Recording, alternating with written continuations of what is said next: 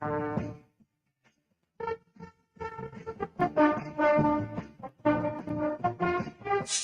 is the Jason Gregor Show.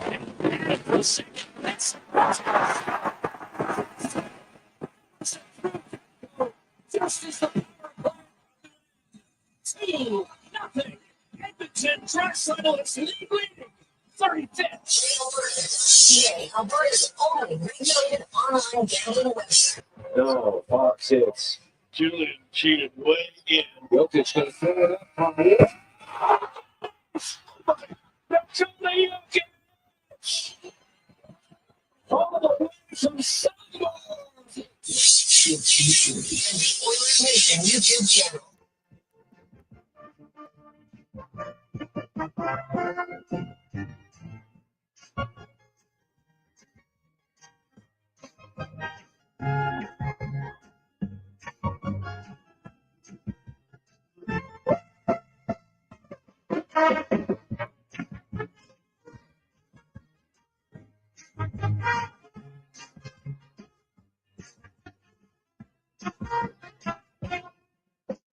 You're tuning into the Jason Gregor Show here on Sports 1440, Positive Friday edition.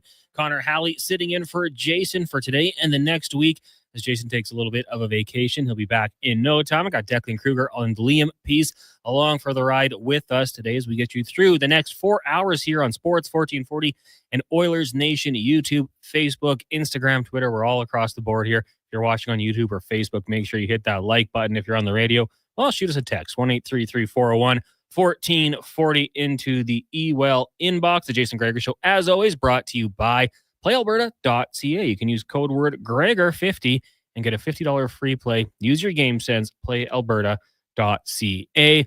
Lots to get to here on the show. We've got a loaded lineup for you. Of course, our usual Friday guest. We've got Low Tide coming up at 5:20. Craig Button will be by Olympic gold medalist Lori-Ann Muenzer. We'll hear from Lance Lysowski, covers the Buffalo Sabres for the Buffalo News. Of course, Buffalo in town tomorrow afternoon. It's a 2 o'clock start down at the Ice District. Pre-game coverage here on Sports 1440 with Andrew Walker and Donovan Paulson at 1 o'clock. Make sure you tune in to that. But the Edmonton Oilers coming off a huge win against the Vancouver Canucks last night. A really gritty performance. We'll dive into that on the show and look ahead to the matchup against the Buffalo Sabres, who are the worst team in the Eastern Conference. Got some questions about Lindy Ruff, his second turn back with the team. How are things looking for him? And then Kevin Adams, been here since 2020, running the Buffalo Sabres. Things have not gotten better. I wonder how hot that seat is. We'll discuss that with Lance coming up later on. We'll also look at the NFL with Brian Diardo, covers the league for the CBS. And, of course, in the NFL, Liam Cohen, the drama is over. It looks like he's going to be joining the Jacksonville Jaguars after previously agreeing to an extension or a contract boost with the Buccaneers. Seems to just not, be a thing. He's going to be with the Jacksonville Jaguars and the Las Vegas Raiders. Some stability potentially. I think it was a great hire with Pete Carroll. Obviously, was with the Seattle Seahawks for a long time. Took him to 2 Super Bowls, won one, lost the other with a controversial fashion. Obviously, had a really good run at USC as well. Well, he's the new boss in Vegas as they try to turn that ship around. The AFC West, you got Andy Reid and Mahomes. You have the Broncos with Sean Payton and Bo Nix, Herbert, Harbaugh in Los Angeles. And now you have this start with Pete Carroll in Vegas.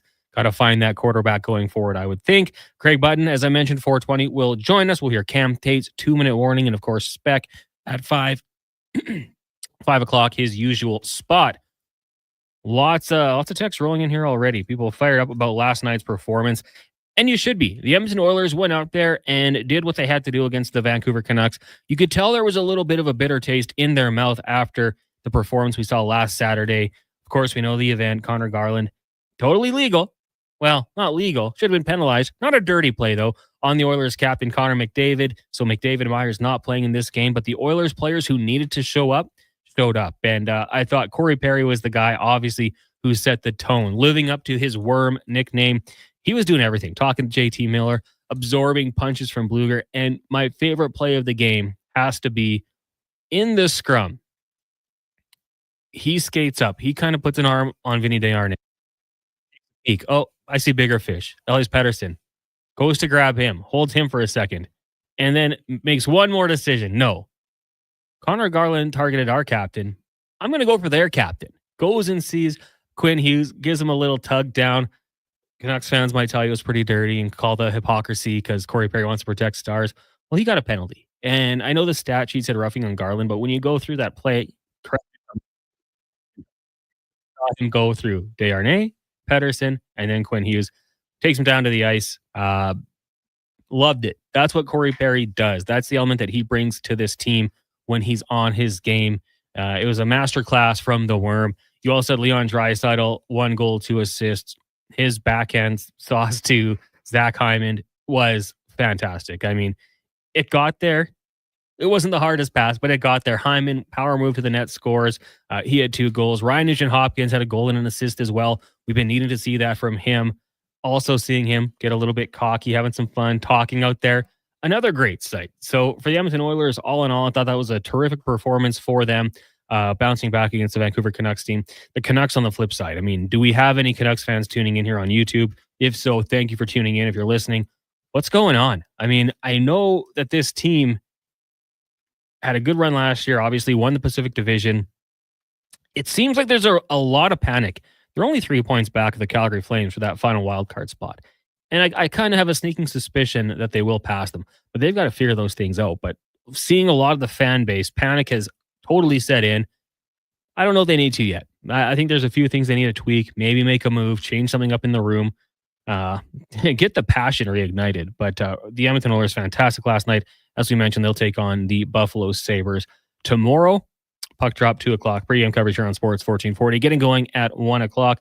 Declan Kruger here as well. Declan, good afternoon. How are you doing? Man, doing excellent, Connor. Thank you for having me. Well, appreciate it. Dave. What a weekend to have me. Conference championship weekend in the NFL. Yeah.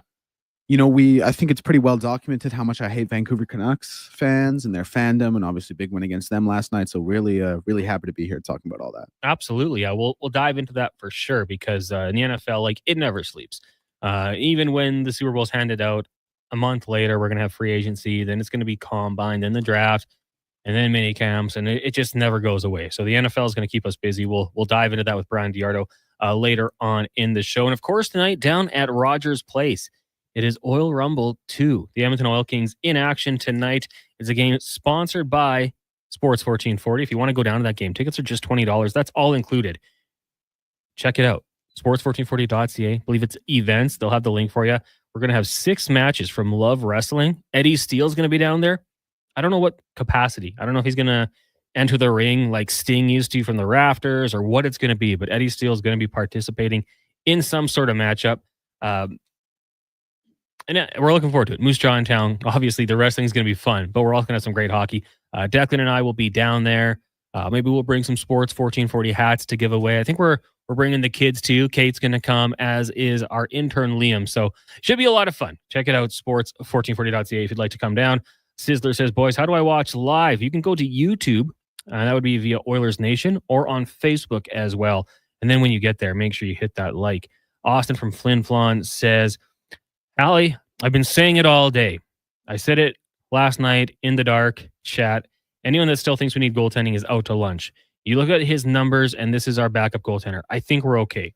2.50 GAA and an .899 save percentage. That's not bad for $1 million. The argument definitely could be that we have the best goaltending tandem in the league, both consistency and price point. Trade deadline coming up. Get a D-man. Our goaltending is all right. From Austin in Flin Flon, Manitoba. Austin, thank you for tuning in. And you know what? I would agree with you. It's easy for people to jump on Stuart Skinner or Calvin Pickard after a bad game, but we see it after a game like last night. It's quiet. You know, you don't hear too much. For how long did we say the Oilers don't need great goaltending, but they need good goaltending? A .900 save percentage for a long time was something that we kind of targeted. Calvin Pickard, .899, the number you brought up, pretty close. Kept you in games last night. A little bit of a scare. I thought some nice shots from the Canucks on those goals. Great to see Kapanen get that 6th goal to kind of ice it, an emphatic finish on his own rebound. I'm with you. And, you know, the D-man, there's a bit of a time before we actually really have to rush to judgment because you're going to see John Klingberg coming into the lineup potentially on Monday against the Seattle Kraken, maybe after that. Let's see what he has. He spoke very confidently about how he feels like he's healthy after undergoing the hip surgery, kind of feels like he might be back to his normal self. If you're getting the player from, and I'll say it, a long time ago, obviously That would be huge. That would be absolutely massive. You can slot him into that second pairing with Darnell Nurse. We'll have to wait and see. I would not be putting all my eggs in that basket. Let's see how he plays as the season goes on. And how long does it take? Like, we saw Connor Brown for a long time kind of finding his game. When he got back, he's the player he is. We see how good and effective he can be. He was fantastic in the playoffs. Can the Oilers be that patient with John Klingberg? I don't think so. I think that if, there's growing pains, they're probably going to have to look at trade deadline to bring someone in. So we'll wait and see. We'll wait and see how it plays out. But for the Edmonton Oilers, goaltending's pretty good. Got them within one shot away of tying it up in Game 7. Wish they could have got the job done, because then, you might not have it.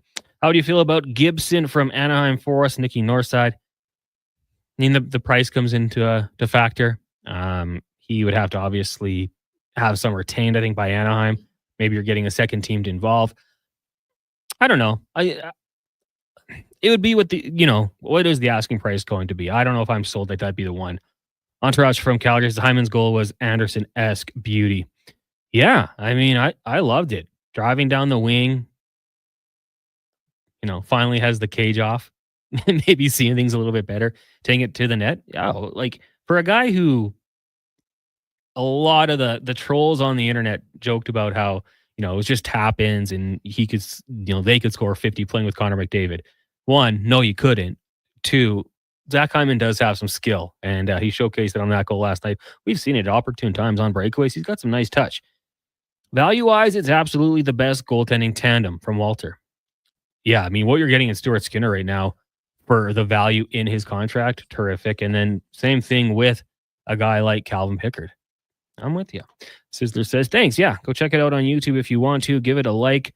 I like to jump in the chat there. I don't see the chat going too crazy right now, but any comments, I'll try to bounce back and forth between our text line and the YouTube chat so we can get to everyone. Declan currently saying, hey, as Connor Halley. But it's not Connor Halley. It's an imposter. It's Declan Kruger running the show for us. Elephant Glasses says, against top 10 teams, Skinner's numbers are horrible. And you know what? That's fair. Good teams are going to have a little bit more success. That could be top to bottom, though, too, right? Good teams maybe putting a little more pressure on your defense, getting more opportunities.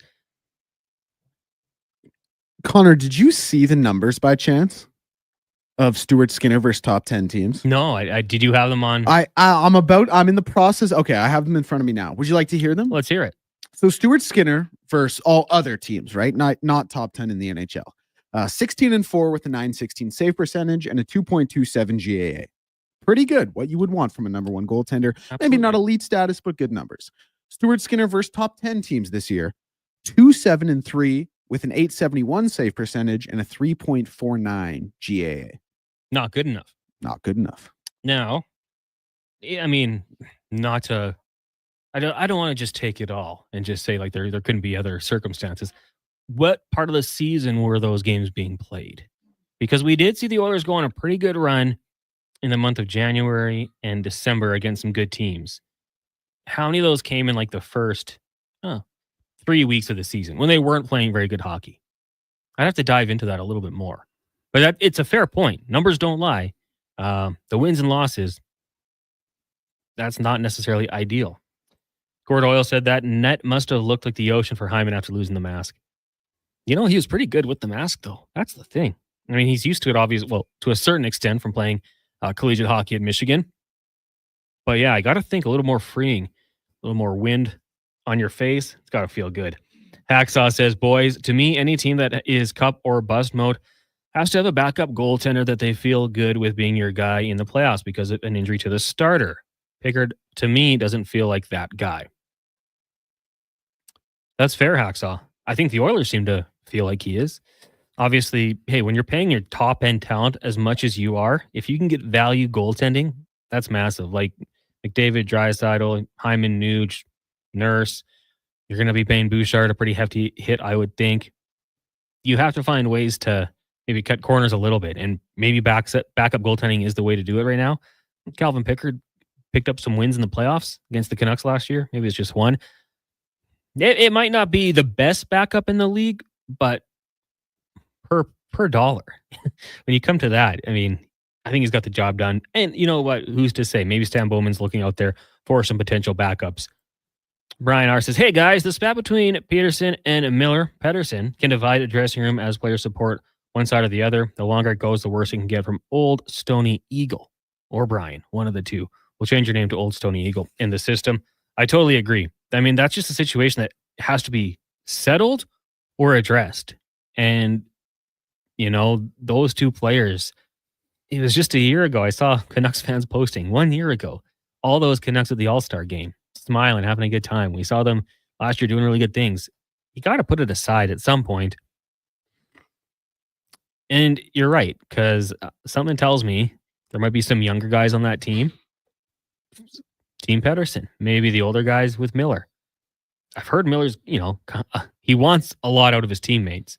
And maybe that, you know, other players don't respond to that very well. If you're Quinn Hughes, you're the captain. What are you doing there? You're talking to them? You're trying to figure this one out? Is there anything you can do? Maybe the relationship's done. If that's the case, management has to make a move. Nick M., the only goalie the Oilers needed is other quality backup, a third goalie because Rodrigue is not ready to back up Picard, from Nick M. And we've had some people in the past that want to get a look at Olivier Rodrigue and see what he can do at the NHL level. Obviously, kind of carrying the load in Bakersfield. Sizzler follows up with, I don't get how people don't like Pickard. He's been very solid. For a backup, he's unreal. Gee, sorry if this has been brought up, but we have ex-Leafs that were all future stars, and Kapanen was said to be the best with Hyman and Brown. All were 20-goal guys in their early 20s. Gee, yeah, you can go back even further. Jack Campbell, Cody Ceci. I made a joke once. I said, Austin Matthews, future Oiler, because all the Leafs come to Edmonton. Obviously, that one's probably not going to happen, but yeah, it's interesting. And I mean, there's a long history of that, right, in the NHL. Players don't get an opportunity with one organization or fall out of favor. They go somewhere else, maybe a little reinvigorated. Kapanen, a couple teams, but yeah, timely goal last night. It was the 6th goal in a 6-2 game, but the Canucks had just scored a couple goals. I thought that goal was actually pretty big. Manny says, Zach is playing happy and focused like a dog without the head cone. Absolutely. Reinvented. Chris Victoria, to wrap it all up.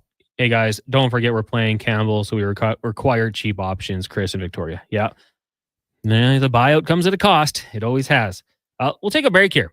When we come back, we'll get to more of your texts. Connor Halley, Declan Kruger, Liam Peace with you here, sitting in for Jason Gregor. Wanye Gretz will be by in a little while. Of course, Craig Button. We're going to talk to Brian DiArdo, talk some NFL spec, low tide, Olympic gold medalist Lorianne Muenzer. But coming up next, we'll head out to Buffalo, talk some Sabres as they're set to take on the Oilers tomorrow afternoon, 2:00. Ryan McLeod, is he back at some point soon? We'll find out next with Lance Lysowski. Covers the team for the Buffalo News. It is the Jason Gregor Show here on Sports 1440 and Oilers Nation, Facebook, YouTube, and X, brought to you by PlayAlberta.ca. Some things just work together. Sticks and pucks, cleats and AstroTurf. Your love for the game and Papa John's passion for better ingredients. Better pizza. Nothing pairs with the game like Papa John's. Crafted with signature sauce, toppings, and original fresh dough. They're the champion of pizza. And now you're the champion of winning deals. Just order at papajohns.ca. Use promo code SPORTS20 and score 20% off any regular menu price order. Better ingredients, better pizza. Papa John's. That's Sports 20. I take possession of my commercial space in 3 months. I need lighting. I need a fire alarm. I need data. I need a generator. I need panels. Sounds like a job for the men and women of Action Electrical. Projects team reporting. We design, build, and construct all the electrical systems for your projects. Need everything to work right? Get the Action Electrical project team on your site. Facing an electrical menace? Call the men and women of Action. Operating throughout Alberta at actionelectrical.net. Legacy Heating and Cooling is the only place to call for heating your home. So when it's time to replace your old furnace, call Legacy. Or for 24-hour repair with no overtime rates. Legacy even heats your shower with hot water tank. Call Legacy. And with no interest and no payments for 1 year, it could only be Legacy Heating and Cooling. Hockey is back, and Play Alberta, Alberta's #1 sportsbook and official partner of the Edmonton Oilers, has you covered with bigger offers, boosted odds, live betting, player props, and more. New to Play Alberta, new players now receive $200 in free bets just for signing up. You already play? Get a $10 free bet for every $100 you bet. Every week, all season long. Visit playalberta.ca and make your picks today. Bonus terms and conditions apply. Hey, it's Andrew Walker, host of the Cross Mitsubishi pregame show, which you can check out before all the games this season. A big thank you to Cross Mitsubishi for their support. We are Sports 1440, Edmonton sports leader. Diablo Boots and Canada West, the two best names in work, biker, and western boots. Diablo has been selling quality Canadian boots for over 60 years, from size 6E to 15EE. Why buy boots made in China like Ariat, Red Wing, and Dakota, when Diablo Boots has the best quality for less? Made in Winnipeg. Plus, all of Diablo Boots have replaceable soles and heels for longer life. So save on boots by Save on Foods. That's Diablo Boots, 3340 Gateway Boulevard, on the east side of Save on Foods. Mitchell Allen Auction Public Unreserved Equipment Auction is next Friday at 9 a.m. featuring 2 unused 2023 Case SV 280B skid steers, plus backhoes, forklifts, excavators, graders, LaRue snowblowers, snorkel lifts, telehandlers, utility vehicles, plus commercial trailers. Info at maauctions.com.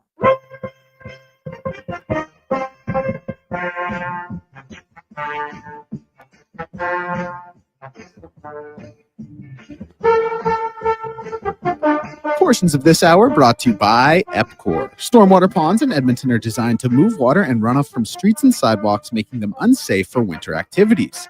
Instead, head to a community league or city rink that is safe for you. Think twice and stay off the ice, and learn more at epcor.com/winter safety. From puck drop to kickoff, it's the Jason Gregor Show on Sports 1440. Presented by playalberta.ca, Alberta's only regulated online gambling website.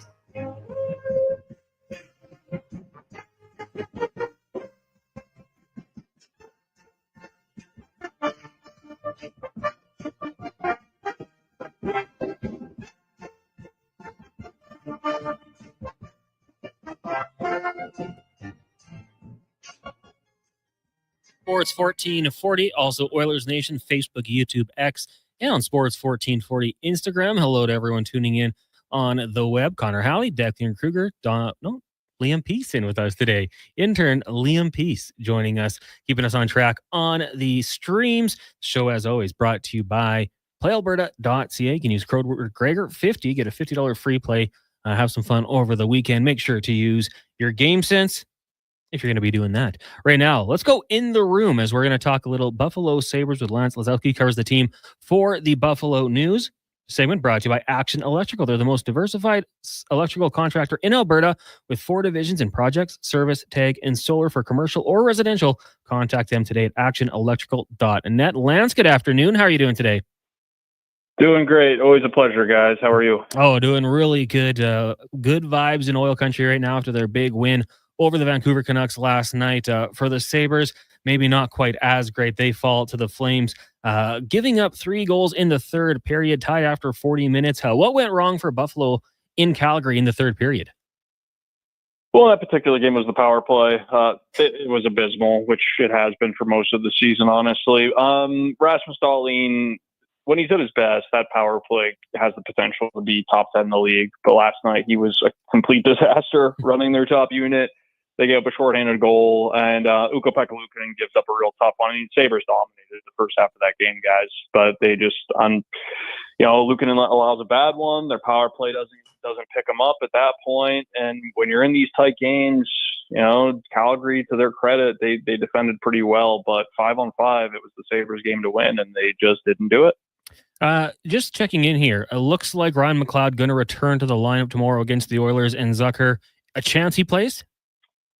Yeah, there's been a bug that's passed around the room. I think Zucker's the 8th guy who's missed at least one game with whatever, the illness is. So just the nature of that, not being able to eat, according to Lindy Ruff last night after that game in Calgary, it's up in the air. It's all about strength. It's all about endurance. So I'm sure they're going to see how Zucker felt through practice, how he recovers, and then make a determination from there. I'd be surprised if he played, though, honestly. Yeah, that's certainly going to be tough. Ryan McLeod, undisclosed injury. Any idea of what was bothering him? Well, it was a fall that he had in practice the week before. What was that, last week before the game against the Penguins? Routine play, non-contact. but took a turn in the neutral zone. Skate caught a divot in the ice. He falls. He played that game against Pittsburgh, but you could just tell wasn't really looking like himself. And nothing too serious, but they wanted to err on the side of caution, and nothing that should keep him out. Beyond this, so he should be all good to go against the Oilers, his former team, which is another exciting layer to that one. Yeah, I mean, if you're someone who wants to throw some money down anytime goal scorer at playalberta.ca, he might be the guy, because it seems like former Oilers always find a way to put the puck in the back of the net. He's got 10 goals, 14 assists on the season. What have you thought of his play? He's been excellent when he's been used properly. The issue is that Lindy Ruff stuck him on the fourth line for a month or so. For whatever reason, didn't make any sense. I understand the frustration. McLeod doesn't shoot often enough. It was a problem for him back in Edmonton. And at times, and I think part of his line mates have something to do with this, he's not driving down the middle of the ice. I mean, with that speed, it could be such a weapon if he's using it. He's playing down the middle of the ice. He's attacking the offensive zone. There wasn't enough of that. And I think with the Sabres, where they're at, the tendencies in their game, it was a big mistake, in my opinion, for Ruff to do it. But yeah, he stuck him on the fourth line. You're not going to get any offense out of him in that. And nothing about Ryan McLeod's skill set reads to me as a fourth line player. But when he's been in the top six, he's been excellent. The points haven't been there every night. He's able to drive play, though. He's won face-offs. Honestly, guys, like, he's been everything that they sort of needed in a replacement for Casey Middlestad. Just the fact that the coach hasn't used him in the situations that he should be. Lance Lysowski joining us here on the Jason Gregor Show. Connor Halley sitting in. Lance covers the Sabres for the Buffalo News. So let's talk about Lindy Ruff. Second stint in Buffalo. Obviously spent a lot of time there. Different generation. What have you thought of his coaching style and, the results, I suppose, so far for his first year back? The results speak for themselves. Incredibly inconsistent. He changed their play. They brought him in to bring accountability and structure. Yes, the accountability has been there. We've seen him. He's been showing power in JJ Peterka in games. You can only play that card so many times, though. And once that card was no longer able to be played, the accountability, it's a buzzword that we hear around the game, right? Players have to hold themselves accountable. You need leadership in the room. That's something that the Sabres are severely lacking, just because, yeah, they've got so many young players, right? Like, they've done a nice job bringing in players like Ryan McLeod. Bo Byram is young, but he's a leader. You bring in Zucker. Jordan Greenway's missed most of the season, so I'm not even going to include him in that conversation. Their fourth line has more mature skill sets with guys like Malmsteen and Lafferty. But still, like, you look at that D-core, it's got to be the youngest in the league when you look at their ages, and there's not enough leadership on that side of things. So you need more voices in the room. Lindy Ruff can't be your captain, and he's supposed to bring structure, which this team has really struggled to consistently execute the man-to-man principles that he's brought in. Like, you have to be dialed in. Your forwards have to be dialed in, what their responsibilities are. Yeah, when you play man-to-man, there's black and white in terms of whose responsibility is to cover who, but you still got to do it, and this team hasn't been able to do it consistently enough. And it's been very strange this season, guys. You look at, after the loss in Seattle on Monday evening, he brings up, or he questions, their conditioning, because second and third period's been the problem for this team. They're scoring first, they're throwing games away in the second and the third. Well, isn't it the coach's responsibility to have their team in shape 40, 50 games into the season, right? It's been a little strange, some of the messaging, his tact, his approach to trying to get the most out of this group. He's definitely having them play a more mature game. I think the roster has helped. But, you're last place in the Eastern Conference. I don't care if you've had tangible improvement, gradual improvement. Based on what they did in the offseason, this team should be better than it is. Part of it's goaltending. Ukko-Pekka is too inconsistent, but the coach also hasn't lived up to expectations either. Everybody thought Lindy Ruff was going to come in and save the day, and not.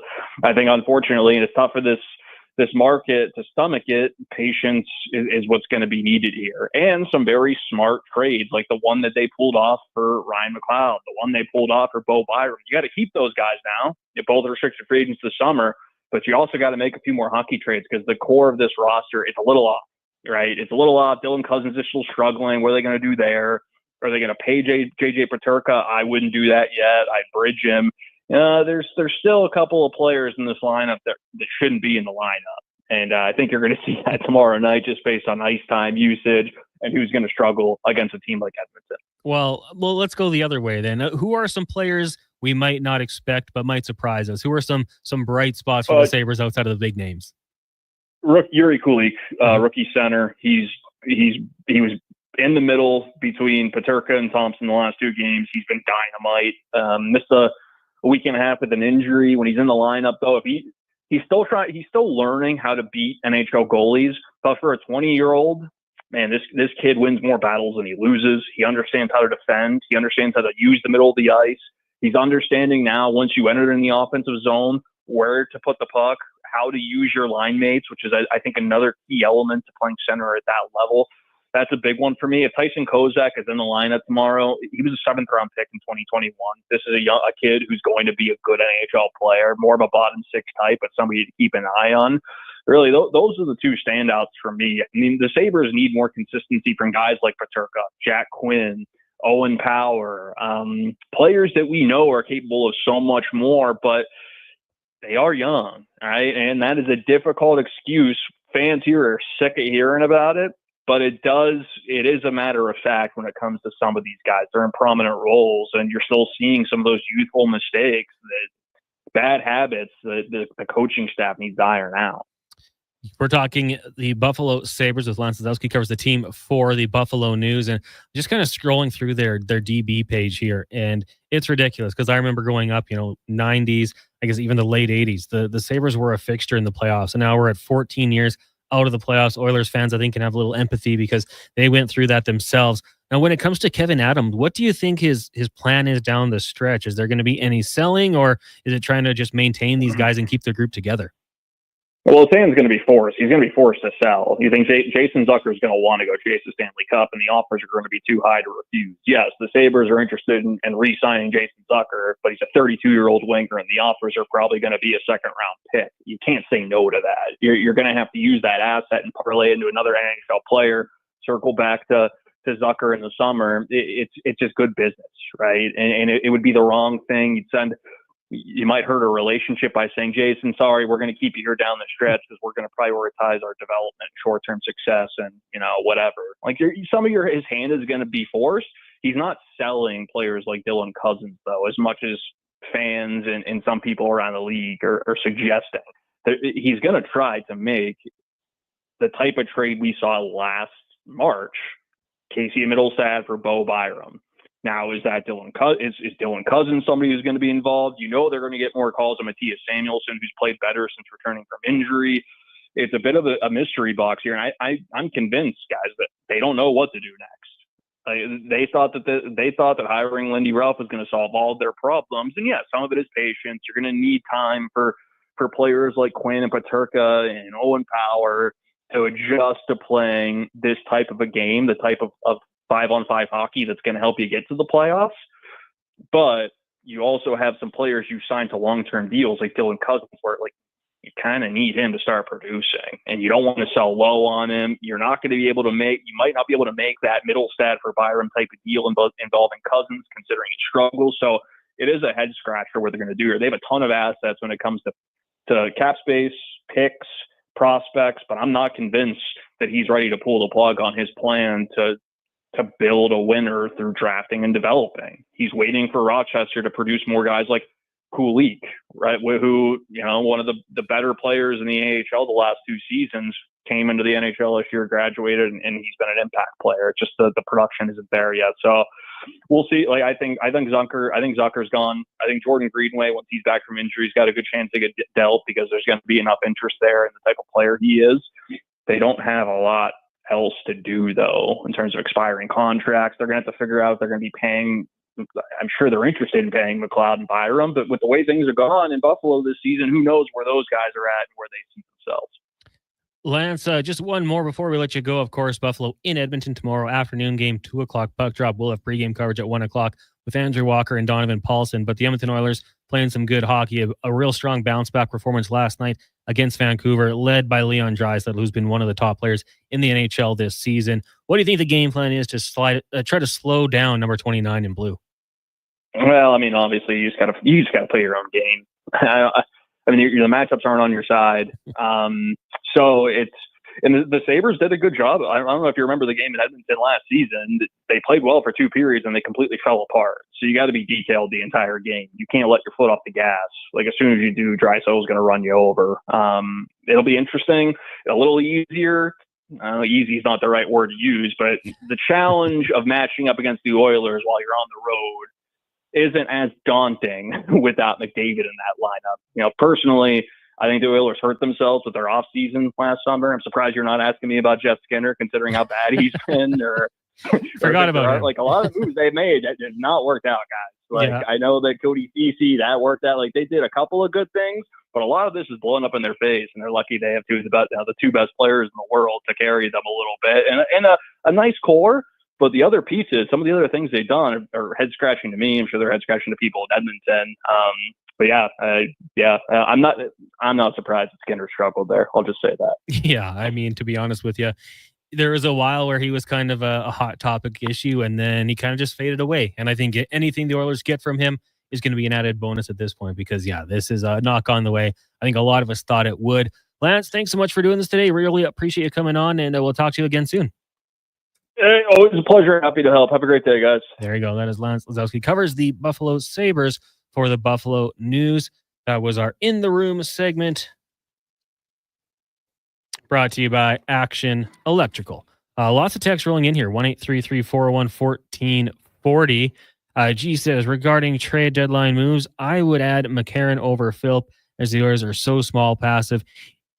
He adds some much-needed size and toughness, and when McCarron hits someone, they feel it. I know Kane is coming back, but he's a cruiserweight. McCarron is a legit heavyweight. Kane got thrown over the ice 3 times in the playoffs. We need more than one hard-hitting forward. Yeah, and I mean, you got to factor in when Evander Kane comes back, what's the health going to be? Like, we talk about John Klingberg coming into the lineup after his surgeries. You can take Connor Brown as the example as well. I don't think when Evander Kane comes back, it's going to be immediate. It might take some time. Propane P says, free Bo Byram. Keep him in Edmonton, Stan. Add Tuck and Greenway. Yeah, that'd be a nice little addition. Perplexed Oilers fan says, if Oilers get Matheson, extra backup, and Kane back on top of everyone else, I don't see how Edmonton doesn't come up with a cup.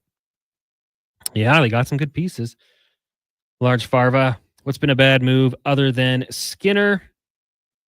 Well, I suppose you could say some of the signings and then not having money to bring back Holloway and Broberg could be considered a bad move. Declan, anyone else I'm missing here? Josh Brown. Yeah, maybe didn't have to give him the term they did. Yeah. 3 years, I think, was probably the one that soured a little bit. Doesn't crush you because, down in the AHL, not going to hurt you too much.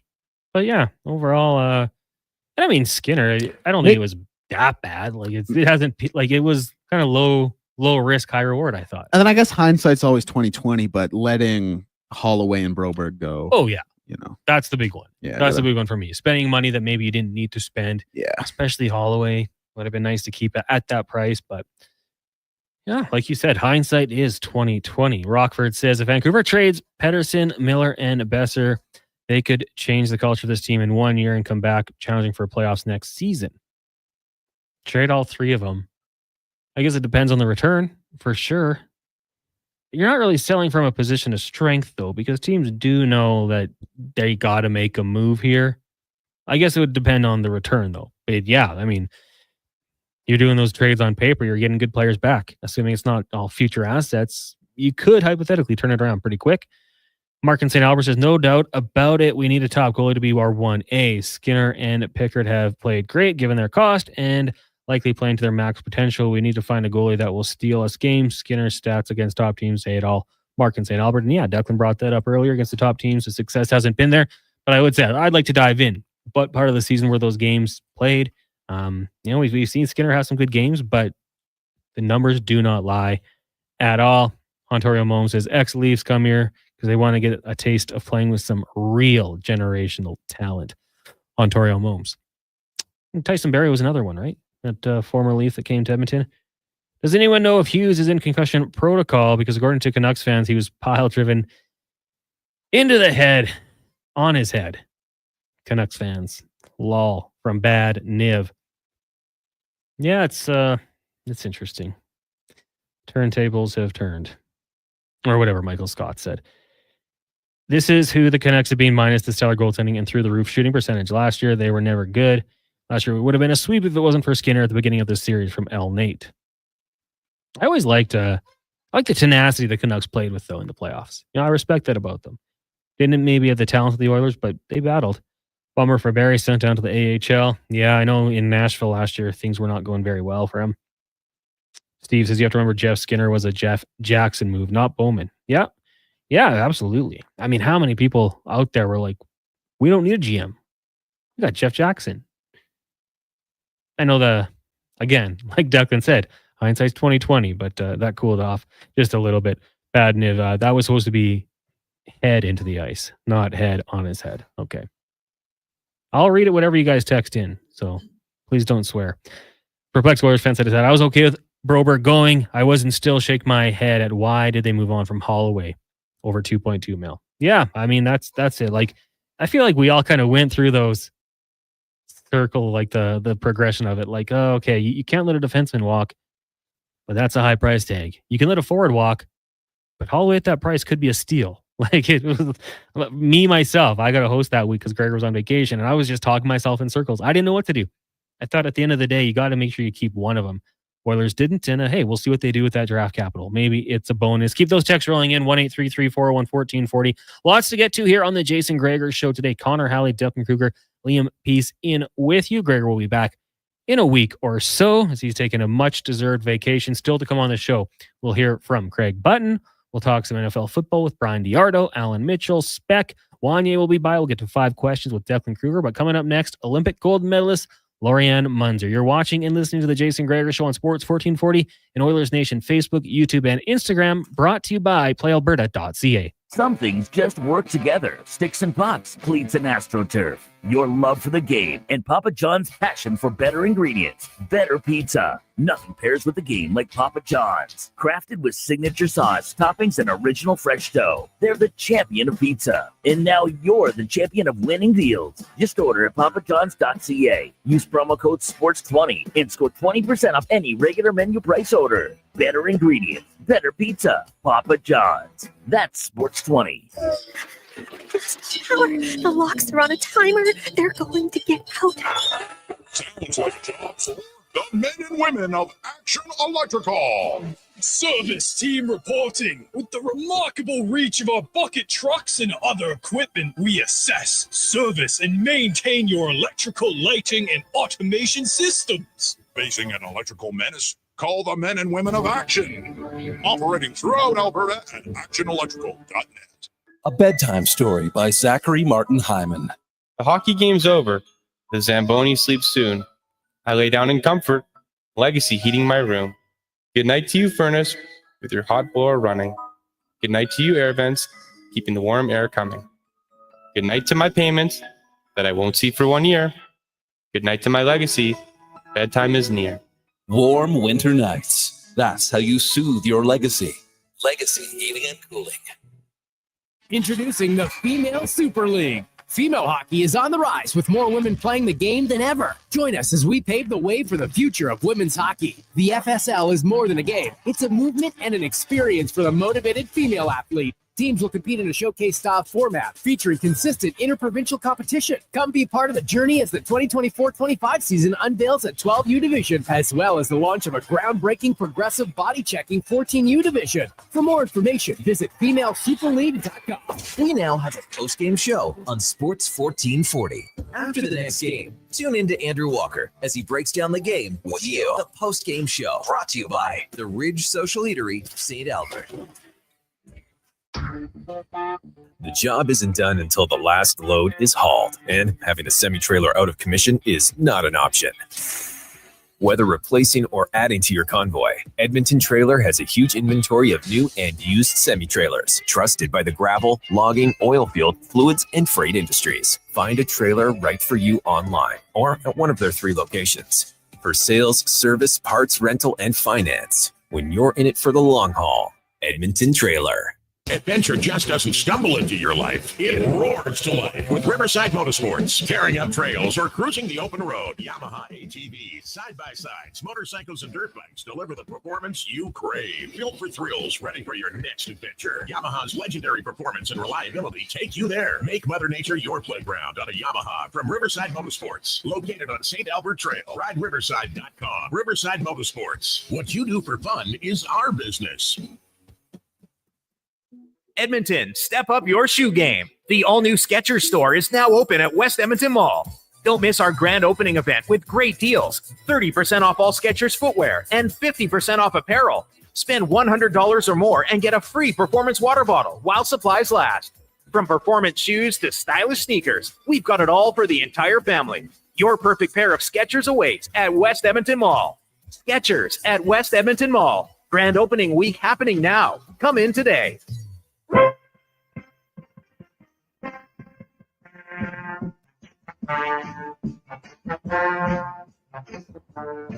Portions of this hour brought to you by On the Rocks. Watch every Oilers game at OTR with $5.25 Molson Canadian, $5 Pink Whitney shots, and 60-cent wings.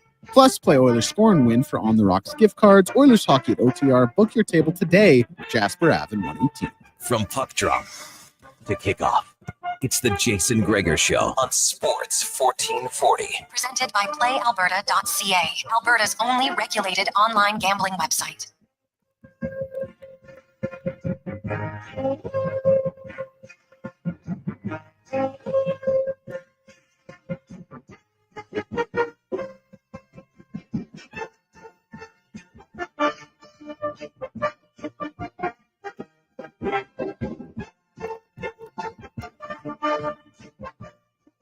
$14.40 Oilers Nation Facebook and YouTube, brought to you by PlayAlberta.ca. Use code word Gregor50. Get a $50 free play at PlayAlberta.ca. With a deposit, use your game sense. We're coming to you live from the eWell Studios in West Edmonton Mall. We're the real power place to shop. eWell.ca for all your electrical needs online 24/7. eWell.ca, your partner in power. Connor Halley, Delton Kruger, Liam Peace with you here. Right now, we are going to get to our big guest of the day, brought to you by the Hockey Super League, a premier hockey solution with a clear path for long-term development, offering borderless hockey, including provincial and cross-province competition. Visit hockeysuperleague.ca. For more information, we bring in Olympic gold medalist Lorianne Muenzer. Lorianne, thanks for coming by again. Hey, happy Friday. Happy Friday, yes. Big plans for the weekend? I've got a big fat bike ride. So once a month, I'm doing this challenge called 12 in 12. So it's one challenge every month. It's the same kind of one for me. You can pick anything that you want. So in the wintertime, I'm doing a 50K fat bike ride or a 50K mountain bike ride. And then in the beautiful weather, it's 100 kilometers on the road. So because we've got snow and stuff right now, it's 50K fat. So it's probably going to take me about 2.5, maybe 3 hours. So I got to time it, hoping for a good window weather segment so I can get it in. So I'm not sure if it's Saturday or Sunday. Question for you. Do a lot of Olympic cyclists mountain bike? And do you mountain bike? And where's the best spot for it? Because I've heard from the brother-in-law, we were out in Golden. I've heard good things about that. Is there any spot you go rip it up? River Valley here. River Valley here? River Valley here is amazing because you don't have to go too far. Usually I'll start around Gold Bar Park and you can go east or west. With Horlack Park, I tend to go more east. You can go way up into St. Albert, which is pretty cool. There's some good trails. There's some good paved trails, a little bit of both. All depends on what your riding style is like. If you really want technical, we've got some good ones. If you want the downhills, I would probably say Canmore, Golden, anything in BC would be amazing. Anything with a road trip is always amazing. But if you're here in Edmonton, you could go 3, 4, 5 hours, not even hit the same trail twice and not even realize that, you know, you're in the middle of the city, or else forget you're in the middle of the city because it's just spectacular. The River Valley is exquisite, especially in the summer. Amazing place to get out to. Totally. I want to ask you about this, like, well, not the physical side of sports performance, but maybe the mental side and something you specialize in here. Last night in the Oilers game, it gets heated. Players are getting ramped up. There's a lot of scrums. That can happen at any level, whether it's a kid, whether it's beer league, where the intensity gets a little bit too high. And for some, it helps, but a lot of people get off their game. So when that's going on, how do you, find it within yourself maybe to just calm down and get back on track and focus on what really matters and not the silly stuff between or after the whistles? Totally. And that's something we call mental toughness. It's not how hard and how much you can, persist or persevere. It's actually, can you get yourself out of a situation when, maybe your emotions are running really, really, really high? How can you bring them like from a 10 down to a 7, or maybe, a high 7, 8, that sort of thing. So a lot of times the first and easiest way to do it is, number one, focus and come back to your breath. So the breathing part, because you'll find that maybe the breath is shallower. And that's what I find happens with most of my athletes is they go, oh yeah, I forgot. I stopped breathing like all the way in and it got really short and labored. And then you really get off your rocker in your game. But if you can start coming down to more even, I know it's hard, like on a hockey shift. If you're sprinting in a cycling shift, it's still going to be high and hard, but it's only for a short duration. The other thing is bench management. I mean, that's something that, hockey has. You go on for a shift, you come back and it's like, okay, I'm doing a complete reset. In cycling, you don't necessarily have that if you're an endurance athlete because you're going 60, 80, 100 kilometers or a number of laps on the track, that sort of thing. So it's coming back to what are the rituals that you can use that would be a little more calming or just snap you out of that moment of, about to take somebody out and go, well, hold on a second here. What is my purpose of this game to be? And it's coming back to what is my intention? So a lot of it is mindfulness, but it's hard sometimes when you're going, 50, 60 kilometers an hour, or you're going full breakaway speed for the net. Yeah. And somebody just bangs into you, pops you off, maybe hits you and lands you on your head. So who knows, right? Husks text in, says Fort Saskatchewan, also great for biking. Oh, yes. So there you the go. roads. Oh my gosh. Turner Park. And then going out towards Gibson, I always find and see pelicans. I don't know if it's a hot spot for them, but the roads out there are great. The drivers are even better and so beautiful for sure. I want to ask you about that because, we talk about the athletes who sometimes, you get off your game and we've all seen it. No, it doesn't matter what level you play. And when someone's rattled, some people, it's like they're done. They can't get back on track. But some people thrive in that. Have you ever had anyone, maybe a race gets a little more, I don't know, physical, heated, and you're like, okay, this person, this is when they ramp it up. Oh, absolutely. We used to see that all the time with the men in sprinting. So 3 laps, that's it, that's all. And I tell you, like the fire comes out and there's bumping, there's dumping that goes on. Some of the guys would even get technical where they would take their thigh, their quadricep, and you're in a fixed gear all the while spinning, and you're still able to kind of kick your quad out and lift the other guy's handlebars up with your thigh and just wipe them out. Like, I don't even know how you would even train for something like that, but that's when it's totally heated. And I actually came up against Anna Mears's older sister, Carrie, at the Commonwealth Games. She was hell-bent on a mission and prepared to win at any cost. Like she took me up to the board, she took me down, she tried to wipe me out, she tried to knock me out, and it was just, are you kidding? And the refs, again, they didn't blow the whistle. And it was like, really? So she got relegated, which means we had a restart. So she's in the front. And I thought, okay, this time I'm going to get her, right? I'm going to match her. Yeah. And just a split second before I went to hit her, the whistle was blown. So it stopped the race. And I thought, what happened? Did they see what I was going to do? They didn't. But what had happened was a spectator was leaning over the rails and his watch fell off his wrist. Oh, Jesus. So on a bicycle with one gear, no brakes, if you have anything that gets onto the track, if it gets into your wheels or your chain rings, you're going to go butt over tea kettle, over the handlebars, and it's going to be like catastrophic. So obviously one of the officials saw it, stopped it. And that's when I went, okay, thank you. Because that was a sign of, it wasn't where I was really prepared to go, but because the emotions were so fired up, I was going to go. And then I would have to say that guy, saved my life, right? Yeah. He stopped a bad move from coming. And it was at that point that I decided I let a gold medal slip through my fingers and I wasn't prepared to win at any cost. Yeah. But not everybody plays that way. And that's a personal decision that, if you're the worm or you're agitating riders or players, sometimes that's the name of the game. And sometimes you have to use your physical stature. Yeah. You know that at the Olympics, I got big. I'm 5'10". I was 180 pounds and I was one of the biggest riders. So I definitely used my presence on the track, never hit anybody or banged into them intentionally. But it does happen, right? Yeah. So it all depends on what's your intention for that shift, that game, or that playoff, right? Funny, you said the worm, Corey Perry's nickname. Mhm. He lives in that zone. For the Oilers last night, he was thriving against the Vancouver Canucks. I want to ask you about the NFL. We're down to the final 4 teams now. And, for a team like the Washington Commanders, despite having a pretty good record, I feel like they kind of flew under the radar, but now they're getting all the attention. Mhm. How difficult is it to, remain focused, keep locked in with all that extra attention? And, inevitably you open up any social media, you're starting to hear the praise about your team. Oh, totally. It can be so distracting. It can literally take you right off your game, literally. And it's something that you have to make a decision, I would say probably collectively as a team. Are you going to be checking out the social media feeds? I would probably not recommend it, but it's so hard because it's every day. We have that habit of scrolling and trolling on our phones. I have literally taken it off my phone because I was just spending way too much time. But as a team, it's either you're going to be able to do it. What I see a lot of veterans do is they really step up to the plate going, okay, I've been at this level or I've been here before. Here's how we can keep the emotions in check. Here's how you can keep your focus, your mental toughness just right on par.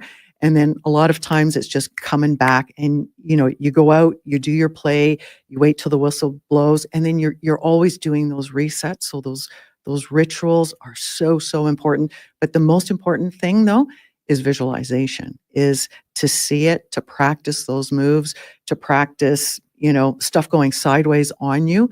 That's the most important thing to be able to and integrate as part of your practice as an individual, but also as a team player.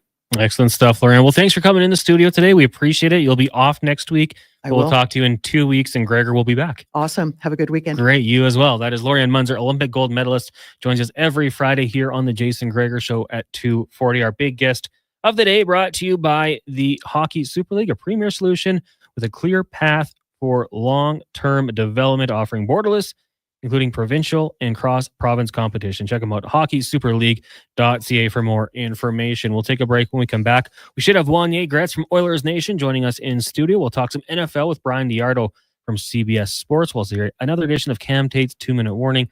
Craig Button, Spec, Low Tide. Lots to get to on the show today, plus 5 questions with Declan Kruger. So make sure you keep it locked here on Sports 1440 for the remainder of the afternoon.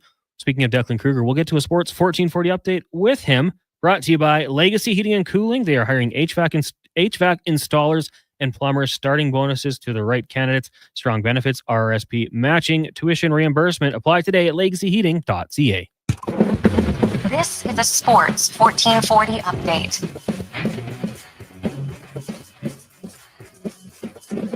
And for your Sports 1440 update, 4 games in the NHL tonight: Philadelphia and New York, that is the Islanders, and Vegas and Dallas, both at 5:30. The 2 6 o'clock games, we'll see Tampa Bay in Chicago and Utah in Winnipeg.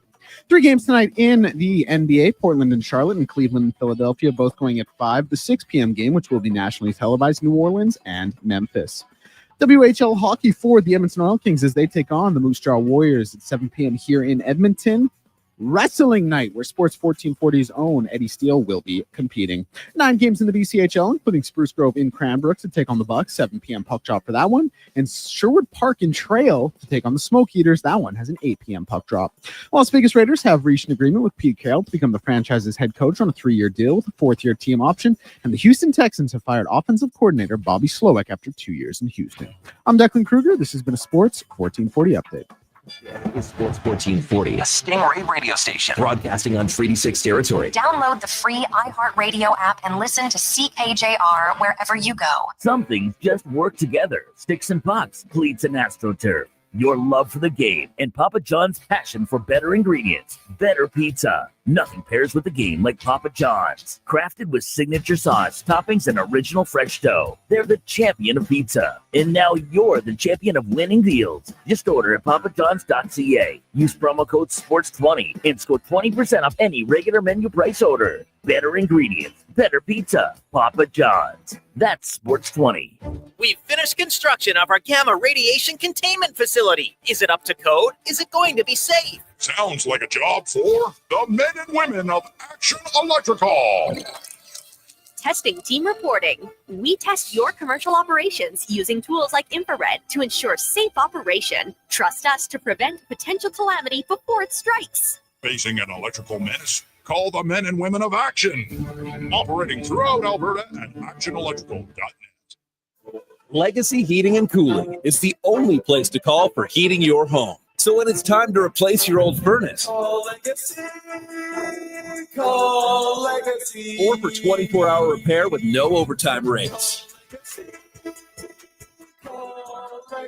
Legacy even heats your shower with hot water tanks. Call Legacy. Call Legacy. And with no interest and no payments for 1 year, it could only be Legacy Heating and Cooling. We now have a post-game show on Sports 1440. After the next game, tune in to Andrew Walker as he breaks down the game with you. The post-game show brought to you by the Ridge Social Eatery, St. Albert. You don't know what awaits you on the road to come, but with the 2025 XC90 from Volvo of Edmonton, you'll have the versatility to take on whatever life throws at you. The new XC90, a luxurious SUV with seating for up to 7, boasts newly upgraded body and wheel design. It's the perfect choice to drive into the coming year. And right now, you'll save $4,500 and lease from 1.49% on all in-stock 2025 XC90s. Volvo Cars Edmonton. VolvoCarsEdmonton.com, 1205 101 Street Southwest. Hockey is back, and Play Alberta, Alberta's #1 sportsbook and official partner of the Edmonton Oilers, has you covered with bigger offers, boosted odds, live betting, player props, and more. New to Play Alberta, new players now receive $200 in free bets just for signing up. You already play? Get a $10 free bet for every $100 you bet. Every week, all season long. Visit playalberta.ca and make your picks today. Bonus terms and conditions apply. Tonight, it's high-impact Friday family fun that's second to none, featuring slap shots and suplexes. It's Oil Kings Wrestling Night in Ice District as Edmonton squares off with the Moose Jaw Warriors. The Edmonton Oil Kings partner with Love Pro Wrestling for pregame and intermission matches. And at every home game, score Calmont Kids food combos for $10 or less. The value hits harder than a steel folding chair. Edmonton Oil Kings, Moose Jaw Warriors, Wrestling Night, tonight at 7. Great family entertainment starts at just $20 a seat. Tickets and more at oilkings.ca. Cold, icy mornings, frozen windshield, snow in the forecast, and your vehicle won't start. You know what that means, Alberta. Winter is here. Don't get left out of the cold. Head to Napa Auto Parts today to gear up for the frosty months ahead. Winter won't wait, and neither should you. From premium batteries, starters, and alternators to high-quality wiper blades, antifreeze, and snow brushes, Napa Auto Parts has everything you need to get your vehicle winter ready and running. With over 85 locations in Alberta, stop into your local Napa store or visit NapaCanada.com for all your trusted parts, tools, equipment, and automotive needs. That's Napa know-how.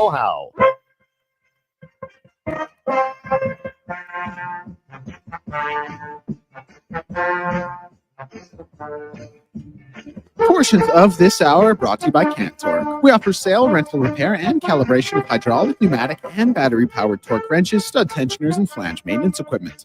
Order today at Cantork.com. From puck drop to kickoff, it's the Jason Gregor Show on Sports 1440. Presented by PlayAlberta.ca, Alberta's only regulated online gambling website.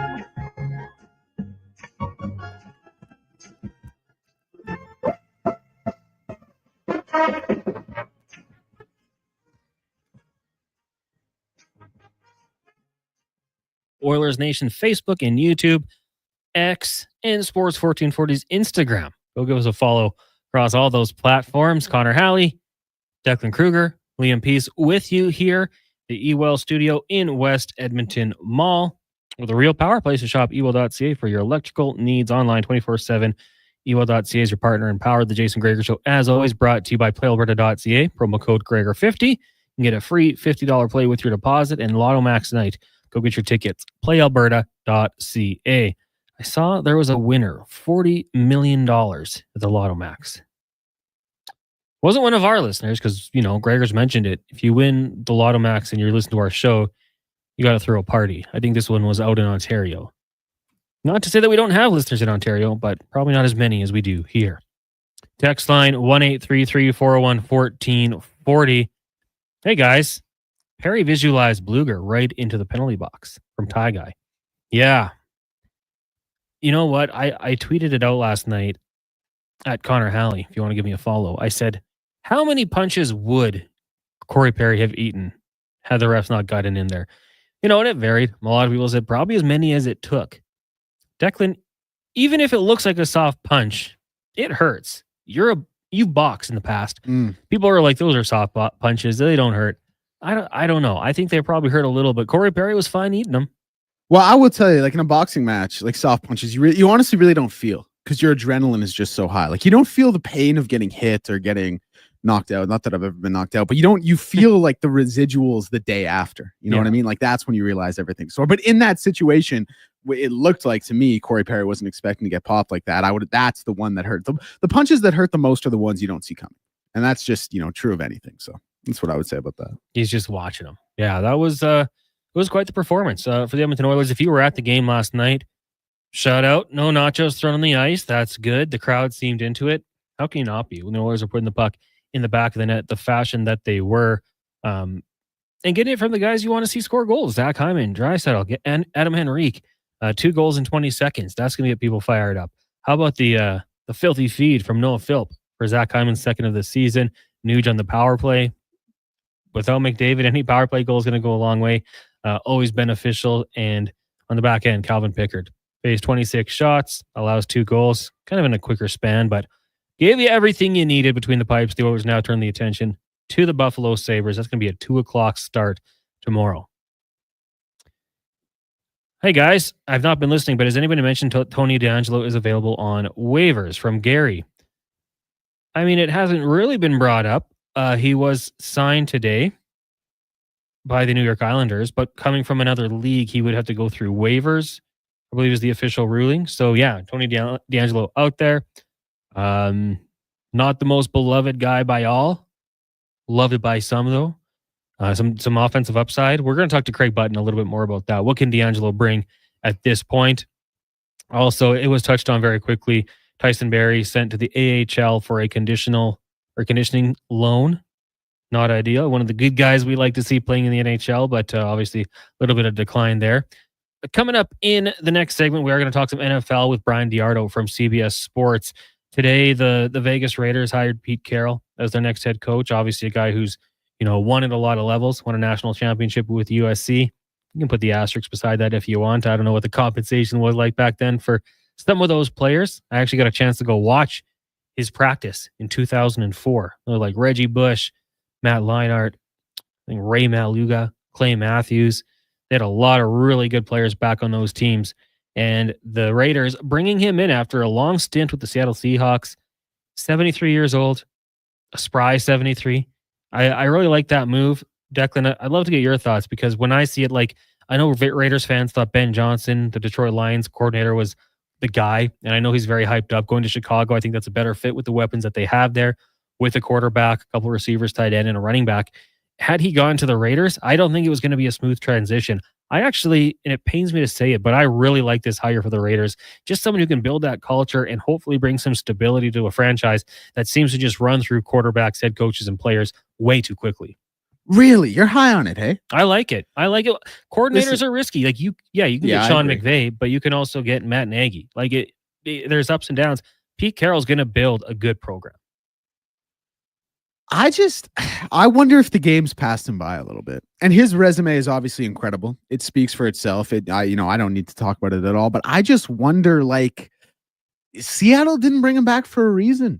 He is older and he has been through it. And I'm not saying he's not going to be a good head coach, but I just wonder, I wonder the decision that went into him over someone who maybe could bring something we haven't seen.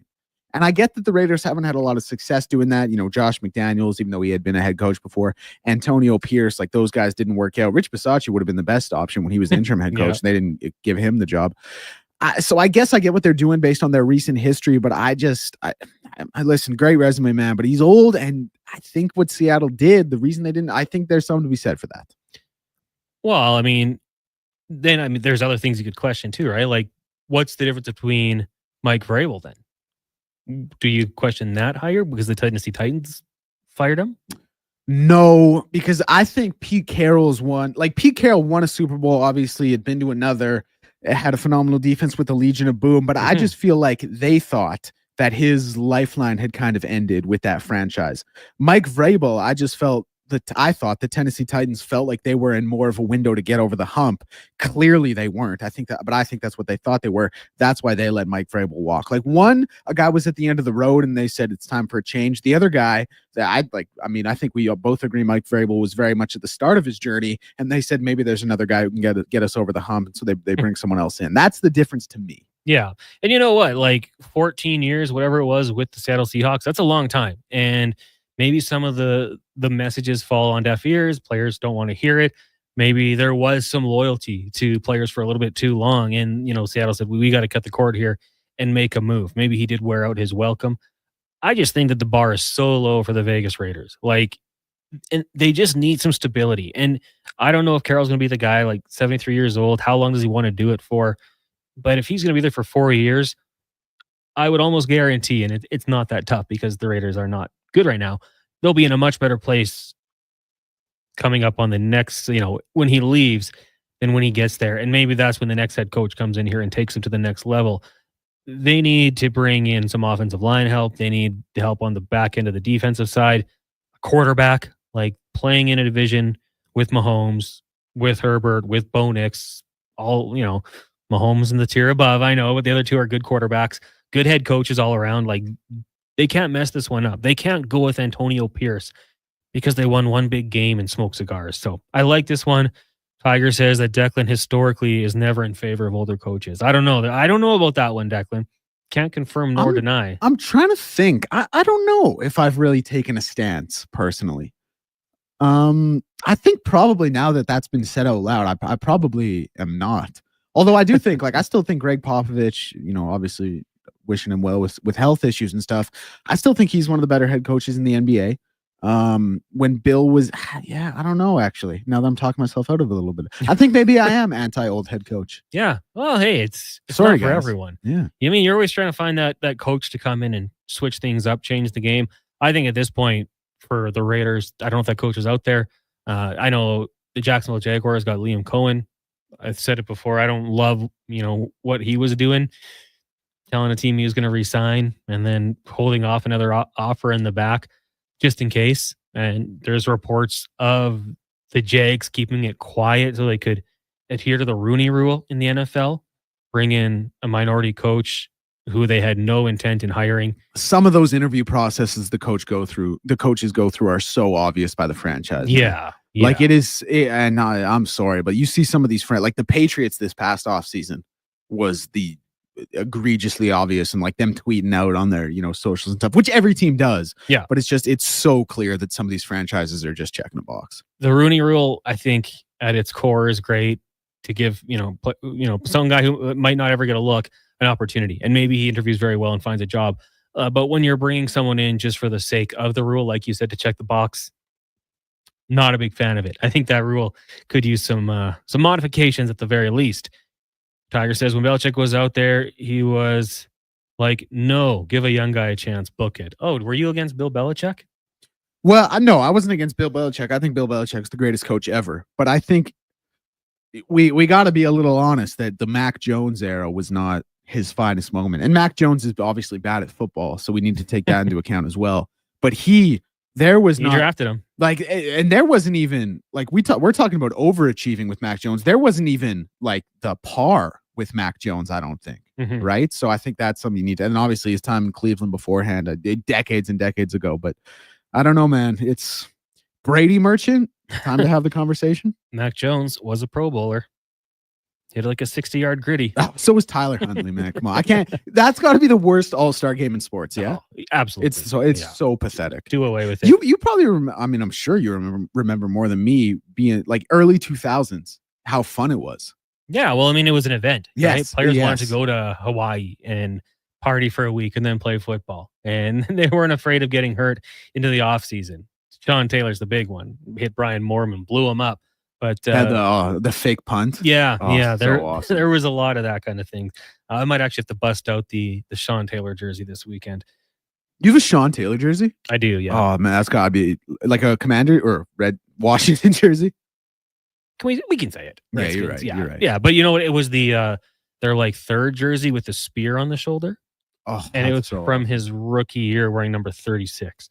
That'd be one of the best jerseys to have, I think. Oh, A Sean Taylor jersey? That'd Sean- go so hard. I used to watch his highlight videos, like a guy who he would, meet Mo Williams in the middle and then go stride for stride with Randy Moss and jump with him. Like if the kids are listening, go watch Sean Taylor highlights from his first couple seasons. Guy was an animal. Man, not to pump his tires too much, but he was Ed Reed, Brian Dawkins in his prime. Like combined. Yeah. Yeah, like I'd say it. He was special, man. He would cover receivers, the best receivers, and then he would line up and meet heavy running backs in the hole. He was phenomenal. And he was kind of like, from what I remember anyway, like when you run like a dime formation, instead of running, the Sam and Will, you run a Mike and drop the safety. And he was the first guy to kind of do that and be able to fly around playing in the box there. Yeah, the He was versatility crazy. he had was just ridiculous. R.I.P., of course. Jumpin' Jack Flash. Back in the day, Washington and George Allen. He was older. Oh, the Redskins Washington history is quite strong. Triple C in a truck says Rooney Rule is so stupid. You get your minority hire and then you're good for another 5 years, pretty much. Yeah, I think when they created the rule, I think it was a good idea. Like it was a nice policy, but then there's some coaches saying like, yeah, I was brought in for an interview. They had no intent in hiring me. It was a waste of time. You could maybe put a positive spin on it and say, maybe you get some experience interviewing and maybe open up some eyes, but for a lot of times, just not necessarily the best. Text line is 1-833-401-1440. We had Darcy text in. We're talking about concussion protocol. Miller and Pedersen must have been in the concussion protocol. Didn't see them on the ice last night. I saw them in the scrum. I saw Miller and Corey Perry talking a little bit. Good to see. John says, does Alec Regula mean or a banger at all? All I know is he's big and performed well in the HL level. Don't know much else about him.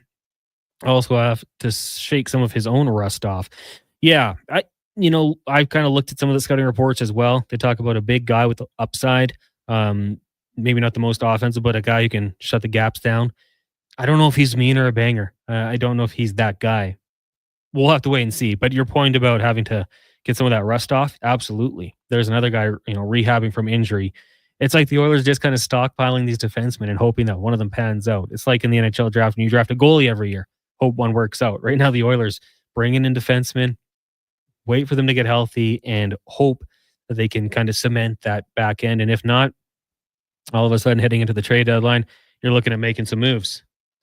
Wanye Gretz is getting closer. I can see him there. He's got a really nice jacket on as he's waiting outside the Sports 1440 studio. So when we come back, we will get to Wanye Gretz. We'll also talk some NFL with Brian Diardo, preview the conference championships in the NFL, Eagles, Commanders. You got the Chiefs, the Bills. We'll talk about coaching hires. And then later on in the show, we'll talk more NHL. Craig Button from the NHL on TSN will be by. We've got Mark Spector, Allan Mitchell, host of the Lowdown with Lowtide, and of course, 5 questions. And we'll get to Cam Tate's 2-minute warning as well. Busy show here on the Jason Gregor Show. We got Connor Halley, Declan Kruger, Liam Peace sitting in today. The show, as always, brought to you by PlayAlberta.ca. A premier hockey solution with a clear path for long-term development is proud to be entering its 8th season of independent borderless hockey, featuring provincial and cross-province competition with showcase-style regular season gameplay and a strong commitment to individual skill development. It's an attractive option for those seeking family life balance. The Hockey Super League offers opportunities for both male and female athletes born between 2012 and 2017. Visit hockeysuperleague.com for more information.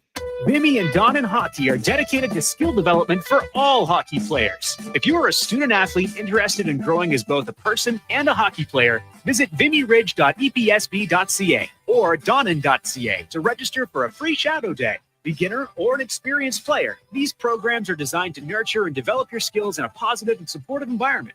Vimy and Donnan help student athletes pursue their passion for hockey while achieving their academic goals. Register for a Vimy and Donnan Hockey Shadow Day today.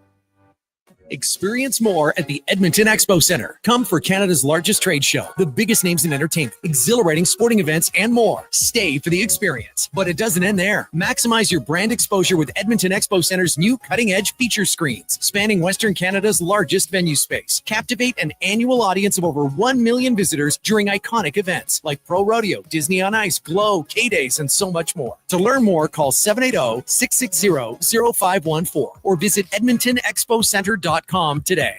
Well, get ready for a silly hockey fans. Your partner in power just skated onto the ice. EWEL.ca, the new e-commerce website for electrical wholesalers Edmonton, is ready for the power play 24/7, 365. UL skates to where the puck will be in 5 years. Now that's forward thinking. Killer selection, slamming products from the best brands, and legendary service. Don't sit on the bench. Get your account today at EWEL.ca and win that project. Plug into your partner in power. Get an EWEL.ca account today. Elevate your game with the Basketball Show, hosted by me, Paul Sir. Tune in Saturday mornings at 10 for expert insights, exclusive interviews, and the latest hoops action. It happens right here on Sports 1440. The job isn't done until the last load is hauled, and having a semi-trailer out of commission is not an option. Whether replacing or adding to your convoy, Edmonton Trailer has a huge inventory of new and used semi-trailers, trusted by the gravel, logging, oil field, fluids, and freight industries. Find a trailer right for you online or at one of their 3 locations. For sales, service, parts, rental, and finance, when you're in it for the long haul, Edmonton Trailer. Is it Riverside Motorsports? No. It's Riverside Motorsports. Over 55 years in business, and people still get it wrong. Guess it's time to get it right. Riverside Motorsports. What you do for fun is our business. It's a new year, and the Brick is clearing out their old inventory. They're blowing out furniture for up to 60% off the original price, with in-stock items ready to go and additional unadvertised discounts. Check out your nearest Brick location to save up to $1,300 off sofas, up to 25% off bedroom and dining, and up to 40% off mattresses. Plus, more deals in every department. It's a new year, and the Brick is clearing out their old inventory. Exclusions apply. The Brick, saving you more. Imagine a family get-together where the smiles are as genuine as the conversations. That's the feeling you get at Nisku Ford, a family-owned dealership where finding a new Ford feels just like catching up with old friends. Swing by during the 2024 model clear-out and take advantage of January rebates of up to $9,000 or access finance rates as low as 0%. The coffee's on, so drive into Nisku Ford or visit niskuford.ca today. Above expectations.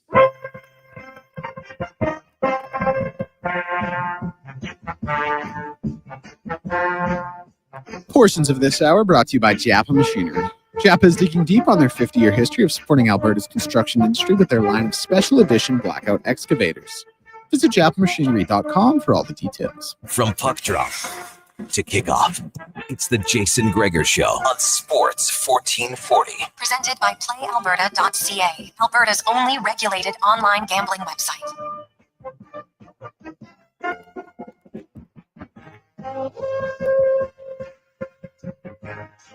Back to the Jason Gregor Show here on Sports 1440, brought to you by PlayAlberta.ca. Also streaming on Oilers Nation, Facebook, YouTube, and X accounts. We're on Sports 1440's Instagram. If you want to go check us out there, hit us up, give us a like or a fire emoji. I think you can do that on Instagram. We'd appreciate it. I don't know if it goes a long way in our algorithm. We'll have to check in on that with Wanye in a second here, but go check us out across all those different platforms. Shout out to everyone streaming online as well. Connor Halley, Declan Kruger, and Liam Peace with you here in the eWell Studios in West Edmonton Mall. Lots of Oilers talk. We're going to get to NFL in a second here, but just very quickly want to welcome in Wanye Gretz of Oilers Nation to the studio. Wanye, good afternoon. Good afternoon, gentlemen. Apologies for being late. A water main broke and traffic was terrible.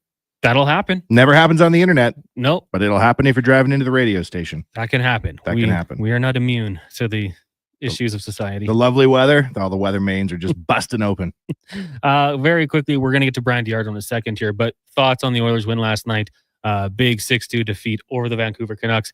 Very sweet for Oiler fans. The vibes are high. I don't know what we can be complaining about at this point in the season. Can there really be any complaints? I mean, people are on Skinner, of course, because they're jerks, and Nurse has his faction online, but like things are going about as well as one could expect. Yeah, you're right in there. If Vegas were to lose tonight, a win tomorrow could launch the Oilers into first in the Pacific, so things are good. Vibes are high. Absolutely. We'll carry those over for hopefully the next week or so as Gregor's on vacation. I'm here. You're going to jump in a couple more times during the week, I think. As long as the water mains don't break, I'll help as much as you'd like, Connor. You tell me what you need. Well, we'll set that up off air perhaps. But right now, we're going to talk some NFL as we bring in Brian Diotto, covers the league for CBS Sports. Brian, good afternoon. How are things going? I'm good, and as a Blue Jackets and Penguins fan, I'm happy for my Blue Jackets, but my Penguins really could use a rebuild right now. So yeah, I'm doing pretty good. I'm starting now to finally pay attention to hockey now that the NFL season's winding down here. Slowing down just a little bit. The Blue Jackets, I got to say, one of the most heartwarming stories in the league. Tragedy this offseason we all know about with Johnny Gaudreau and his brother, their passing, but with the Pittsburgh Penguins, what's going on? I mean, are we going to see a fire sale here? Is there any chance that happens?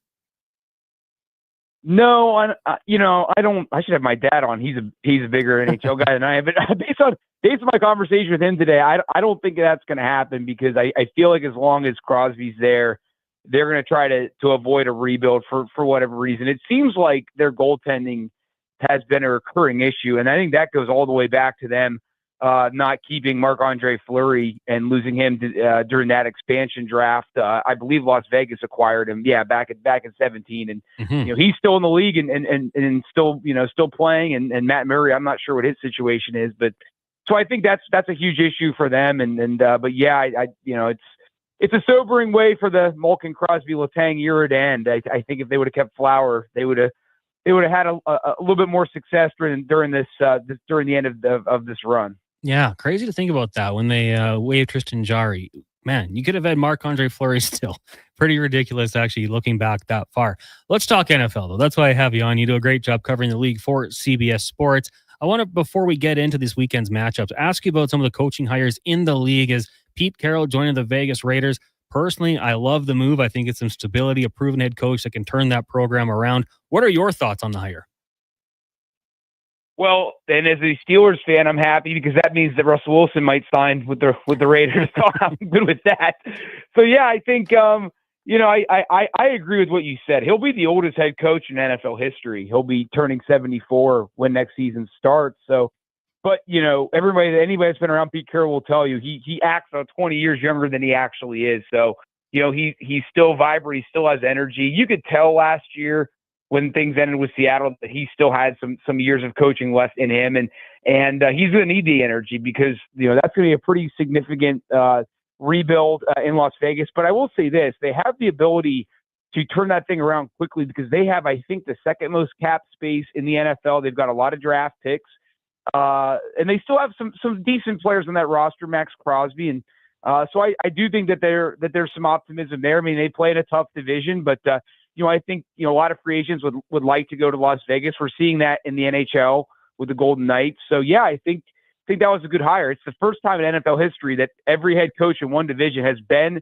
to a Super Bowl. So kind of an interesting little nugget there. So yeah, I think that was a good hire. Conversely, I'm not high on the Ben Johnson hire with the Bears. I think they probably would have been better suited with more of a veteran coach because I don't know. It just, I think a first-time head coach anywhere, that's going to be a gamble, and I'm not sure if he has the ability to kind of be a leader of men, right? I don't know. He kind of took a dig at Matt LaFleur during his introductory press conference, which I thought was not necessarily a classy move. So it'll be interesting there, and for a team that hasn't had a lot of success, the Bears, there's a lot of expectations for them to do well because of Caleb Williams and how well that defense played last year. So that's going to be a tough situation for him to win in, not to mention that's probably one of the harder divisions in the NFL. Yeah, absolutely. And I had some friends who were Raiders fans, and they had wanted Ben Johnson, and I just wasn't buying it. I know we had a great run in Detroit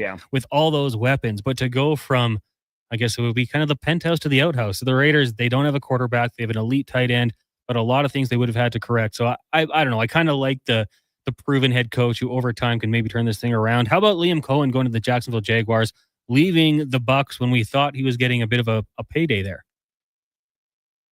Yeah, that's kind of exhibit A on how not to take a job, right? Right. Apparently he agreed to them and then he left. So, that wasn't the prettiest of situations. So let's just say this: he burned some bridges in Tampa. We'll say that. But I think he is a no nonsense guy. I think he is someone that's good at blocking out distractions and good at blocking out the outside noise. And I think that he's going to get that offense moving relatively quickly. So I think I like the hire more than the Johnson one, even though I'm kind of surprised with how the whole thing went down. And you look at what the Buccaneers offense did last year, even though Chris Godwin got hurt. I mean, Baker Mayfield took another step in the right direction. That running game really took off because that had kind of been an issue with Tampa for a while. So based on what I saw, last year with the Buccaneers, he was only their OC for a year, right? Because Canales left and went to Carolina. So he came in, did that for a year. I thought it was kind of early, but obviously he made an impression because the Buccaneers were going to make him the highest paid assistant in the league. So I actually like that hire, even though, his exit wasn't the best executed. I think that was a decent move. Brian Diardo of CBS Sports joining us here on the Jason Gregor Show. Connor Halley, Declan Kruger in covering for Jason. Now looking at this weekend slate of games, obviously some big matchups, and we'll start with the AFC. There's the Bills and the Chiefs going at it in Arrowhead. I mean, this is the one I think everybody outside of the Kansas City area and a few places around North America rooting for the Bills in this one, trying to take down the Chiefs. It'll be tough to do. Obviously, Kansas City, when it gets to the playoffs, they're a whole other animal. But Josh Allen playing at an MVP level this season. What are you looking forward to in this matchup? I'm still not over last week because I just think the Ravens are maybe the best team in the league, and they just shot themselves in the foot so many times this season, and they had won 5 in a row, and I thought they had figured it out, and they did it again, and Buffalo was able to escape. So, I think the Chiefs probably took a sigh of relief. I don't think they wanted to see Lamar Jackson. I mean, they're not going to take Buffalo lightly, and Buffalo's absolutely a tough team, but they're going to be without Taylor Rapp in the secondary. That's a huge loss. He had the interception of Lamar Jackson last week. They might be without one of their starting cornerbacks. So, it's hard enough to beat the Chiefs offense. Now you might have to do so without two of your starting defensive backs. So that's going to be a challenge. But I think the key for that game is going to be when Buffalo's offense is on the field. I think Buffalo's defense is going to do a good enough job against the Chiefs. They're not going to explode for a lot of points. Like the Chiefs offense hasn't done great against any good defense all year. And I think, Von Miller's come on strong lately. That pass rush has gotten better. Matt Milano is one of the best covering inside linebackers in the league. So, I think the Bills defense is going to do fine. If they do great, they'll win the game. But I think they'll at least hold their own. I think it's going to be because what really killed Buffalo in last year's playoff loss to the Chiefs was their lack of weapons at receivers. Stephon Diggs was a non-factor. Khalil Shakir, who's become their number one receiver, was a non-factor, and that really killed them at the end of that game. And so, and I think in general that is kind of a theme for me on both sides. Which receiving core is going to step up? I mean, the Chiefs only had one receiver that caught passes last week. That was it. Hollywood Brown didn't catch anything. DeAndre Hopkins didn't catch anything. They only had 44 yards rushing from Kareem Hunt. So, and then on the other side for the Bills, they obviously have way more weapons, that have contributed for them this year. But is that going to continue? And is James Cook going to continue to run the ball as effectively as he has been? So, I mean, I'll just cut through it, guys. If you just go off of talent, the Bills are going to win this game. But for however reason and somehow the Chiefs just keep skating by and eking out these wins. And so, I think that could absolutely happen again. I mean, I don't know who I'm going to pick for this game, but my mind's telling me the Bills, but my heart's telling me that the Chiefs are going to find a way to pull this one out again. Yeah, I can tell you that the start of the last two playoffs, I was quite confident saying, I don't see anyone that can beat the Kansas City Chiefs. This year I said, I'll take the field, but I still am unsure because, when push comes to shove, Kansas City just always finds a way to get it done, especially in those close games. We're joined by Brian Diardo here on the Jason Gregor Show, talking a little NFL football, flipping things over to the NFC. The Philadelphia Eagles hosting the Commanders. Looks like we're going to have a healthy Jalen Hurts, or healthy enough to play with the knee injury. He did practice in full. What are your expectations for this game and kind of a sneaky team in the Commanders that's flown under the radar for a lot of the season? Yeah, and if I may, one other nugget on the Chiefs. They have two receivers that run 4.2s with Hollywood Brown and Xavier Worthy. They need to start using that, and I do think at some point, either tomorrow or if they do, or Sunday, and whether they do get to the Super Bowl, that will be utilized. Trust me. So I feel like it's been in their back pocket. They've thrown it out a few times, but they haven't really utilized their speed yet. And I think they will when the opportunity presents itself. Now, yeah, on the NFC, yeah, I mean, great story with Jaden Daniels. He'll become the 6th quarterback ever, rookie quarterback, to start in a conference title game. The previous 5 didn't win. So he'll make some pretty crazy history if he can win. But I think a huge issue in this game is Sam Cosmi, their starting interior lineman, is not going to play. And the Eagles D-line is pretty formidable. Jalen Carter had 2 sacks in last week's win over the Rams. So I think that's going to create a lot of issues with Washington inside. It's going to be tough for them to run the ball. Daniels is probably going to have to run around a lot. I think, I struggled to pick who's going to win in the AFC. I'll say this: I would be very surprised, almost shocked, if the Commanders can pull this out. Not that they're not good; they're a good team. They've made it this far. I just think when you look at Saquon Barkley, you had almost 300 total yards rushing against Washington during the 2 regular season games. When you look at what they have with A.J. Brown, like you said, Hurts isn't 100% healthy, but he's healthy enough to play in this game. And all the weapons that they have, Dallas Goedert, he's going to be healthy. I just think they have too many weapons. They've been in this position before. They were in a Super Bowl 2 years ago. They just have so much going for them. And I think that weather is going to play a big factor in this game. I mean, Daniels and the Commanders, they played in Tampa in the first round. Weather wasn't an issue. Last week it was Detroit. Weather inside, not an issue. It's going to be cold. It's probably going to be windy. That makes you focus on the running game, where the Eagles have the best running back in the league, him and Derrick Henry. So I like the Commanders, the Eagles in that game. And if you're a bettor, I would take the over. I think that the Eagles are going to win this one going away. Well, it's going to be a lot of fun. Brian, thanks so much for doing this today. Glad to have you on, and maybe we'll have to do next week or when we get closer to the Super Bowl.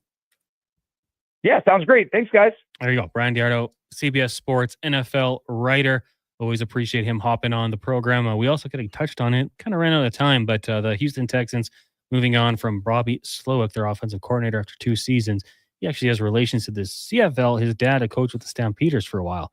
Still might be there, actually. So Houston Texans going to be looking for a new OC, and I'm sure they'll find someone. The NFL talent pool when it comes to coaches, very strong, always moving around there, and Slowick, he'll be back in work for sure as well. Why don't we take a break here? When we come back, we'll get to Cam Tate's 2-minute warning and get a little more Oilers talk with Wanye Gretz from Oilers Nation.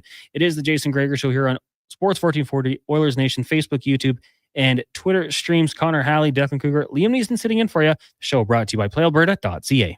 Mr. Rooter makes a prank phone call. It's ringing.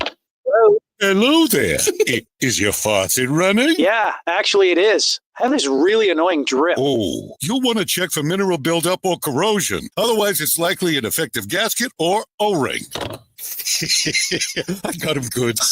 Mr. Rooter, you're the worst at this. For lousy punchlines and immaculate water lines, trust one plumber, Mr. Rooter. 90 days? You're telling me I can buy a 2024 or 2025 Buick or GMC from Wolf GMC Buick and make no payments for 90 days? Whoa. And you're telling me there's more? It's the final days of GMC's employee pricing on remaining 2024 Sierra HDs and Yukons? Clearly now is the time to buy a new vehicle. I'm heading to Wolf GMC Buick, corner of 184th Street and Stony Plain Road. It's mere seconds east of the Anthony Henday. Wolf GMC Buick. We're making it easy. At Leading Edge Physiotherapy, we believe in the wisdom of Patch Adams. Treat a disease, you win, you lose. Treat a person, I guarantee you'll win no matter what the outcome. We don't treat conditions, we treat people. From personalized treatment plans to compassionate care, we're committed to helping you achieve your goal. That's why hands-on techniques, unique technologies, and a commitment to hiring amazing people mixed with friendly, fun neighborhood environments. And ta-da! No, it's not magic. It's about being human. Sometimes being human hurts, but life shouldn't hurt. LeadingEdgePhysio.com.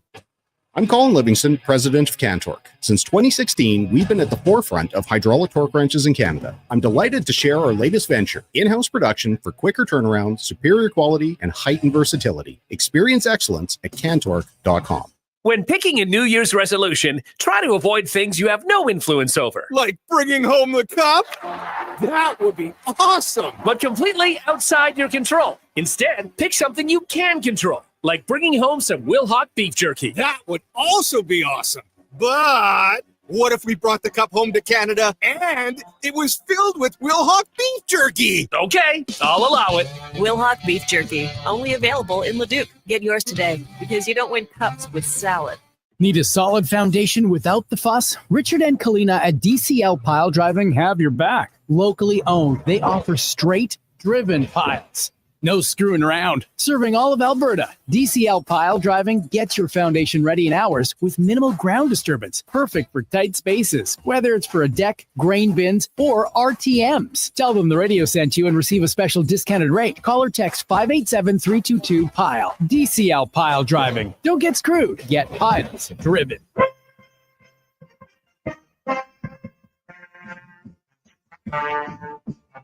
Portions of this hour brought to you by Papa John's. Get the Slapshot Special. Add a 2-liter Pepsi product to a 1 large topping pizza and garlic Parmesan breadsticks and bundle it for only $25.99. Use promo code HOCKEY24 at papajohns.ca. From puck drop to kickoff, it's the Jason Gregor Show on Sports 1440. Presented by PlayAlberta.ca, Alberta's only regulated online gambling website.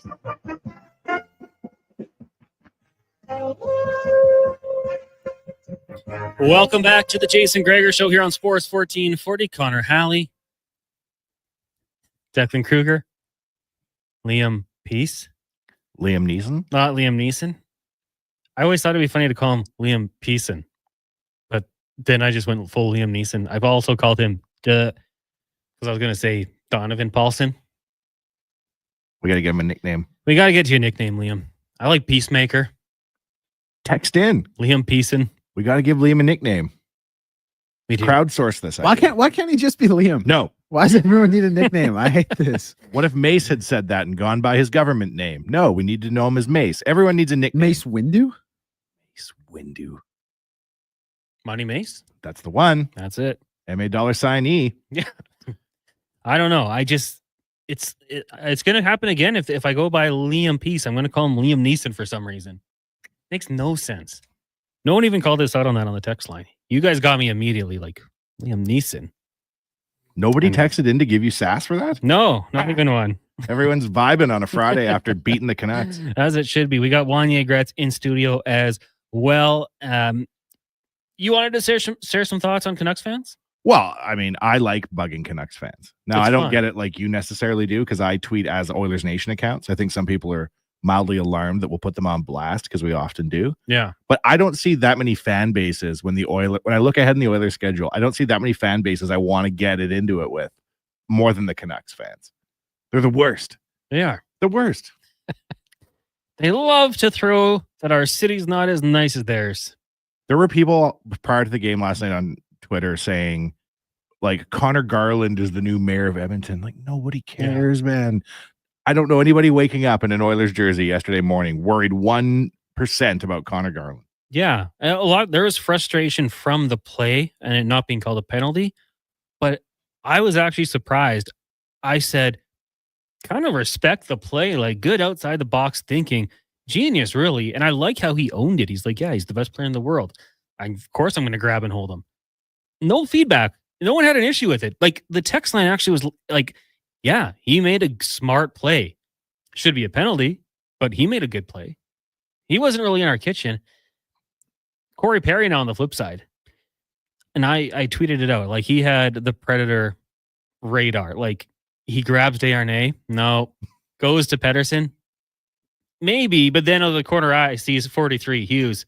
That's the guy. And goes right to him. He's standing alone.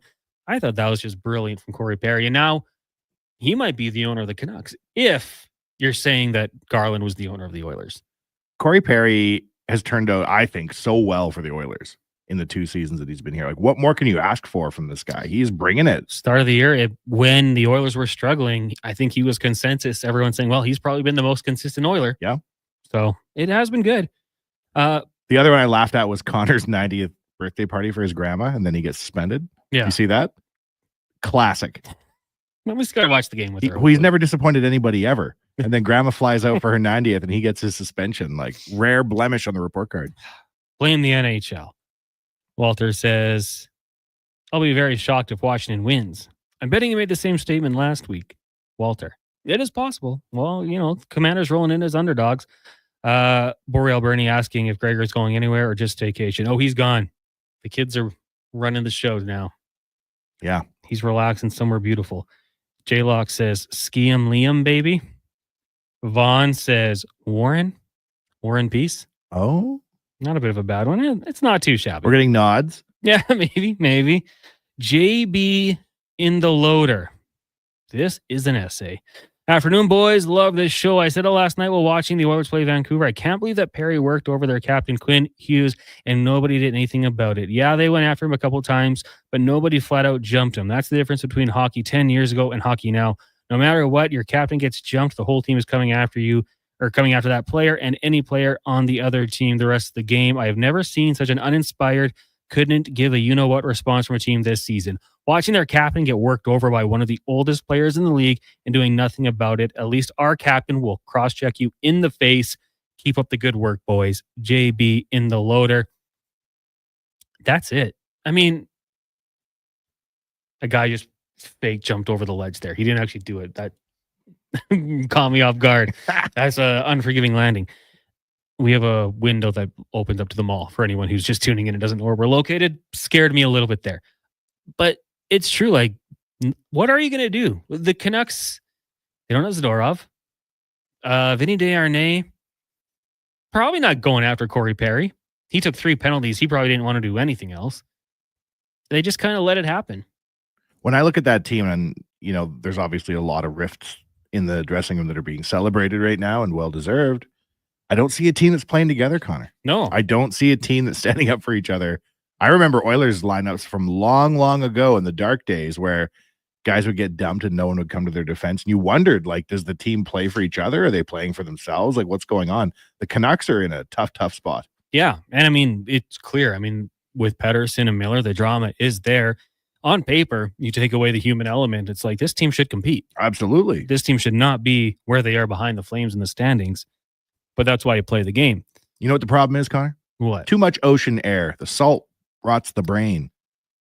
Too beautiful of a city. That's the other problem. There's too much stuff to do away from hockey. It's too beautiful. Big Wally style says, who's Connor Garland? Exactly. Perplexed Oilers fan said if Perry played more, he'd be a fan favorite. And if it happens, he'd love Edmonton people. I'm sure he loves Edmonton people. Anyways, can we call him Lip as an LP? What the hell? Liam Peace, LP. Doug says, went out to Chop pre-game dinner last night. On the walkout, we had a nice chat with the sweet old lady about Connor, about how much we love him. She agreed. She said she loves him too. Then she let us know that she was B-Day grandma. Ooh, a nice steak dinner at Chop. Come on. That's awesome. Grandma McDavid must be in the grandmas of the world who are proud of their grandsons. Grandmas are great. They'll be proud of you if you make a sandwich. Mm-hmm. Connor McDavid's grandma must just be levitating when she's in town. Oh, yeah, absolutely. That's good for them. Go for a nice dinner before the game. Perry is to Canucks fans what they think Garland is to us. LOL, they're the worst fans in the league, bar none. Hashtag Bad Niv also says, Garland who? And then a nickname for Liam. As Husk says, he sounds very relaxed. How about Peace Pipe? Oh, we could merchandise that. Could sell pipes. How do we recoup, right? Intellectual property. That's what I'm talking about, Connor. Before we get too much back into Oilers talk, I do want to get to Cam Tate's 2-minute warning. Every Monday and Friday on the station, on the Jason Gregor Show, around this time, 2:40, 3:40, we like to give Cam Tate some time to share his thoughts on whatever he wants. It's a 2-minute warning brought to you by Legacy Heating and Cooling. They're hiring HVAC installers and plumbers. Starting bonus to the right candidates. Strong benefits, RRSP matching. Tuition reimbursement. Apply today at legacyheating.ca. Through the power of technology, here is Cam Tate's 2-minute warning. The better you get, perhaps the harder it is to achieve a new level of greatness. Ask any sports dynasty. Ask any members of the Edmonton Elks what was the sweetest sip out of the Grey Cup, the one in 1982, when the Elks captured their legendary 5th consecutive Canadian Football League championship. Despite being down 20-1 at the half, posed the same question. Edmonton Oilers, 1990, winning their 5th Stanley Cup in 6 years. Think there wasn't a celebration in that dressing room? Talk to me now. So let's look to Sunday's NFL championship game.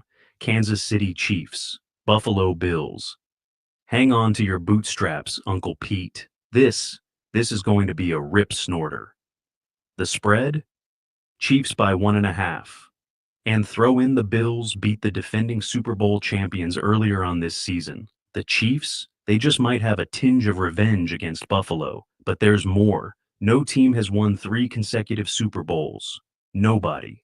Win Sunday and advance to the Super Bowl, which, like the mayor of Maidstone, low tide, I hope it's indeed the Philadelphia Eagles. Perhaps Andy Reid's army that faces their toughest challenge in the years come Sunday. That's what usually happens when something as lofty as winning 3 consecutive Super Bowls love saying ain't on the radio, ain't never been done before. Do I think the Chiefs and one Patrick Mahomes can and will beat the Buffaloes? Yes, I do. Might not be pretty, but yes, I do, Connor and Declan, and I think they will beat the spread. And should they make it to the Super Bowl, the temperature will significantly heat up when they enter Super Bowl play. Sunday's Bills-Chiefs game really should be played on the West Coast because it has more storylines than a Hollywood script. And for those of us with a competitive spirit, Sunday's game is a masterclass in getting to the next level. Chiefs by 6, the 2-minute warning, with me, the Cammer, Monday, Friday, Gregor Show, Sports 1440. Cam Tate's 2-minute warning brought to you by Legacy Heating and Cooling, the Cammer. We need Cam to give us an idea for Liam's nickname. Chiefs by 6. Declan, known Bills fan. How do you respond? I mean, egregious is the first word that comes to mind. I said this on Low Tide Show. I think Patrick Mahomes is the best player in the world. I think we all kind of agree Pat Mahomes is the best player in the world, but he didn't have a all-pro, let alone, even Pro Bowl level season. And you have to give Pat Mahomes the respect because of what he's done. But this is honestly the first time. I know he lost to Joe Burrow. I know he lost to Tom Brady. This is the first time in his reign that I've looked at the game and I've said, I trust the quarterback more on the other side because of what he did this season. And that's how I feel about Josh Allen compared to Pat Mahomes. I would agree with you. Like when you look at Pat Mahomes this year, like he hasn't been the same guy, but didn't throw for 400 yards, didn't have a 4-touchdown game. His didn't score what they were 15-2 without scoring 30 points. Yeah. Like you look at the rest of the teams that didn't score 30 points in a game. It was the Giants and it was the Raiders and it was the Jets, etc. And it was a defensive performance this year as a whole by the team. And I just think as good as Pat Mahomes is, he's the best player in the world. He deserves to have that moniker because of what he's accomplished. But I just look at the quarterback on the other side and I'm taking him for the first time really in Pat Mahomes' reign in this game on Sunday. And the thing for me is like, I'll say like, you can say he's the best player in the world. This year he wasn't.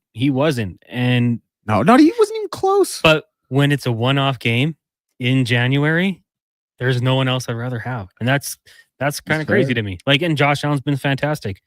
He can get to that level. We know he can. He's 1A, he's 1B when it comes to the MVP. He was that good this season. But when you're going into Arrowhead and it's the Chiefs, something about that, you just never know. And Mahomes has done it. Like, he could be bad for 3 quarters, and then fourth quarter rolls around. He does a little run, and he overthrows a ball on 4th down, but there was defensive holding, 5-yard penalty, 1st down. Like it always seems to happen, and then he makes you pay because he takes advantage of those opportunities. So we'll get to it more in 5 questions because I was going to ask you for a prediction, so I won't jump the gun like that. But as someone who watches a lot of Pat Mahomes, as a as a Chargers fan, as an AFC West fan, I just hope that you echo my sentiment a little bit. That's all I can hope for. I put it out there as soon as the Bills won. I'm Team Bills this week. The thing that kills me, like Mahomes gets a lot of love for the throws he makes, and deservedly so. But what he kills you with, 3rd and 7, nothing's open. In the back end, your guys are doing a perfect job in coverage, and he runs for 7.5 yards. Matt, you would think he's Allen Iverson the way he's jab stepping on 3rd and 7s. Like, it's crazy. I think I see him doing J. Will Euro steps out there, trying to move around in the pocket and scramble. It's just ridiculous. He finds ways to beat you, and I guess that's what makes the good ones the great ones. Sometimes you go off script. Good one from Cam Tate. Tim says, boys, and then nothing else. I'm awaiting eagerly what's going to happen there. Cardinal of Clive, Warren says, I was once sitting at a light in Maui and Gregor crossed the street in front of me. I said, hey, that's Jason Gregor. My wife said, who's Jason Gregor? Good question. Many people have asked. Let's see here. Mac T said it well. Perry could write a book on playmanship, knows exactly where those blurred lines lie and uses his ability to find the team or to the team's advantage from King and Fort Nasty. It was early on last year when they brought him in and he did a flyby on, was it Gibson in Anaheim, and just knocked the stick out of his hands. Right by the bench, yeah. I was like, all right, this is him. This is why they like him. Like any other team playing 90 with the Oilers logo on the front, you hate him. But when he's on your team, it's infectious. Remember one of the first games too, he held his stick up like shoulder high and like as a barrier for someone. Against the Canucks. Brilliant. Just back up. Todd says the Edmonton Elks have never won a Grey Cup. That was the Eskimos. Stop this cancel culture BS. All right, Todd. Edmonton won the Grey Cup. The banners are still there, but we're going to focus on the names. Factually, you are correct. Mahomes usually beats you with some kind of ankle injury too. Bad if it's true. Speaking of names, while you guys were talking football, I asked ChatGPT, the answer of everything, what is a good nickname for our producer Liam Peace? And it started with, that's a cool name to start with, exclamation point. Thank you, artificial intelligence. How about these nicknames? When they had Peacemaker, obvious. The Peacemaker, sure. Peacekeeper, LP Smooth? That's kind of cool. LP Smooth ain't bad. It's not bad. It says at the bottom, what kind of Liam energy? gave a bit of a nod to that one. What kind of energy does Liam have? Playful, chill, professional, something else? We can tailor the nickname to match. That's what ChatGPT says. Well, Declan's known Liam since high school. So what would you say? Chill? Yeah, Playful? chill and outgoing. His energy is red hair. Yeah, kind of. Yeah. Yeah. I'll put A that little in. bit, We'll see actually. what ChatGPT has to say. Put that in there. LP Smooth. I kind of like that. I don't mind it. It's kind of wordy, and I'll probably mess it up and call him Liam Neeson again, but not too bad. I put in he has red hair energy. So we'll check back in with artificial intelligence, see what they come up with here. Oh, that's a tease. You got to hang around for after the commercial break. Just quickly here, Tim said, boys, we had some garland toast with our steak last night. And Tyler said, how good did Bluger looks the fourth line center? Yeah, I wonder if the Canucks will do the Oilers any favors. I don't know. After that fierce battle last night, who knows? Bill says Lips is still the one we should go with. LP. We can do better than Lips is simple. Like, I like it for simplicity. I can't mess it up. LP Smooth. It also said Echo Peace. Great for someone with a creative touch. What the heck are you talking about? What about Meta World? Meta World Peace. I think it's taken. We won't call him Meta World Peace, just Meta World. Didn't Ron Artest do that to get out of that lawsuit? He changed his name to Meta World Peace for beating those fans up? Or was it? Oh. Yeah. That was a night, boy, when he went into the stands. Wow. Malice in the Palace. Basketball, boys. It's crazy. We don't see that often. Never. Happened in hockey. Who went into the stands with a shoe? Was it Milbury? Mike Yeah, Milbury was Mad Milbury, Mike. yeah. Of course. It's crazy. Well done, Mike. We'll take a break. When we come back, we'll see what Chat GPT That's the one. tells us a good nickname for Liam will be. We'll also talk some more Oilers. We got Button, Spec, Low Tide, 5 questions, and a whole lot more coming up on the Jason Gregor Show. Connor Halley, Wanye Gretz, Declan Kruger, LP Smooth with you here from the Ewell studio in West Edmonton Mall. But first, let's get to a Sports 1440 update brought to you by Fountain Tire. Get where you need to go this winter with the midwinter tire clearance sale at Fountain Tire. Save up to 20% off all in-stock winter tires, premium brands, unbeatable safety, and incredible savings. Complete details at fountaintire.com. This is the Sports 1440 update.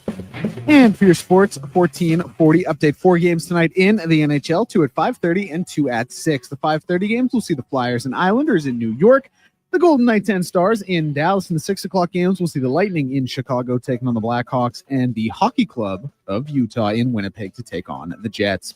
3 games in the NBA, 2 games tipping off at 5 p.m. Portland and Charlotte and Cleveland and Philadelphia. The late game, we'll see New Orleans and Memphis to take on the Grizzlies. Edmonton Oil Kings action in the WHL tonight, a 7 p.m. puck drop. Tickets still available for $20. It's wrestling night, Sports 1440 zone. Eddie Steele competing in that one. 9 games in the BCHL. Spruce Groves in Cranbrook taking on the Bucks at 7 p.m. and Sherwood Park in Trail taking on the Smoke Eaters at 8 p.m. Vegas Raiders have reached an agreement with Pete Carroll to become the franchise's next head coach on a 3-year deal with a 4th-year team option. And the Texans have fired offensive coordinator Bobby Slowak after 2 years in Houston. I'm Declan Kruger, and this has been a Sports 1440 update. Sports 1440, Stingray radio station. CKJR broadcasts from West Edmonton Mall and Wetaskiwin. Download the free Stingray music app and listen wherever you go. Hockey is back, and Play Alberta, Alberta's #1 sportsbook and official partner of the Edmonton Oilers, has you covered with bigger offers, boosted odds, live betting, player props, and more. New to Play Alberta, new players now receive $200 in free bets just for signing up. You already play? Get a $10 free bet for every $100 you bet every week all season long. Visit playalberta.ca and make your picks today. Bonus terms and conditions apply. For years now, we've been warning Edmontonians on the hazards of our stormwater facilities. While they may appear to look like still ponds, there is moving water beneath the surface, which makes the ice dangerously.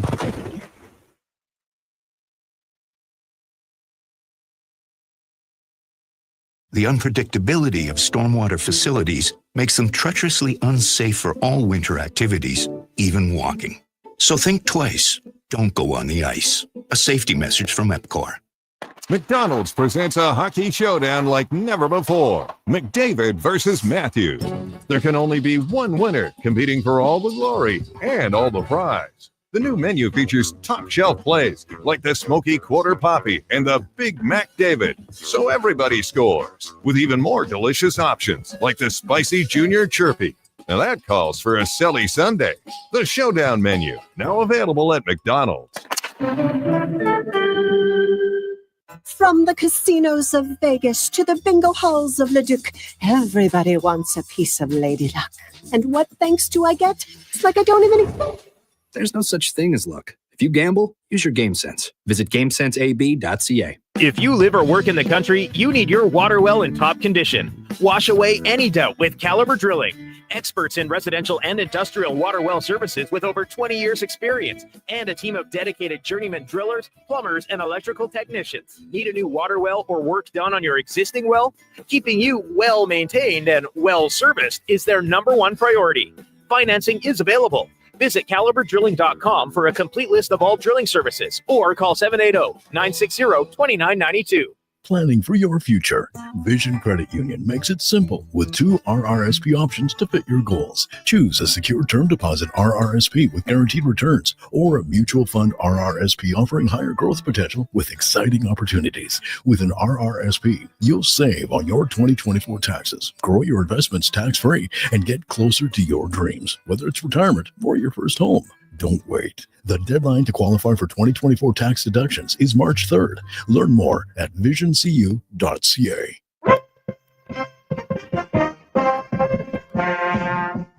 Portions of this hour brought to you by Leading Edge Physio. The team in Old Strathcona have special training dedicated to reducing the impact of cancer care before, during, and after your diagnosis. From lymphedema to the management of fatigue and side effects of chemotherapy and radiation, they can help, and you can learn more at leadingedgephysio.com. From puck drop to kickoff, it's the Jason Gregor Show on Sports 1440. Presented by playalberta.ca, Alberta's only regulated online gambling website.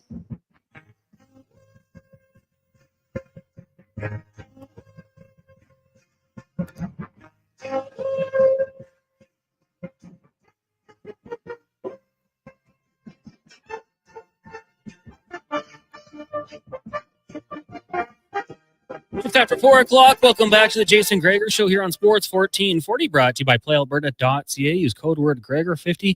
Get a $50 free play with a deposit. Make sure to use your game sense. You got a couple of football games, some Oilers games, basketball.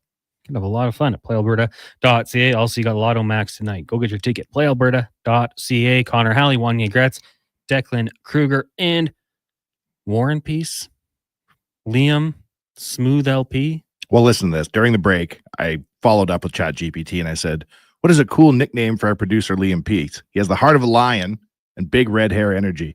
And it came back with, how about Crimson Pride? It's a nod to his fiery red hair and lion-hearted spirit, giving it a bold, epic vibe.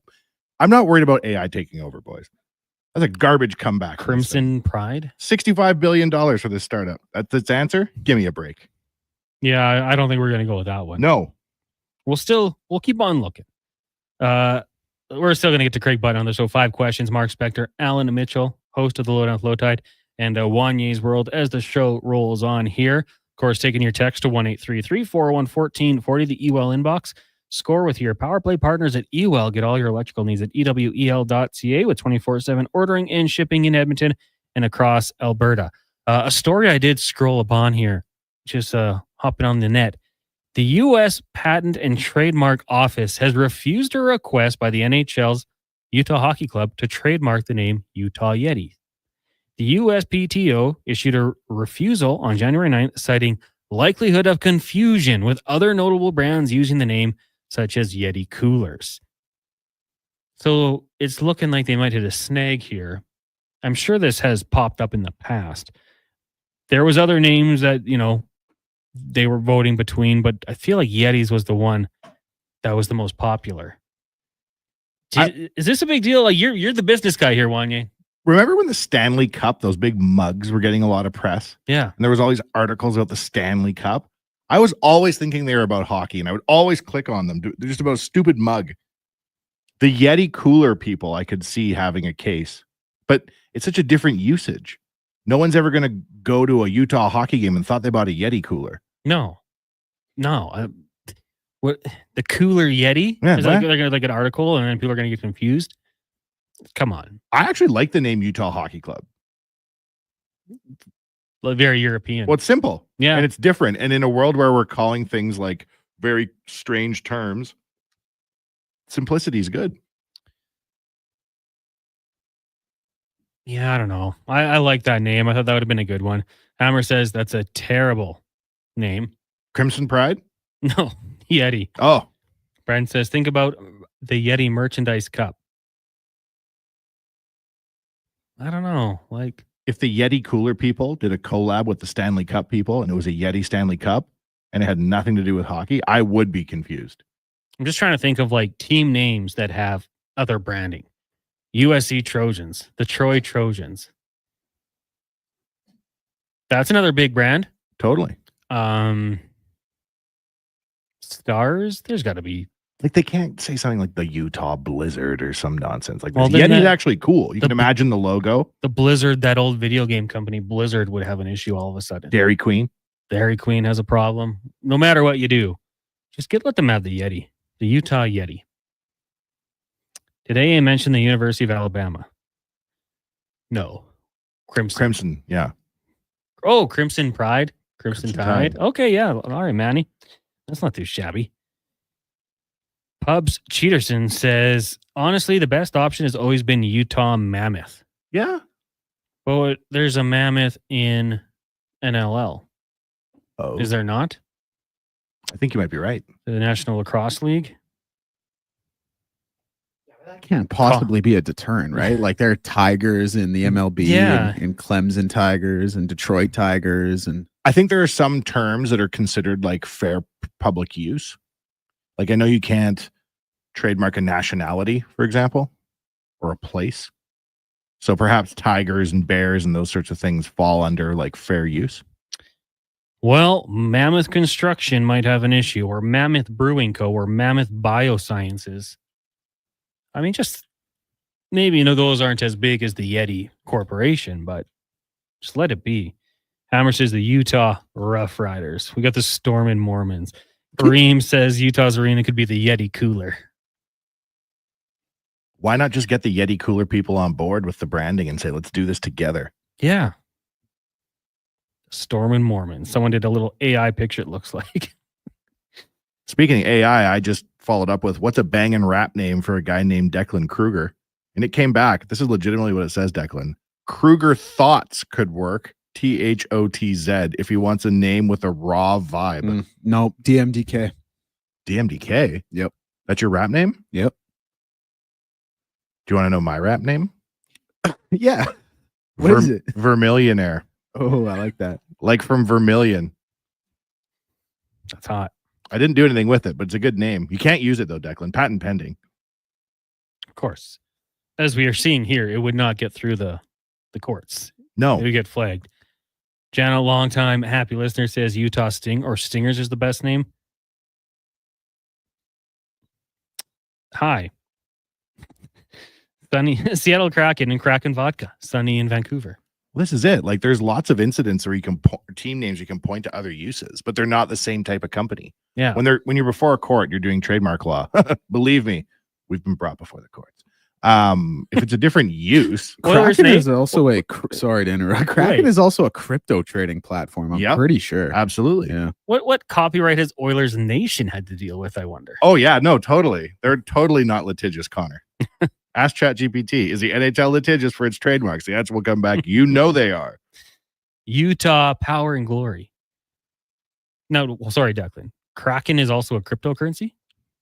Yeah, I think it's a crypto trading platform. Market. Yep. Yeah, it is. Get them on board. Kraken Rum actually sponsors the hockey team. No name on that text. What about if we called them the Utah Microsofts? Is that a company name? Yeah, a little bit. Oh, it is? Yeah. That won't work then, Connor. Not going to happen. No. Utah Polygamists. What? It's like calling them the Utah Fox News. The Utah Polygamists. What if you did apples? Would Apple have an issue? Or since it's plural, are you okay? Well, Apple and the Beatles fought for years because the Beatles had their own record company called Apple Records. All and right. they were in court for years about it, Connor. Years. Utah Peaks. That's kind of like the Whitecaps, right? I don't mind that one. It's different. Utah Saints. Why not just stick with the Utah HC? Like, I like the fact that they released an interim name and sold all the merchandise. And then they're going to roll out a new logo to resell all the old merchandise.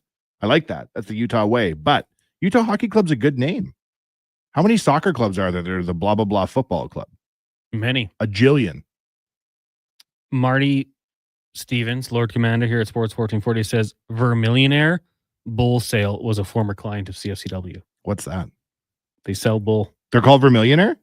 Vermillionaire Bull Sale. That's interesting. Yeah. We should collaborate. So that could work. Do they rap? You could do their commercials for them. Maybe I could put their bulls in my video. You could. You can work something here. Can't trademark a nationality unless it's French Canadian from Ribs. What do you mean? What about the Americans? Oh, like you can use the term. I'm just saying you can't trademark it. You can't say, I'm the only company allowed to use the word Canadian. What did Kim Kardashian try to trademark? Skims with no I? Oh, that was something sillier. Oh, was it? Maybe. Yeah, I thought it was something like water. Yeah. Or something like so generic. Just like a that. word. Really? Yeah. I don't think that was allowed to happen. Sizzler says Utah Salties, the Grizzlies, Utah Shigashan O'Malley's. And Rob from St. Albert says Utah HC is so dumb. Come on. How many O's he put there? Actually, he had a typo and said AOOOOOL. That's a lot of O's. Yeah. Utah Polygamist, that's the one. From Perplexed Oilers fan. Stan the Jets fan says, my favorite has always been Church of the Latter-day Skates. Don't even put in Utah. Just put that in. I put in... That's a lawsuit, though, unfortunately. What's a good name for a hockey team in Utah? Because now we're on fire with the ChatGPT. Number one came back, Utah Yetis. You're not listening, ChatGPT. Cole says that LeBron tried to trademark Taco Tuesday. Yeah, you can't be doing that. Listen, when LeGoat James tries to trademark something, you damn well give him that trademark. Taco Tuesday, you could have a case. I don't know why they would have turned that down, unless somebody else already had a promotion at a taco restaurant. I thought that was like a Taco Bell Taco Time classic. They just agreed to let it be mutual. Everyone can use it. He did a lot for Tuesday and a lot for tacos by always having Taco Tuesdays on Instagram. The GOAT. I don't know.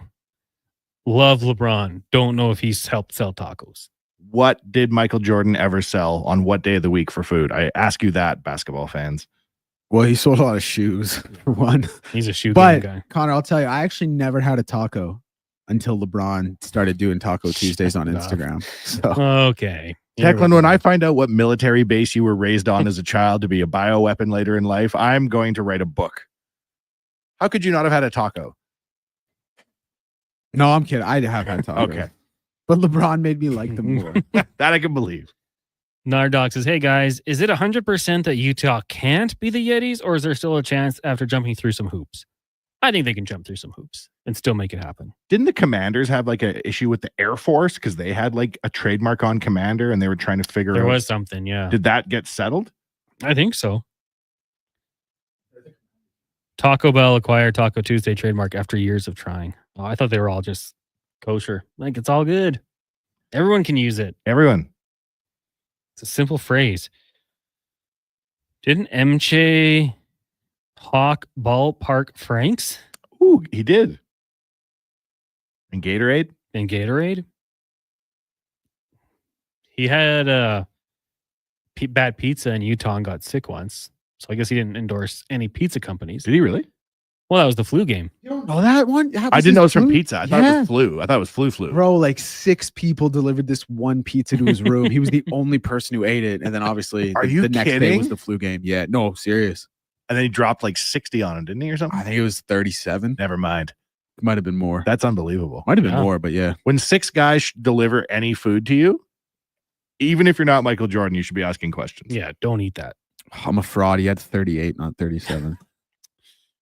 I heard he had 99 like that Wilt game. Do you believe in the Wilt 100-point game just while we're on the topic? Yeah. You do? Yeah. It was games at that time were very, very rarely televised. But you believe I he shouldn't dropped say very 100? rarely, but it wasn't that's a bit of an overstatement. It was not uncommon for them not to be televised, depending on the rest of the league schedule and travel, things like that. So yeah, I believe he got 100. I've seen some. Dude, he averaged 50 in like a season. He had Wilt Chamberlain. My favorite Wilt Chamberlain stat that he had a 515 game stretch where he averaged 40 points a game or more. Really? Yeah. So I mean, I have no issue believing he got 100. I've seen some grainy Wilt Chamberlain highlights on the gram, and like he looks like Wemby out there, but the players he's playing against Look they like us. They're just woefully unprepared. Like one guy's got dress shoes on, another guy's smoking. He's just raining points down. Department of Nuge Defenses. So back to the Mammoth and having nicknames in other leagues. Think anyone confuses the Winnipeg Jets and the New York Jets? I think though it's again one of those nouns that like you can't actually. It's like Lions and Lions. Yeah. BC Lions, Detroit Lions. You get at the collegiate level and it's just madness. High school football teams are always stomping on NFL trademarks. Oh, absolutely.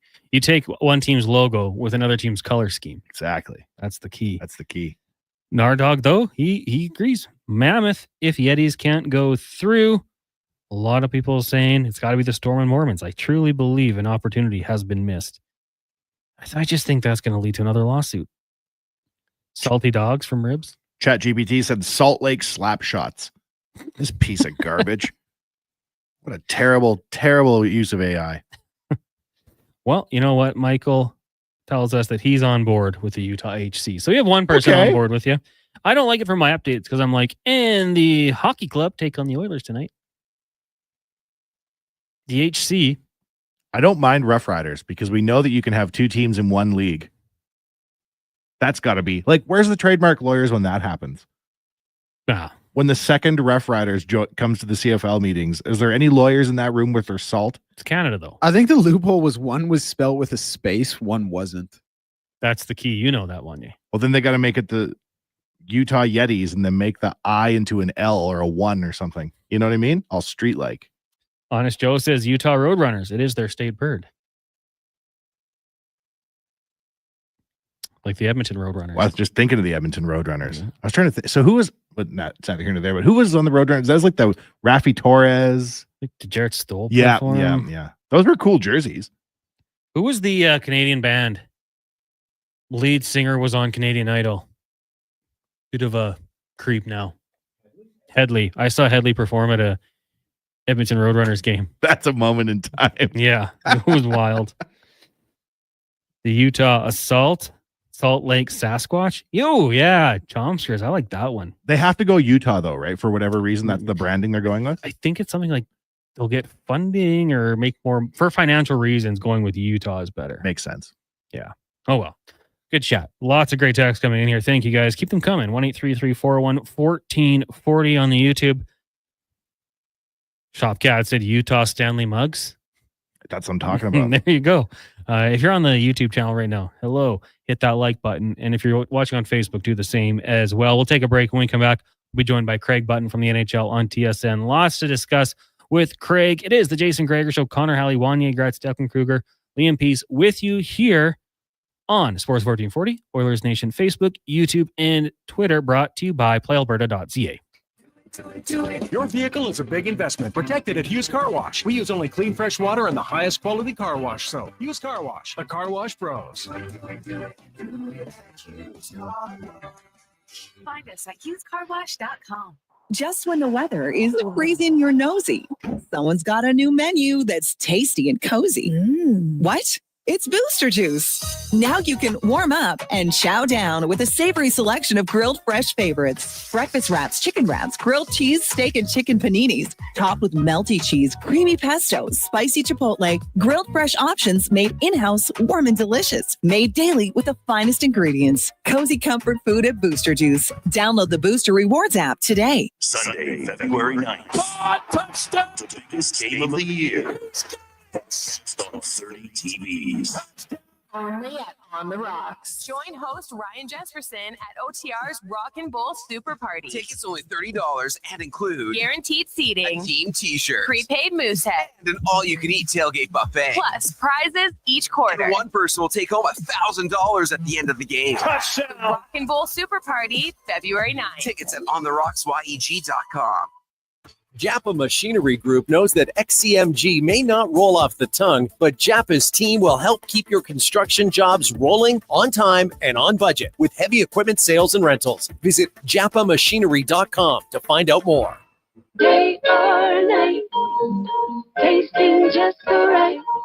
You can order oodle noodle at oodlenoodle.ca, delivering you the news almost right away. Remember, you can order oodle noodle at oodlenoodle.ca.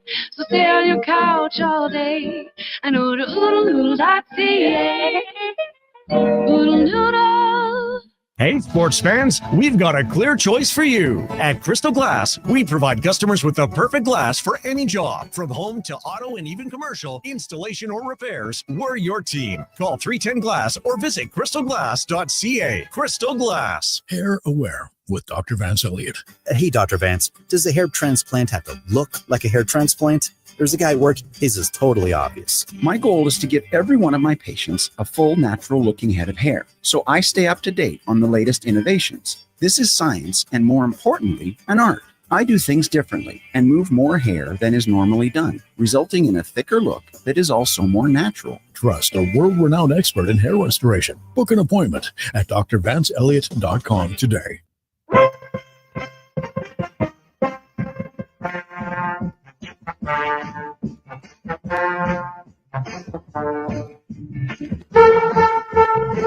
Portions of this hour brought to you by Cantor. We offer sale, rental, repair, and calibration of hydraulic, pneumatic, and battery-powered torque wrenches, stud tensioners, and flange maintenance equipment. Order today at cantor.com. From puck drop to kickoff, it's the Jason Gregor Show on Sports 1440. Presented by PlayAlberta.ca, Alberta's only regulated online gambling website.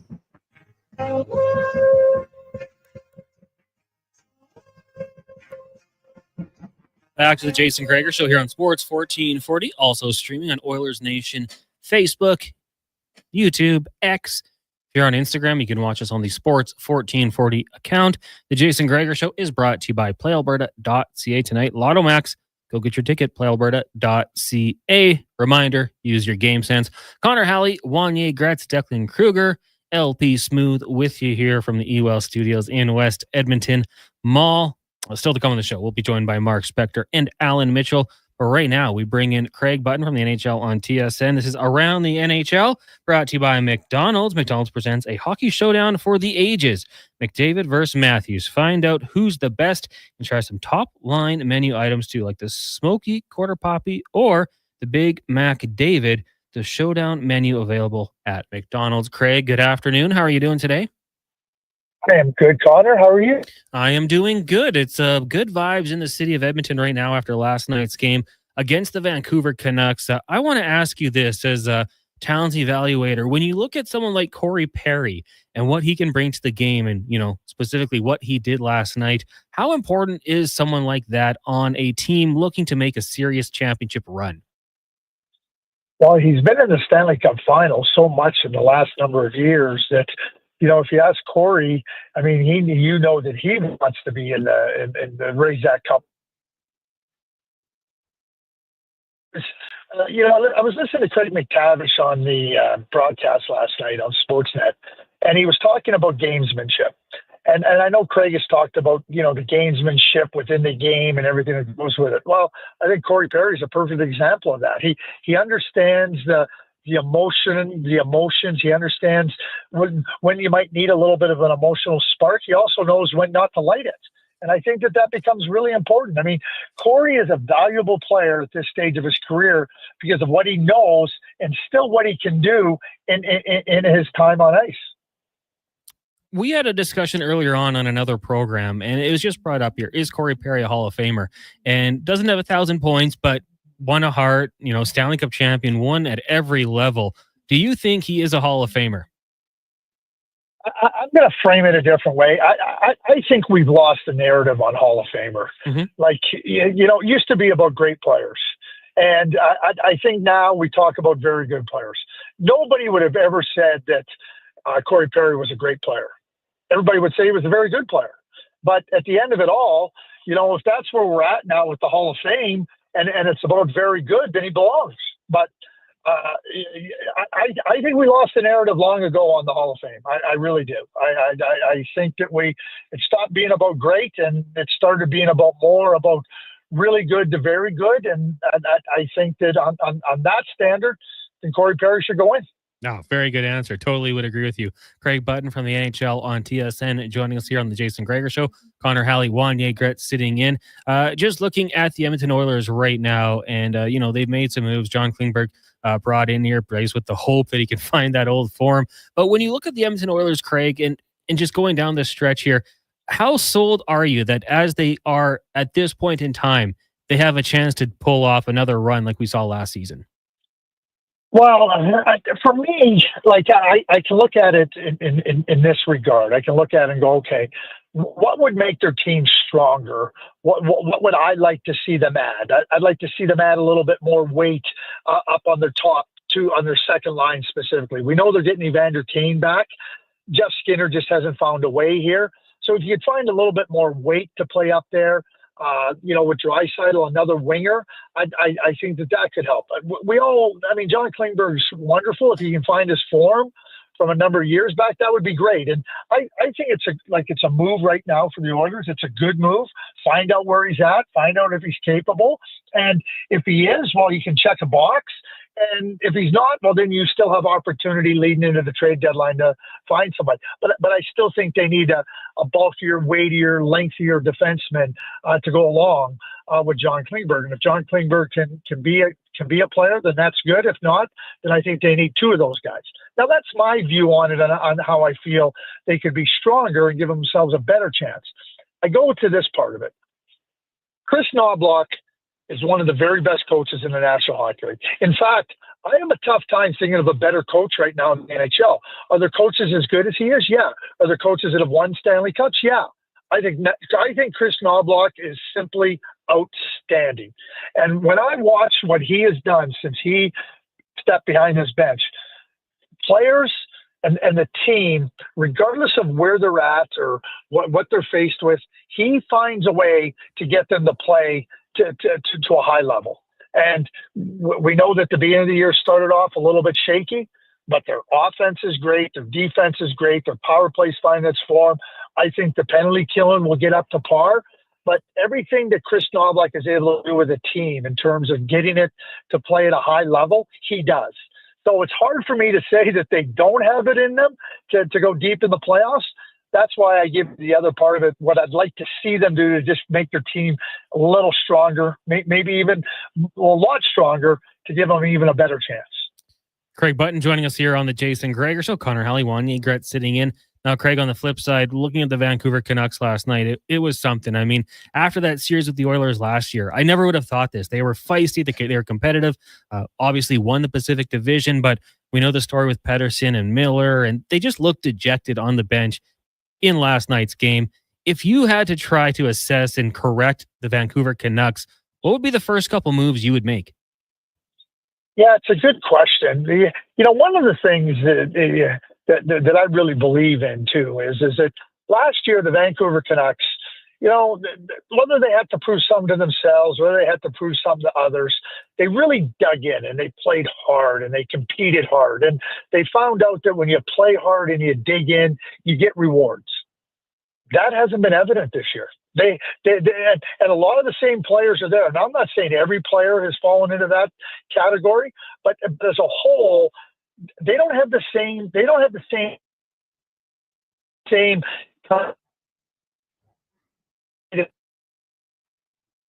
looks like we might have lost Craig there.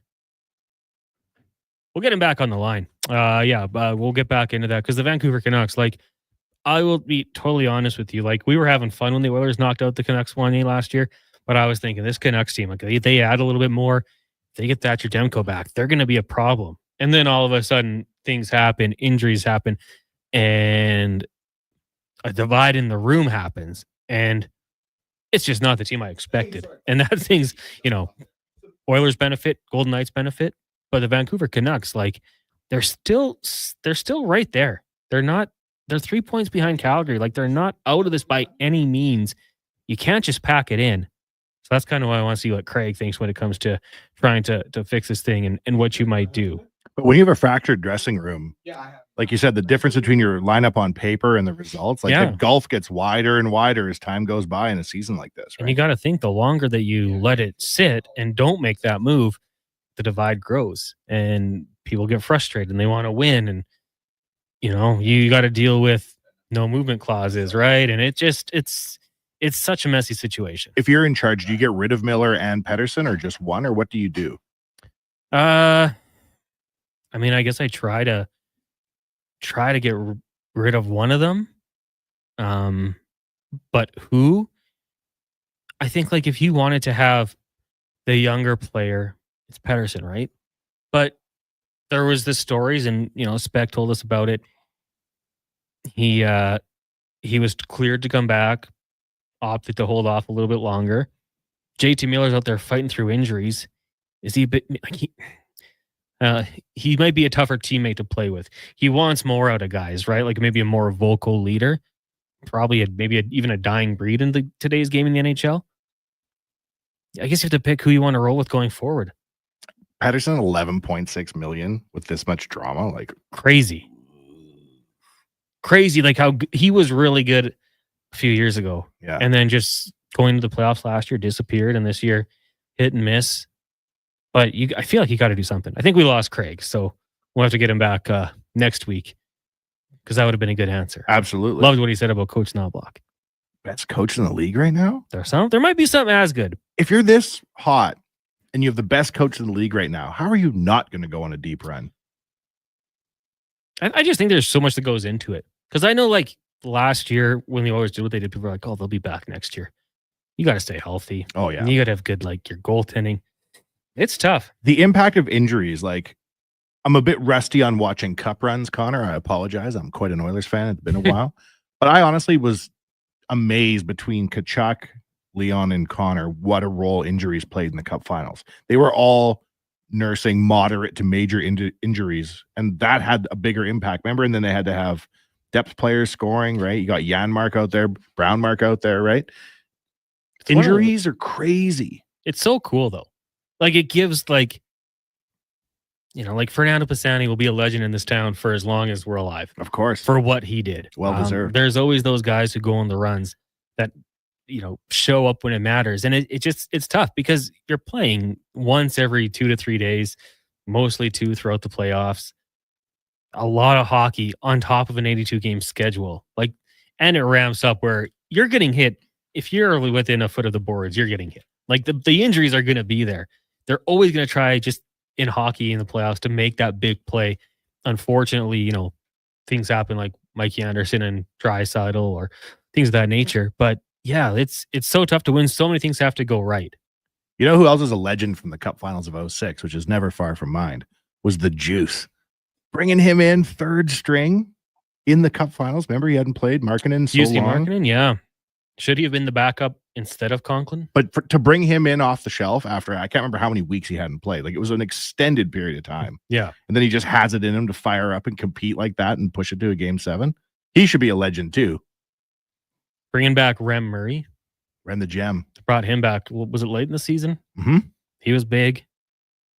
Yeah. Samsonov. Remember that goal he scored against the Sharks when he came out of the penalty box? Oh, man. I could watch that every day for the rest of my life. Spacek. So he was in the mix. Oh, yeah. Number 6. Yaroslav Spacek. Spacek, yeah. Pekka picking it up when it mattered. Boy, Pekka had nice teeth. Remember those teeth? No. No? He got his face rearranged once, being hit from behind, and then he got all new veneers when you hadn't really seen veneers all that much. Yeah. Looked good. Like James Neal. Oh, remember James Neal's teeth? Absolutely. Absolutely. Top teeth. More names rolling in. Perplexed Weber fan. Utah Salty Pickles. Utah Pop, like Utah Jazz. We're just going music genres. Utah Pop. Big Wally's House is Rough Riders. Utah Mormon Militia. There's a lot of people with their Utah names. A Yeti is a cryptid with many identities around the world. While the Yeti hails from, this is fantastic, the Himalayas, if you were in the Utah backcountry, you're more likely to encounter one of Yeti's cousins like Bigfoot or Sasquatch. So really, Utah is co-opting the name Yeti. I do like the name they have adopted. They should just keep it. Did you send that in, Declan? That was very complete. Very well thought out. Not me. I asked the question, how tall is a fictional character like a Utah or a Yeti? And Declan was like, hinting that they exist. Do we think they exist, just while we're on the topic? No. There was a pretty crazy video, I think it was last year, that came out of somebody on like a boat tour, and they panned over to the bank, and there was a weird beast walking, and it sat down. Do you ever see that? Nothing? All right. Like a Bigfoot? Yeah, it looked like it was a video of a Bigfoot. It was the most convincing video I've ever seen. Mind you, I get tricked on the internet every 15 minutes by fake videos right now. Yeah. Not real? You don't think Sasquatch are real? How have we not found one yet? Because they're tricky. I don't know. I want to believe. But I got to look at the facts. Of all the things we're not supposed to believe in, Connor, what do you believe in the most? UFOs, Yetis, that sort of thing. UFOs for sure. Yeah? Unidentified flying objects? They're real? I think so. Now we're talking. We can't be alone in this universe. It's too big. Utah UFOs? That's a good one. The U? Alliteration. Yeah. They could have one that like comes into the rink and shines down. That would be. We were talking about this the other day. Do you remember when the oil rig got introduced in the old arena and they had it up in the eaves? Absolutely. And it was before the internet. So all the Oilers fans filed in and everyone saw the oil derrick, but no one knew what it was. And then it started coming down from the roof. The audible gasp of all the Oilers fans still rings in my head. What a time to be alive. Delta Golf and Brewster both said Utah a putty tat. Both said that. What? Like a second apart. Tyler Millwood said Utah, I-taw, we all taw. That could be their chant. Utah, I-taw, we all taw. Do Utah folks like chanting? Oh, yeah. Is that a thing? Absolutely. Utah Stink Badgers. A real name, apparently. Stair Farmer. Awesome show. Well, thank you. The oil derrick was epic back in its original days. Right? Yeah, absolutely. Oh, man. It would, like, because that's when you knew to like get ready, because it would come down slowly from the I must have been, I don't know, 12 or 13 when it came out, but I was at the game. And I remember when it hit the ground, like hit the ice, everybody's just going so crazy. And then the fireworks started shooting out of it. Yeah. I damn near shot out of the seats and into the night sky. I was so excited. But how many games, like, you during 06, you went to a few of the games? Of the Cup run? 2. Yeah, 2. So I went to 3. Well, let's go back to like the late 90s. Balfour. How many of those games did you go to? So I was a weirdo, remain it to this day. I shoveled snow for all my neighbors, and I had one season ticket to the Oilers. Oh, From really? like 1995 to 1999. I went with my grandma. So I was going to all those like the Dallas series, the Colorado series of the late 90s, your boy was glued to those seats. Those were awesome. Those are great times. The I think it was like a Mr. Sub foam thing. Yeah. Yeah. Had one of those. That was a good time. Those were great. Good times. Mighty Crowbars just sticking with the original. Stormin' Mormons. JDO says Utah Tatas. Like, would you rather see Utah Hockey Club or something completely inoffensive and normal like the Utah Storm? I'd rather see Hockey Club. Yeah, you know what? I kind of agree with you. I didn't hate the Washington Football Club before they became the Commanders. Yeah. Team. And I thought that was even better. Team, And I thought that was even better to your point, Connor. Washington Football Team. That's what it was. Mm-hmm. I guess I didn't love it that much. I've moved on quickly, but yeah, I don't know. I thought it was like a clean, crisp logo, and yeah, the HC. If it's not the Yeti, I would be okay with them keeping it. The Storm. You might have just stumbled onto one there. Well, that gentleman said it on the text line. Oh, I'm giving the credit to you. All right, now I'll take it. Russ in the Burn says I went to one Oilers game last year, Game 5 against the Stars in Dallas. Oh wow. Those fans stand like the entirety of the game. Yep. Annoying on TV. Great atmosphere. Great atmosphere. I went to a game in Dallas last year. Granted, it was NBA basketball, but still. Yeah, granted, it was the CF or college football draft. It was just signing day. It was just when the kids out of high school decide which school you flew down for signing day. Ross in the Burn doing it in a box suite class, all class. I wonder how much was a beer there. Some of those American cities aren't as much as you'd think to get a box because a lot of them, they're like NBA barns and the hockey ones aren't used. So I can't remember what arena. Someone was telling me they got a box, all you could eat, all you could drink. It was like $1,500 US. Russ said free in a suite. So there you go. Declan, your mic's on. I was just going to say, I can tell you the price of the beer at the American Airlines Center. Off the top of your head? Yeah, it was that makes sense. Well, it was $13.50. I remember one time I went to the Justin Timberlake Justified tour in Toronto, and I was the only person in the beer thing. This was before JT had caught on with adults, so it was just at the end of NSYNC.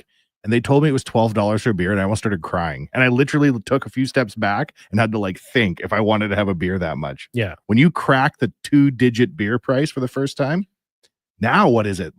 There's an NHL arenas where it's like $20 US for a beer. I remember I went to a UFC event in Vegas in 2020. And I'm pretty sure the beer was either like $19 or $21 or something. It was US. Right. Yeah. US. It was ridiculous. Especially in Vegas where you can just go to like the ABC store or somewhere else and get like $1 beer. Probably can't sneak it in, but yeah. I got a Chargers game once and it was like $12 for a little plastic bottle. It's nuts. Very quickly. Sizzler says, do you guys think Jeff Skinner is gone by the deadline? Sure looks like he's at the end of his rope, not improving. Pretty bad last night again. Well, that's going to be up to him. He's got the no movement clause. So if he wants a different opportunity, I think he'll get it. Never forget the lessons we learned from Connor Brown last year. Somebody who goes stone cold for an extended period of time, but has a track record of scoring. Who knows what Jeff Skinner could turn into in the playoffs? He may heat up. He may have all these goals left in the tank because he wasn't scoring during the regular season. We were ready to shoot Connor Brown into the sun when he was on that cold streak. But he had the injuries. Fair. If I'm playing devil's advocate. Then he caught back up on our hearts and minds with how hard he was trying them. Remember when he scored and people threw hats on the ice? Yeah. He scored a couple. That's how you do it. It was like six goal of a game goals, right? Yeah. Yeah. Unbelievable. Doesn't matter. What a moment. Let's take a break. When we come back, more of your texts, 1-833-401-1440. We're going to get to 5 questions as well. It's the Jason Gregor Show on Sports 1440, Oilers Nation, Facebook, YouTube, and X, Sports 1440's Instagram account, brought to you by PlayAlberta.ca. We believe that great projects start from the ground up. Well, to be accurate, great projects start from the underground up. We're GS Construction, and from pipes to drainage systems, we're always laying the groundwork for a better future for Edmonton. While the month of January may be slow for some, GS Construction is gearing up for a busy year ahead, preparing to build, repair, and replace tons of infrastructure to keep your systems running smoothly. To find out more, including new job opportunities, visit gsconstruction.ca. Hockey is back, And Play Alberta, Alberta's #1 sportsbook and official partner of the Edmonton Oilers, has you covered with bigger offers, boosted odds, live betting, player props, and more. New to Play Alberta? New players now receive $200 in free bets just for signing up. You already play? Get a $10 free bet for every $100 you bet. Every week, all season long. Visit playalberta.ca and make your picks today. Bonus terms and conditions apply. When you live in northern Alberta, you need a vehicle that is built for this climate. That's the all-new 2025 Jeep Compass, and you'll find it at St. Albert Dodge. Now, what can I say? It's a Jeep. It's a 4x4, so it's totally at home driving on snow and ice. And it's got some great standard features like an 8.4-inch touchscreen, keyless entry, and heated front seats. As I said, northern Alberta. And all starting from just $34,900. Head up the trail and see how easy it is to do business at St. Albert Dodge. Scott McGilvery here, HGTV host and renovation expert. The one upgrade I know homeowners will love: better, fresher Culligan water straight from the tap. Culligan's Aquasential reverse osmosis filtration system takes your water to the next level. With up to 7 stages of filtration and 14 filter options, they're certified to reduce over 90 contaminants. Your tap water is about to get a major upgrade. Safer water that tastes great. Get started with a free in-home water test at Culligan.com. Culligan, water you love. McDonald's presents a hockey showdown like never before. McDavid versus Matthews. There can only be one winner, competing for all the glory and all the prize. The new menu features top shelf plays like the Smoky Quarter Poppy and the Big Mac David, so everybody scores, with even more delicious options like the Spicy Junior Chirpy. Now that calls for a silly Sunday. The Showdown menu, now available at McDonald's. It's a new year, and the Brick is clearing out their old inventory. They're blowing out furniture for up to 60% off the original price. With in-stock items ready to go and additional unadvertised discounts, check out your nearest Brick location to save up to $1,300 off sofas, up to 25% off bedroom and dining, and up to 40% off mattresses. Plus, more deals in every department. Some exclusions apply. The Brick, saving you more. Edmonton, step up your shoe game. The all-new Skechers store is now open at West Edmonton Mall. Don't miss our grand opening event with great deals. 30% off all Skechers footwear and 50% off apparel. Spend $100 or more and get a free performance water bottle while supplies last. From performance shoes to stylish sneakers, we've got it all for the entire family. Your perfect pair of Skechers awaits at West Edmonton Mall. Skechers at West Edmonton Mall. Grand opening week happening now. Come in today.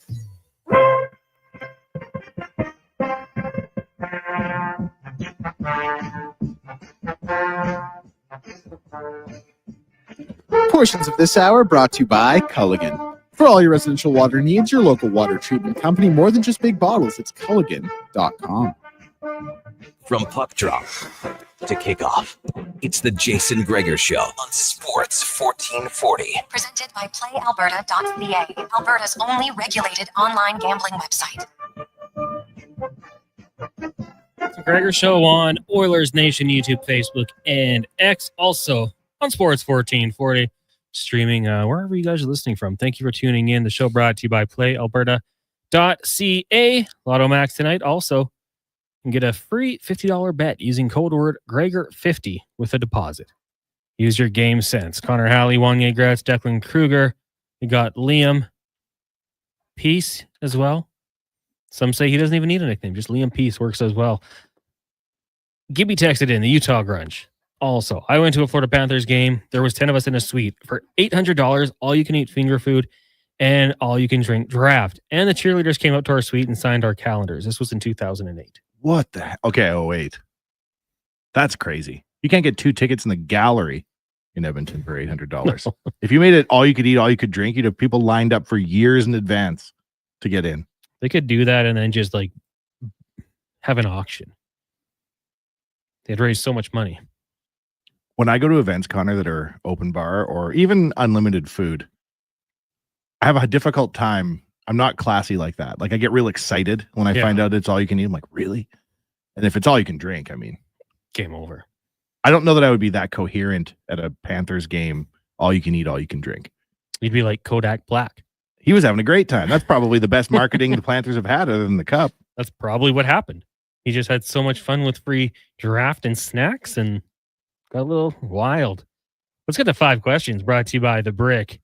You can get up to 60% off clearance items, plus incredible deals on overstock, scratch, and dent products. Save up to $1,300 off sofas. I should get in there. And get 25% off bedroom and dining furniture until January 30th at The Brick.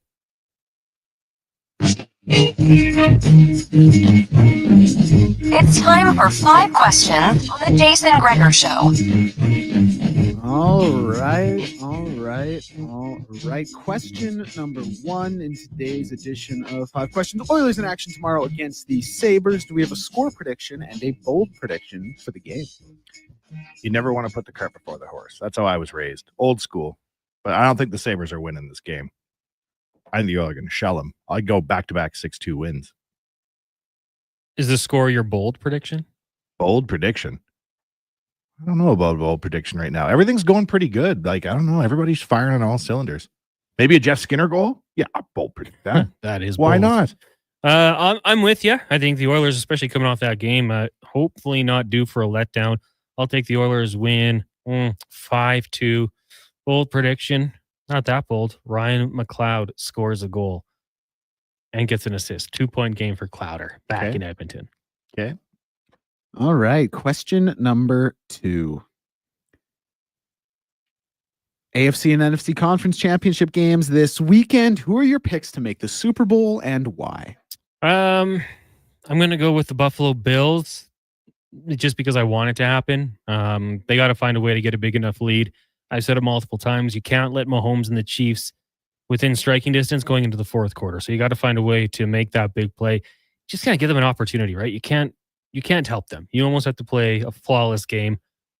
So I'll take the Bills to get it done on the road. And then I will... Oh, and James Cook's going to have a big game. And then on the other side, as much as I'd love to see the Commanders, I think it'll be the Eagles at home getting it done. So Philadelphia, Buffalo, Super Bowl. If you think the NFL is going to let Taylor Swift's marketing engine not be present at the Super Bowl, Connor, I don't know what you think or how you think, but it's a Chiefs-Eagles Super Bowl, and they've already going to have there's going to be a proposal at center field after the game, and all these Swifties are just going to like attack the stadium like zombies in World War Z because they're so excited. That's the Super Bowl I envision. Brought to you by Pepsi. Question number 3. I was doing a list of top NBA players the other day when Liam was on the stream. I had Kobe come in at number 9. More than reasonable, by the way. Liam got a little heated about it. So I'm asking you guys, where does Kobe rank in your top NBA players of all time list? First of all, don't antagonize LP Smooth. Yeah. He will sort He wasn't you out. LP Smooth at the time. He's always been LP Smooth. He just didn't know he was, and he may not be. There might be a better name out there. My top 3 players, you have to put Michael Jordan as number 1. Facts. I think I would put Kobe as number 2, to be totally honest with you, God, Declan. The desire, I man. almost just shut your mic off. The desire, the effort. That one time he hurt his shoulder and was hitting things left. You know, he never shot 47% in a season in his career.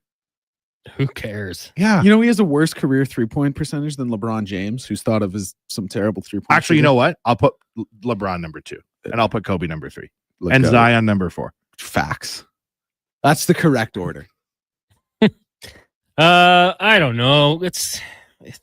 He's not 1 or 2. He's not 3 or 4. I'll throw him at 5. I love the intensity that he brought, the wanting to win, getting mad about losing. Not everybody hates to lose, and I think Kobe truly did. So yeah, I'll put him at 5. Did you love the intensity he brought when the first year Shaq left the Lakers? They went 34-48 and were the 12th seed in the West. You have him at number 9. Why are you slagging on him so much? No, I know. It's goodness. crazy. I have him as a top 10 player of all time. Hey, I just because Liam was giving me such the business. And I Who was else like, do you have in your top 60? Guys that you don't even know are there. Yeah, it's true. My top 60 was I was forgetting some players because I got to like 60. I got to like 55 and I was like, oh, I forgot Wes Unseld. Oh, I forgot Elvin Hayes. Oh, I forgot Clyde Drexler. I forgot Kevin Garnett. So I had to revamp it a little bit. Who on earth rattles off a 60 NBA player list? Declan? Well, my phone, I had to charge my phone and the charger's out there in the other room. And Liam was obviously running the stream like I mentioned. So I was like, okay, like I have some time here. So I just grabbed a notepad and rattled it off. Yeah. Question number 4. Which NHL player is having the most surprising season to you in a good way, and which NHL player is having the most surprising season to you in a bad way? I suppose in a good way. Maybe surprising, I don't know, but I've really respected what Cole Caulfield has done this year. Switching to number 13 for Gaudreau was pretty cool. 44 points on the season, 24 goals, doing so in 27 minutes. He doesn't get the heavy minutes among some of the other elite goal scorers. The next closest to him in terms of minutes on ice would be Ovi at 17, and then Jordan Kyrou, and he's got more goals than them. So when it comes to players who are, I suppose, lighting it up, I've been a fan of him. I don't want to say it. There's a guy in town that I think Skinner. Jeff Skinner, underwhelming would be an understatement. We thought this guy's a 30 goal scorer minimum, and it just hasn't worked out. So it might be just the familiarity, and he comes to mind, and we've talked about him a little bit, but unfortunately that's just been maybe one of the most disappointing storylines for me. A bit of a homer, so a good season unexpectedly. I had reasonable expectations for him, but he's exceeding them. Corey Perry, I think, is a great story for a good season. And Pettersson, man, for 11 point, whatever the heck, I think it's 11.6. And then to be pulling yourself or not putting yourself back in the lineup, this is an insane disappointment for the Canucks, but well-deserved. Question number 5. You guys know it. You guys knew it was coming. That's how I do it. Mount Rushmore season. So I ask you, Mount Rushmore meaning 4, of course. What is your Mount Rushmore of things that are overrated? I think you're up, aren't you? Am I up? You're up. This might be a little bit contentious. The number one thing that I think is overrated, Declan, it would probably be 2 of the presidential heads of my Mount Rushmore, is the UFC. Okay. Wow. I really don't like the UFC. I like that you're coming in hot with this. What's a good answer? It's too close to gladiator fighting. And I think it's really hard on the one hand to be a big hockey fan, and we really don't like violence in hockey, and we don't want people fighting. And as the co-owner of hockeyfights.com, we're always in an argument with everybody who wants to argue about violence in sports. And then simultaneously of the UFC just rolling along with no sport, just fighting, and somehow that's okay. Well, the argument would be it's 6 sports mixed into one. But there's no outcome except somebody gets beat down. There's no score or a net. Or, you know what I mean? Hockey fights are a game within a game. Yeah, I definitely get where you're coming from. Yeah. I also don't like Sprite. That's a good one. Yeah. I mean, it's a bad choice, but it's a good answer to have for the question. Oh, I see. I just have always thought Sprite's kind of gross. Not a big fan of, well, shoot. That's only 3 things. Connor, throw to you.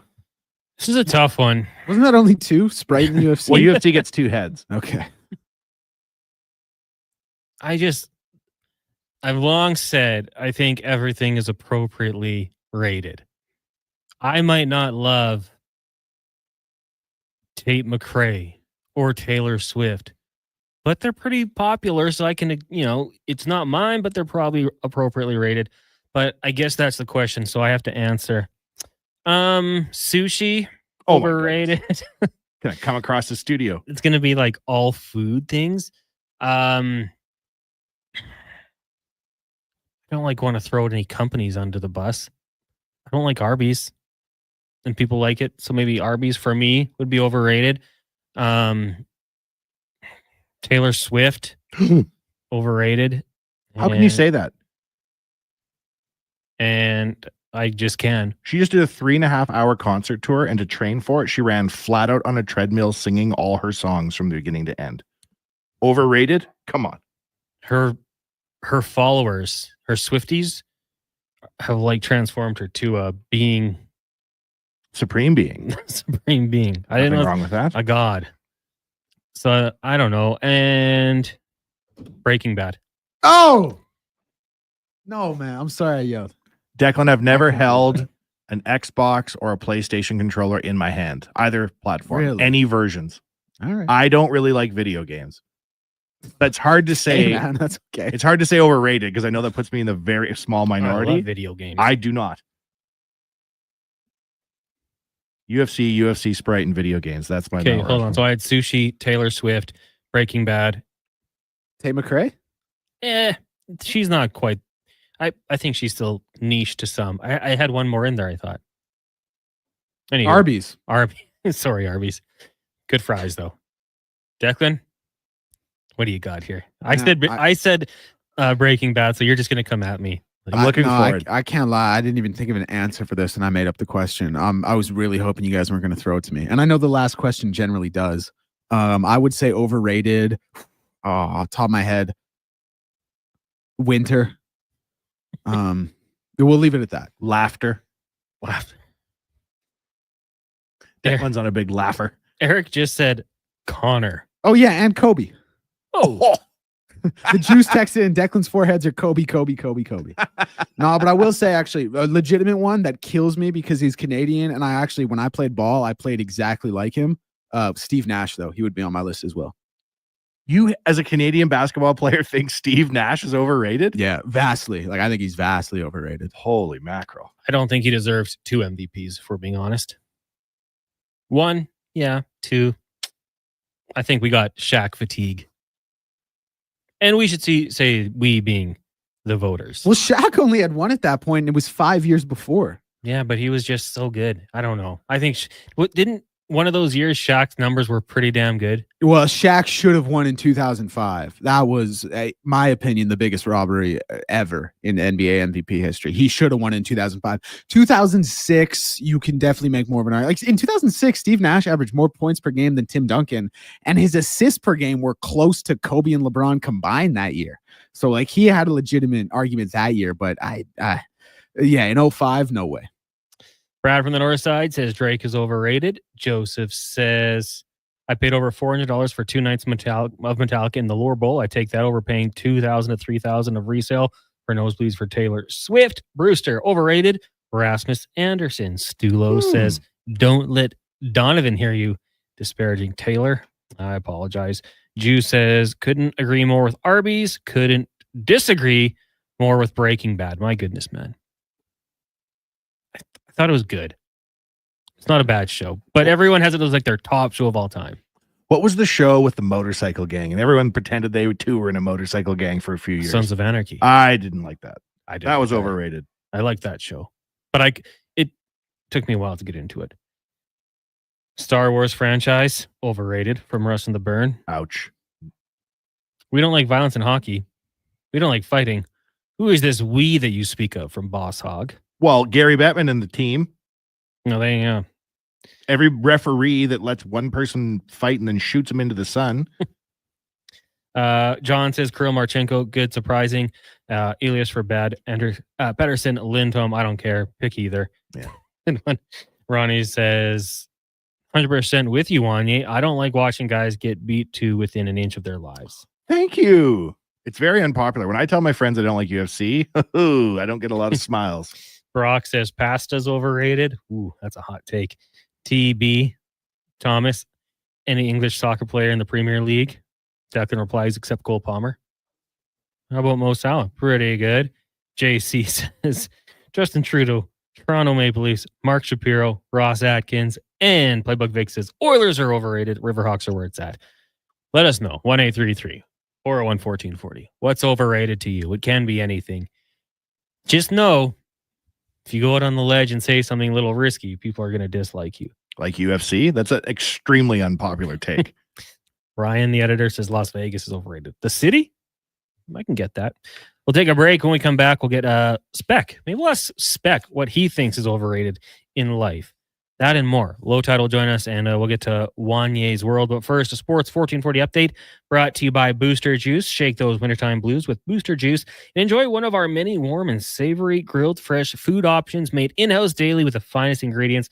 Visit a Booster Juice today or download the Booster Rewards app. Here is Declan Kruger. This is the Sports 1440 update. And for your Sports 1440 update, 4 games in the NHL. The first 2 set to go in about 25 minutes time here. Flyers and Islanders and Golden Knights and Stars. Lightning and Blackhawks and Utah Hockey Club and the Winnipeg Jets also in action. Both those games with a puck drop at 6 p.m.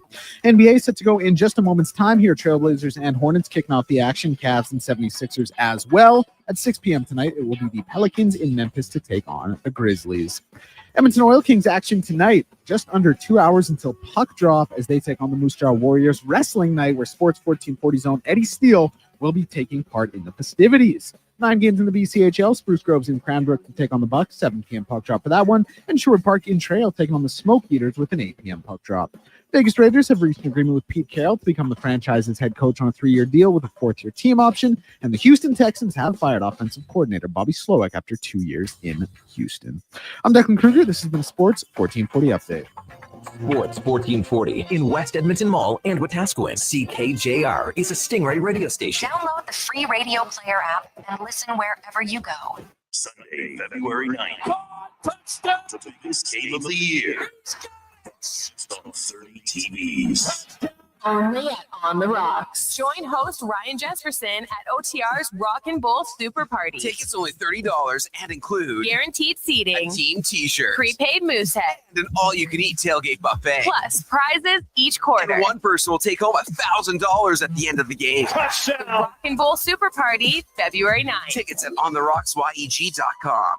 Just when the weather is freezing your nosy, someone's got a new menu that's tasty and cozy. What? It's Booster Juice. Now you can warm up and chow down with a savory selection of grilled fresh favorites. Breakfast wraps, chicken wraps, grilled cheese, steak, and chicken paninis. Topped with melty cheese, creamy pesto, spicy chipotle. Grilled fresh options made in-house, warm and delicious. Made daily with the finest ingredients. Cozy comfort food at Booster Juice. Download the Booster Rewards app today. Japa Machinery Group knows that XCMG may not roll off the tongue, but Japa's team will help keep your construction jobs rolling on time and on budget with heavy equipment sales and rentals. Visit japamachinery.com to find out more. Attention drivers, it's the midwinter tire clearance sale at Fountain Tire. Right now, you can save up to 20% off all in-stock winter tires. That's right, premium brands, unbeatable safety, and incredible savings. But don't wait, this sale ends March 8th. And once they're gone, they're gone. Contact your local Fountain Tire for complete details. You've got a go-to coffee spot, a trusted barber, even a lucky game day jersey. But when it's about looking your absolute best, there's only one name you need. Mr. Dirk. Family run since 1939. We're experts in crafting impeccable tailor-made suits and offering a wide variety of everyday styles. Pair that with personalized one-on-one fittings and the convenience of on-site tailoring. Mr. Dirk elevates your style game. Visit our Edmonton store or explore MrDirk.com. Score big on style with Mr. Dirk. From the casinos of Vegas to the bingo halls of Leduc, everybody wants a piece of Lady Luck. And what thanks do I get? It's like I don't even exist. There's no such thing as luck. If you gamble, use your game sense. Visit GameSenseAB.ca. If you live or work in the country, you need your water well in top condition. Wash away any doubt with Caliber Drilling. Experts in residential and industrial water well services with over 20 years experience and a team of dedicated journeyman drillers, plumbers, and electrical technicians. Need a new water well or work done on your existing well? Keeping you well maintained and well serviced is their #1 priority. Financing is available. Visit caliberdrilling.com for a complete list of all drilling services or call 780-960-2992.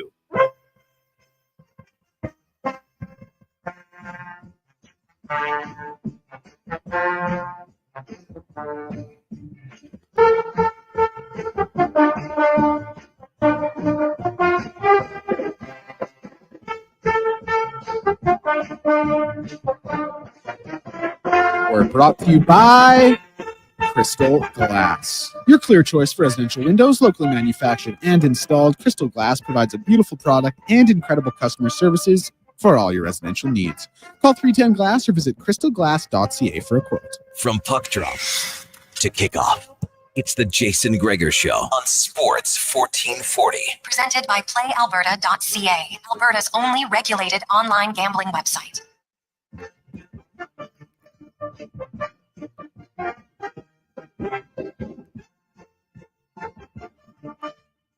In 40, Connor Halley, Wanye Gretz, Declan Kruger, and Liam Pease with you here on Sports 1440 and Oilers Nation Facebook, YouTube, and X brought to you by playalberta.ca. Lotto Max tonight. Also, going to get a $50 free bet with promo code Gregor50 when you make your deposit.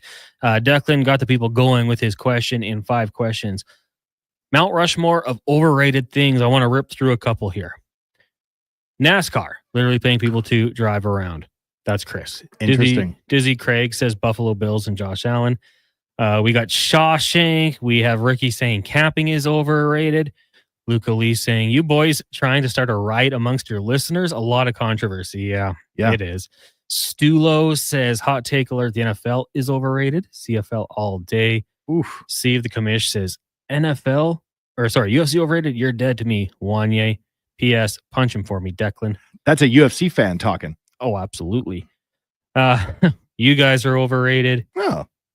Where's Gregor? No, he's on vacation. Also a horrible radio. Yeah, Gregor will be back in 10 days. And for us to be overrated, we would need to be being praised. No one's praising us. Yeah. We're underrated and dissed. Yeah, exactly. Let's get to the spec report brought to you by GS Construction. They specialize in underground infrastructure. They make your life more enjoyable with running water and indoor plumbing. They're the grinders of construction. GS Construction. Mark Spector of Rogers Sportsnet joins us. Spec, good afternoon. How's your day going? Oh, it's going pretty good, boys. Friday afternoon. Let's go, man. Weekend's about to start. Let's happen. Absolutely. Yeah. I'll pose that question to you as we've done in the past. You don't have to give us 4, but is there anything that comes to mind to you when you think of overrated things? What's overrated out there? Well, let's see. What's overrated? UFC's overrated for sure. No question about that. What's overrated? I would say Elias Pettersson's overrated. All right. I would say social media is overrated for sure. Like, I don't know. It started out pretty good, but it ain't going so well now. What else is overrated? Geez, that's a good question. What's something that everybody likes that I think is gross? Like sushi. No, I like sushi. Social media is not a bad call at all, Spec. Social media is totally overrated, right? Yeah. We'd be better off without social media. Yeah, you're not right. I don't know. Now all we're doing with social media is figuring out how to have it not cripple our children in our society. Like, didn't we bring it on to be a good thing? Now it's this giant danger. Like, what happened here? It's just the way human nature maybe are ruining these good things.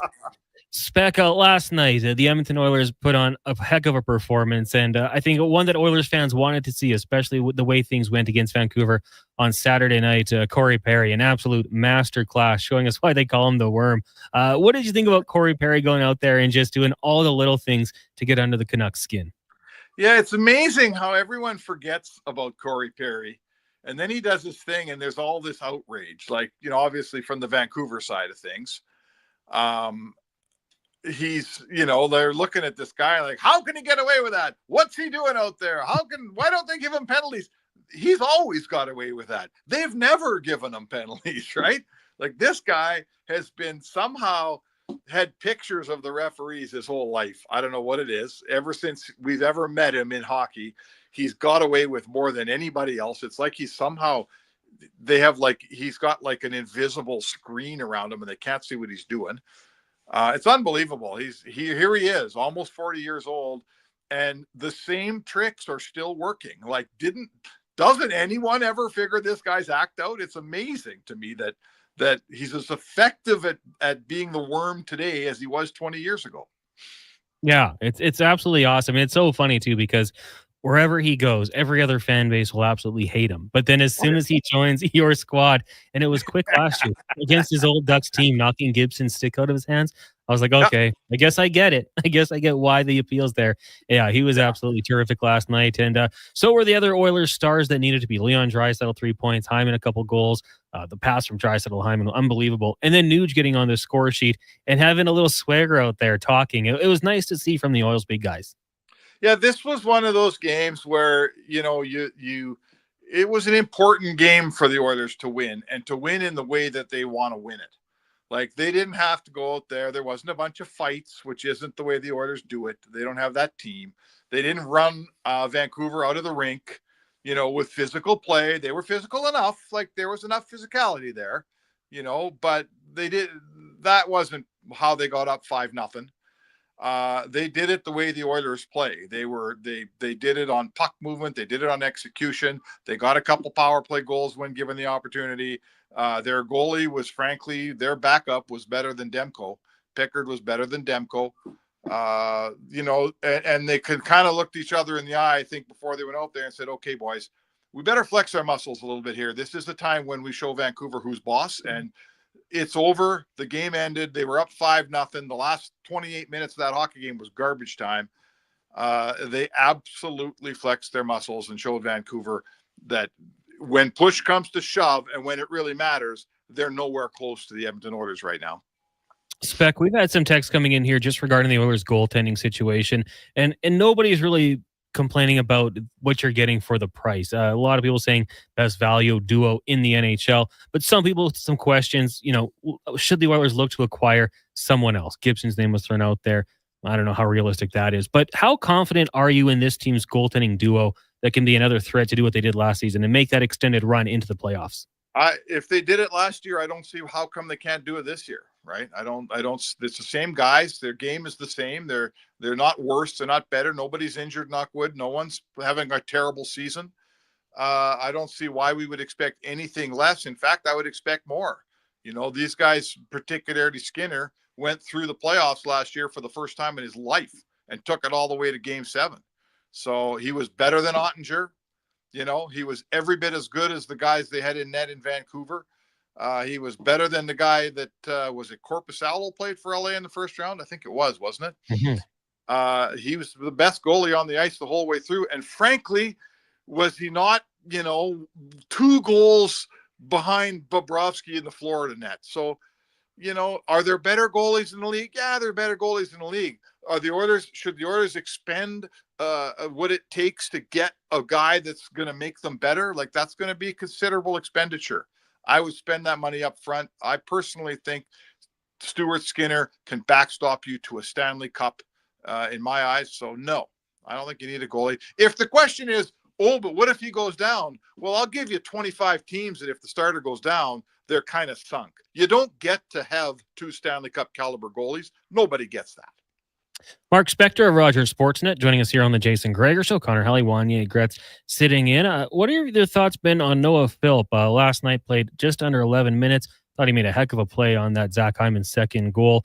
We've seen him now for 5 games, I believe. The ice time hasn't really been there, obviously playing fourth line center. But what have you thought about his play?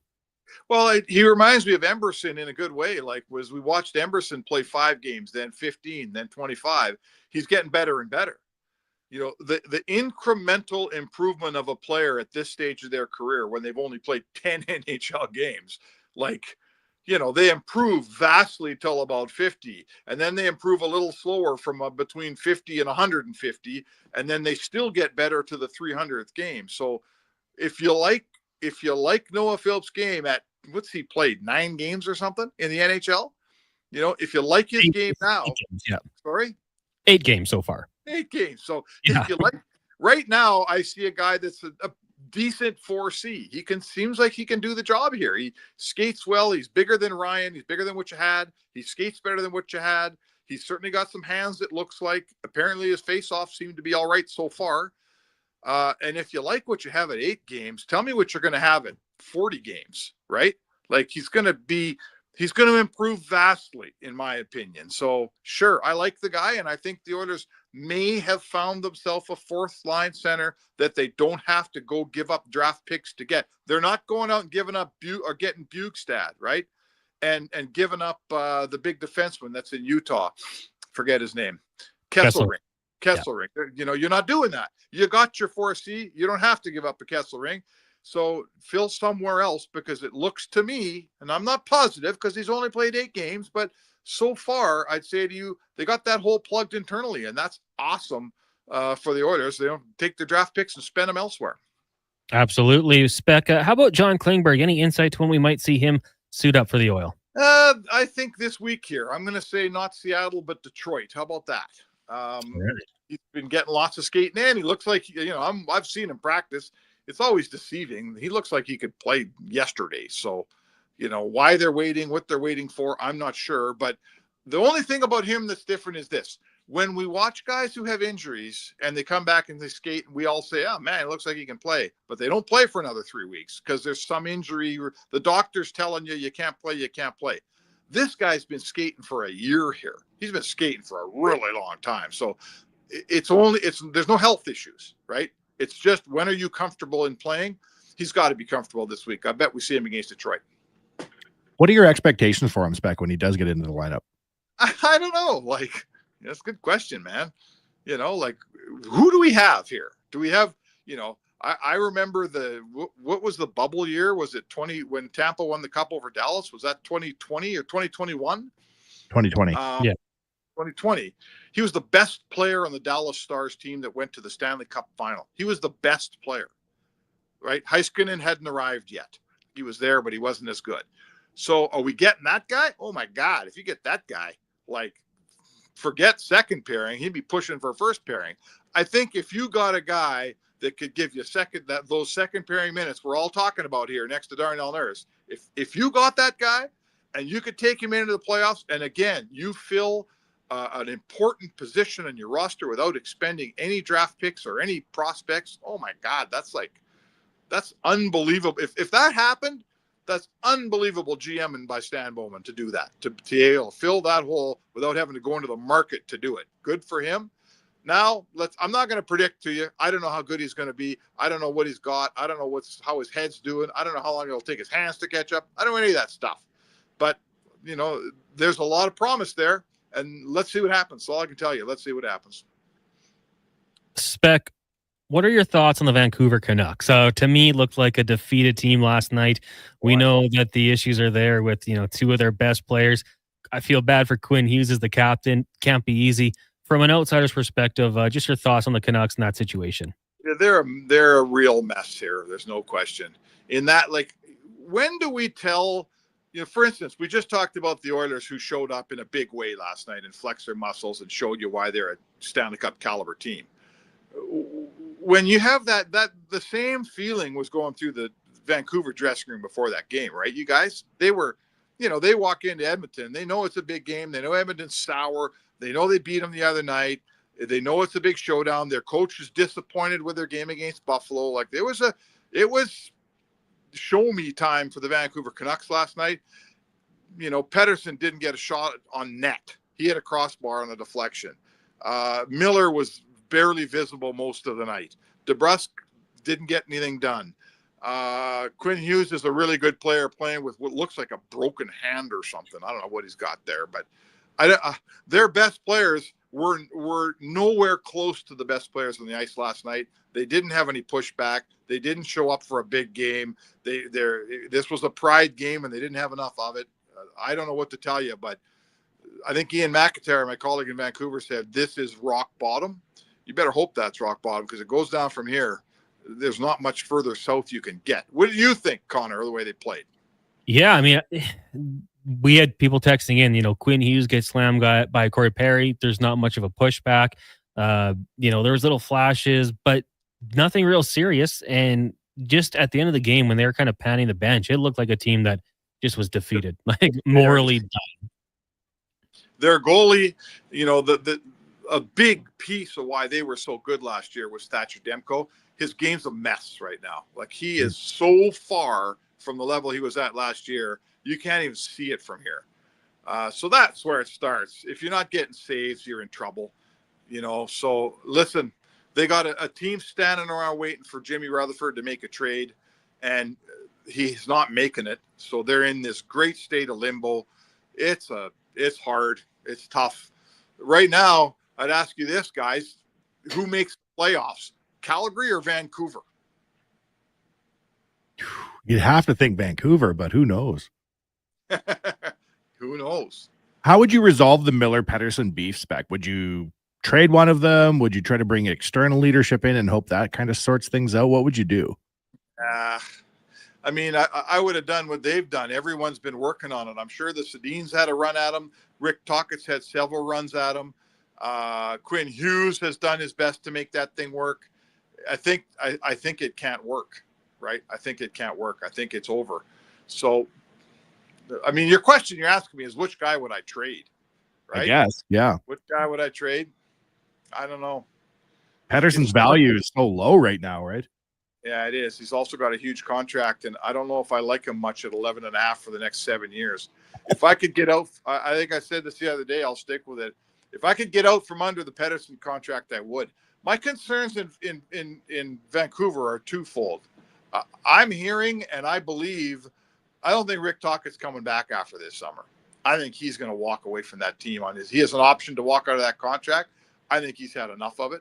Quinn Hughes is by far their best player. He's their franchise player. He's a Norris Trophy winning superstar. He's got 2 years left on his deal. I got 2 years left in Vancouver to make Quinn Hughes want to stay around, right?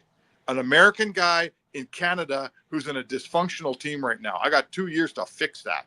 Oh boy, you better not lose Quinn Hughes. That's like Edmonton losing McDavid, right? They have to get that ship straightened out to the point where Quinn Hughes says, I'll sign an extension. And if he doesn't, if you're losing your best player, he's walking away as a free agent.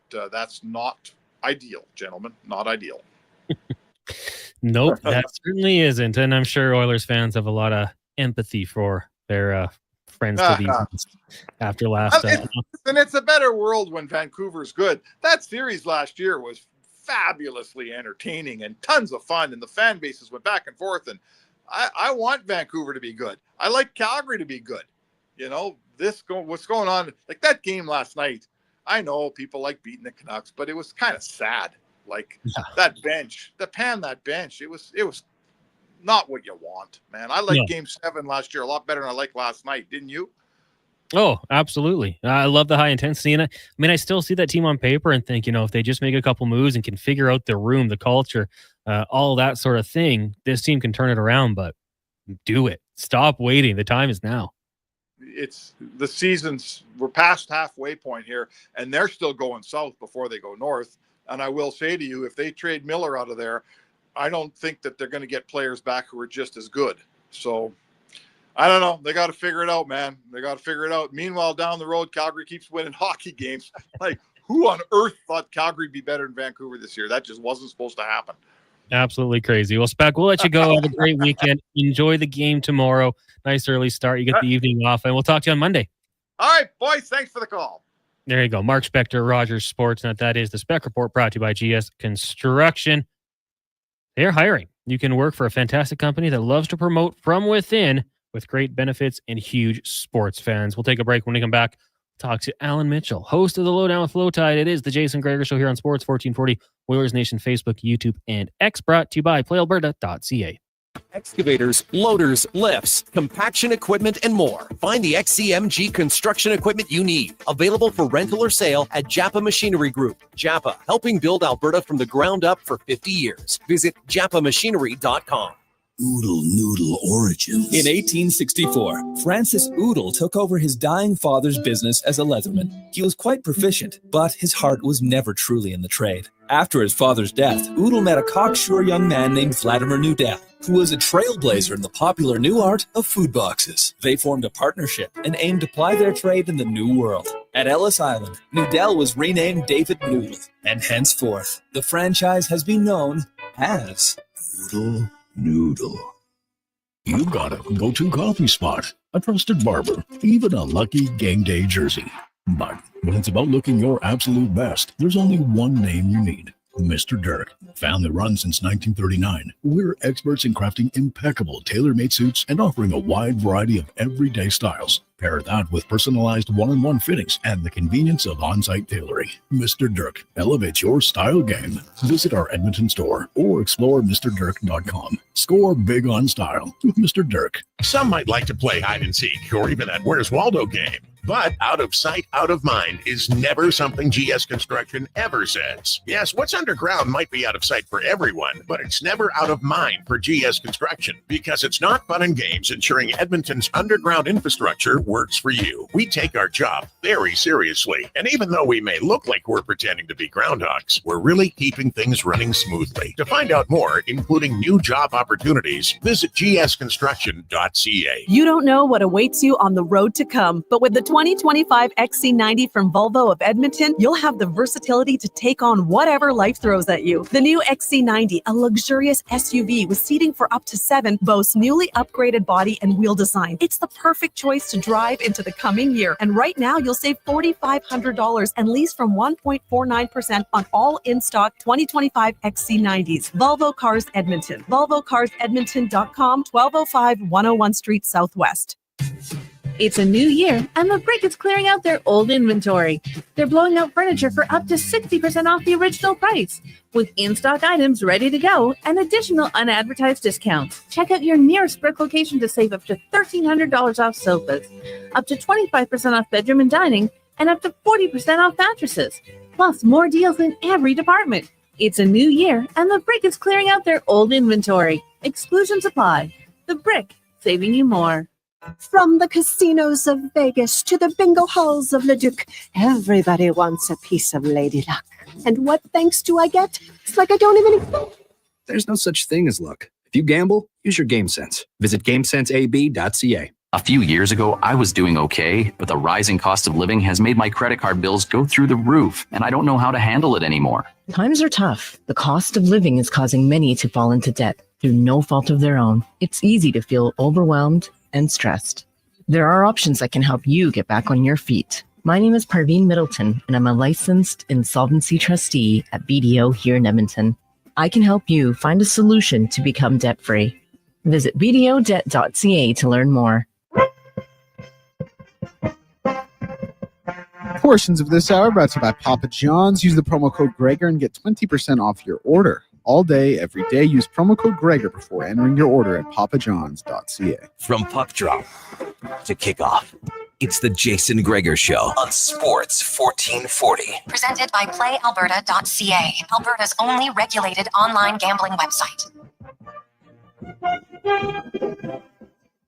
5:30. Welcome back to the Jason Gregor Show here on Sports 1440 from the EWEL studio in West Edmonton Mall. Connor Halley, Wanye Gretz, Declan Kruger with you.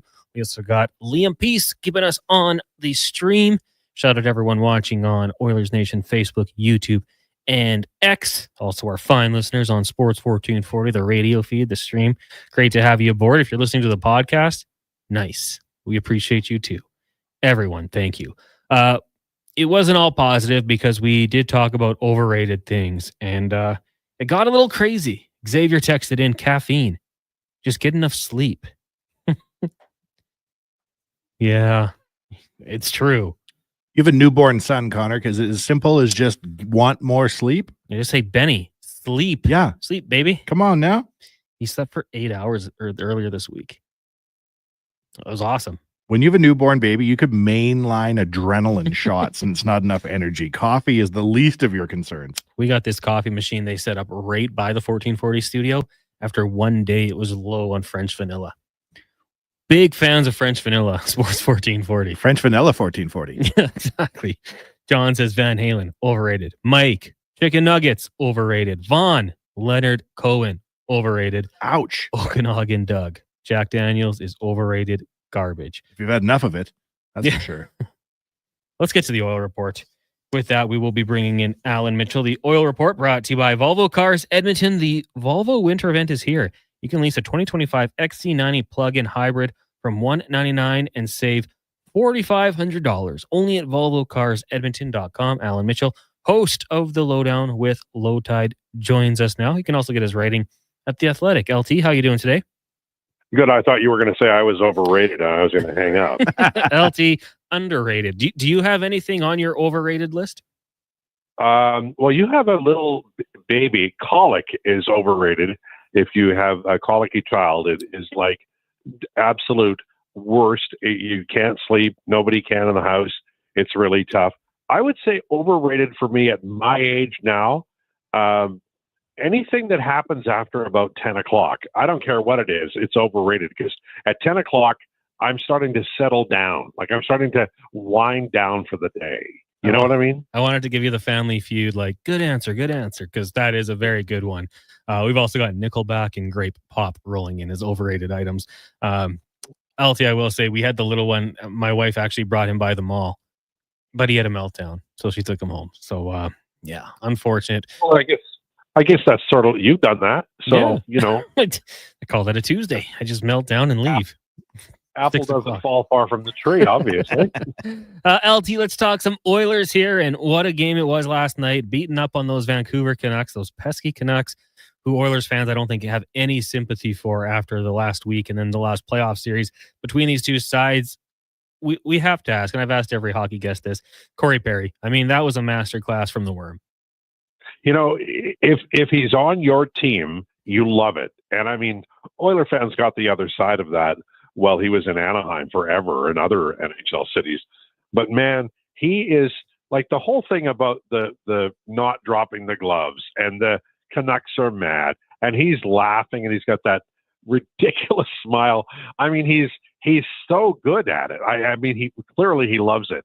But that's him, and he's a good hockey player. I mean, he's 100 years old.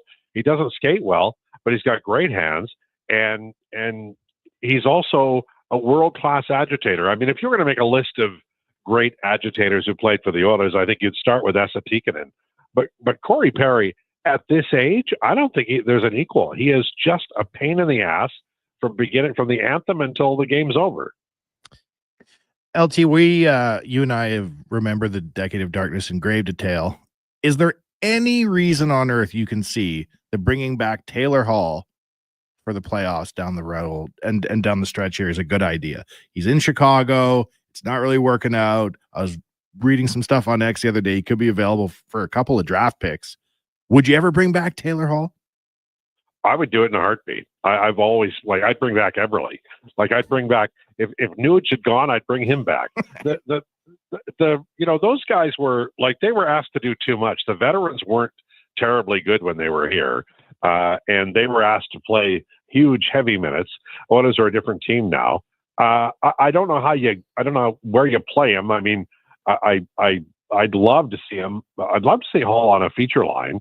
I don't know if he could be, consistent. He's an older player now, but I've watched him play. I honestly, in all sincerity, I would make a deal to bring Taylor Hall in. And I know that a lot of people react and say no, and the one risk is injury. But he's got high-end skill, and they should never have traded Hall or Eberle. So that would be, if he came back and they won a Stanley Cup, I'd be thrilled. I would like them to bring back Sam Gagner. He just signed a professional tryout. Who did he sign with? I just saw Ottawa, Big Hampton. Bring him in. Yeah. Well, and also he's like Gagner. He was willing to go to the minors just to stay in the organization. That guy. It's like a fan playing, and he was a high draft pick, and he gave this team a lot of hope when they needed it badly. I'm big on now. I mean, you can't collect all these cats. Somebody's got to.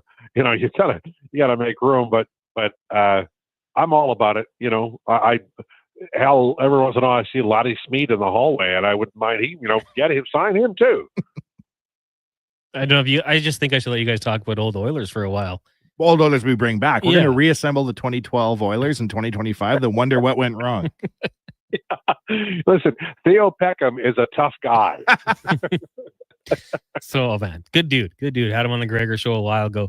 LT joining us here on the Jason Gregor Show. Connor Halley, Wanye Gretz sitting in for Jason on this Positive Friday. LT, one of the names who does get brought up a lot here on maybe not of a more popular note would be Jeff Skinner. What have you seen from him as of late? And we had a question come in. Is he moved before the deadline? What do you think? I don't think he'll move because I don't think he'll waive. But there are some signs. If you look at his scoring at 5-on-5, it's I think it's 1.69 points per 60, which is it's not fabulous, but it's not a drag. Like some other forwards, his goal share is poor, But part of that is he spent like 50 5-on-5 minutes with Connor McDavid at the start of the year, and they had 1 goal for and 7 against, and it just sewered his numbers. And I'm like, there's reasons why Skinner's not a great fit. He likes to carry the puck. He likes to, he's not terribly fast on a team with absolute rockets. So he needs to adjust his game, and he's trying. But the Oilers need to adjust their style too and play him on the power play, and they did last night. And he had 3 high danger chances. So I'm hoping that it all comes together, because he might be the guy you think you need to trade for. And I don't think he's going anywhere. So you might as well make the best of it. Had a text just quickly come in from Sean. Is this Jeff Skinner's worst season ever? I won't even look up the stats. Yes. But he is going to make the playoffs, paradoxically. There you go. LT, what do you expect from a 32-year-old John Klingberg when he does get in the lineup? What are your expectations for him? That's a great question. I wrote an article about him this week at The Athletic, and he is, every year he's played, he's been asked to play feature minutes. By that I mean top 2 pairings against elite competition, and there's been no, not even the beginning or the chances of him playing a depth role. So I think it's all or nothing, guys. I honestly do. I think this is like High Noon. Probably nobody but me has seen that movie, but it is like it's a shootout at high noon where they're going to put him in the lineup. They're going to give him, I'll say 10 games, and if it doesn't work, then I think it's going to be over in a hurry. But I also think that the numbers show that when he has played, he's not ever going to be a good defensive player, but he can move the puck, and he does have good foot speed. So if he plays on a team that can, if he gets the puck out and he doesn't spend much time defending, and I think that's the idea, get the heck out of Dodge as quick as you can, then I think he can have success. If he spends a lot of his time chasing the puck or trying to make sure that the guys aren't going to skate around him, I think it's going to be trouble. And then we also have to see if, he's had the hip surgery, he says he feels good, but is he mobile enough? Because when he is mobile, the world is a different place. He can really move. Yeah, I mean, if this works out, Stan Bowman masterclass, getting someone, very low risk, but potentially big upside. And LT, I know High Noon because I remember when you and I worked on a show called High Noon with Low Tide way back in the day. You know what I remember most about that show is I could never remember the password for our Twitter. I could never remember. And I DM you. What is it again? I could never remember it. And then I would change it so many times, I couldn't remember it. And I think that account is still out there. It's a pretty good followers account. We should try to sell it. Yeah. I remember Dallas Aikens DM'd me several times on that account. We got to dig those up. LT, before we let you go, how are you feeling about your Eagles this weekend against the Commanders? You know what? For me, it's like when you're at Vegas and you put in money, like when you're at the airport and you get $5,000 for free. I'm just playing on like this. I did not think this team was going to be here at the beginning of the year. I thought they'd fire the coach. I thought it'd be a year in transition on both lines. I had no idea the Giants would be as dumb as they are and, let Barkley go. So all I'm looking forward to, honest to God, I'm looking forward to a game where the Eagles have a chance in the fourth quarter. Washington's a good team, but I think the Eagles might be going to the Super Bowl. It's probably a pretty good pick, Al. Thanks for doing this today. We will talk to you on Monday. And hey, a nice 2:00 start tomorrow. Should be nice. All right. Wanye, you'll be wearing that Eberle Oilers jersey by the deadline. How about that? Don't tease me, LT. I've never washed my Eberle jersey. It remains in the closet. I would be so happy to see Jordan Eberle come back. Man, that'd be a day. All right. Have a good weekend, guys. See you, Al. That is Allan Mitchell, host of the Lowdown with Low Tide. You can hear him on Sports 1440, Monday through Friday from noon to 2. The Oil Report brought to you by Volvo Cars Edmonton.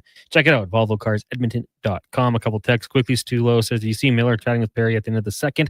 Maybe he was asking Perry to put in a good word with Bowman for a trade to a decent team.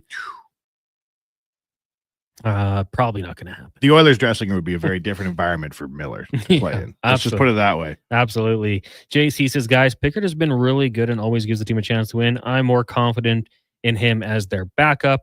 And then Cole says, you think the Oilers would not sign Bouchard and try to sign Hughes in 2 years? No. I don't see Hughes leaving Vancouver. Do you, Connor? I think if nothing gets settled, yes, but I think he would not sign with the Oilers. I think he'd end up in the States. In New Jersey. Oh. Think about it. Not too many people put that connection together, but I do. If I had brothers in the NHL, heavens knows I'd want to see them every day, like when we were little kids and playing the same team. Very quickly, Boxman Matt says, great pop, overrated. Playbook Vic says, I'm only 40 and anything after 8 p.m. low tide. So yes, late nights. Daniel in Bachwald says, Canuck fans, overrated. Spell Eagles. E-A-G. I don't know, fly, Eagles fly. Don't they spell it in their song? And then Mighty Kroba says, we don't want Miller. Yeah, I don't think that's going to work out. Let's take a break. When we come back, we'll wrap things up here on the Jason Gregor Show on Sports 1440 and Oilers Nation Facebook, YouTube, and X, brought to you by PlayAlberta.ca.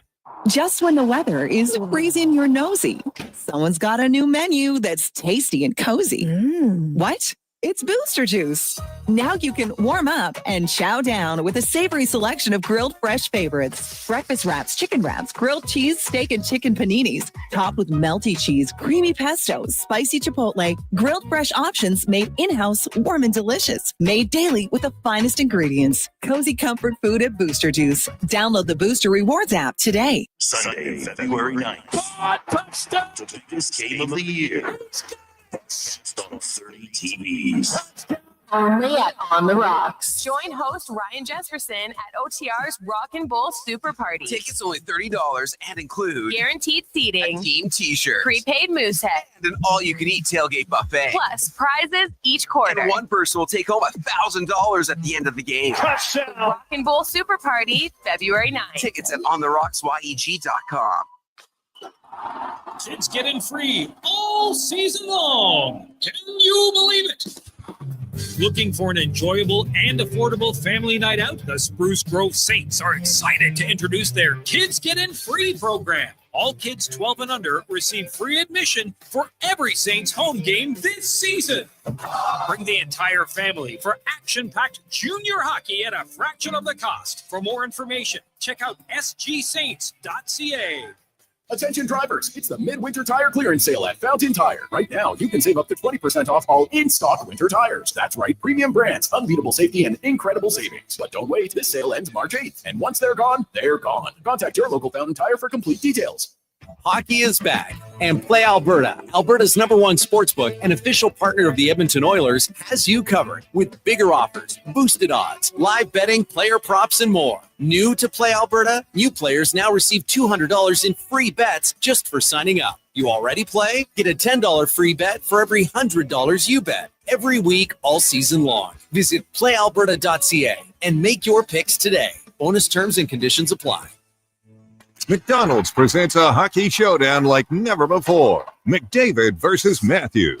There can only be one winner, competing for all the glory and all the prize. The new menu features top shelf plays like the Smoky Quarter Poppy and the Big Mac David, so everybody scores. With even more delicious options like the Spicy Junior Chirpy.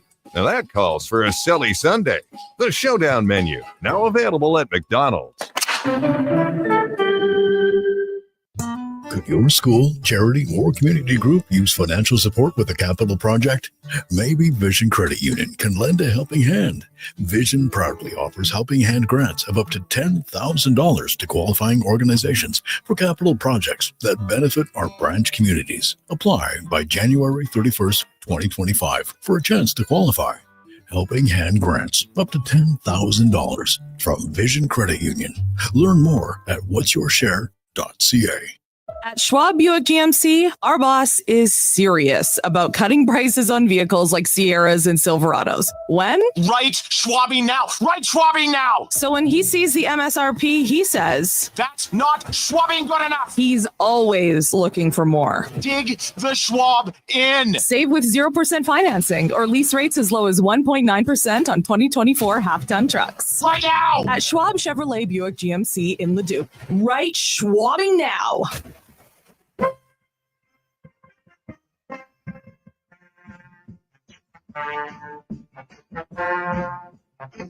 Portions of this hour brought to you by the PWHL Takeover Tour, featuring a matchup between the Toronto Scepters and Ottawa Charge Sunday, February 16th at Rogers Place.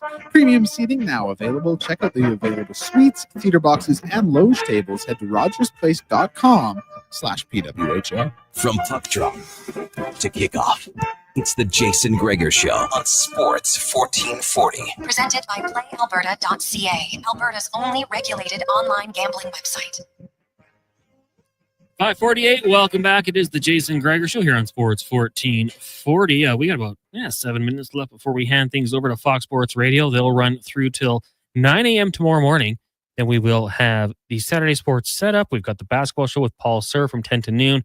Then it'll be an hour of Fox Sports before we go back to the pregame show with Andrew Walker and Donovan Paulson as the Oilers taking on Ryan McLeod and the Buffalo Sabres down at Rogers Place. Tonight you got Oil Kings and Moose Jaw Warriors. It's the Oil Rumble 2 presented by Sports 1440. If you want to go to the game tonight, $20.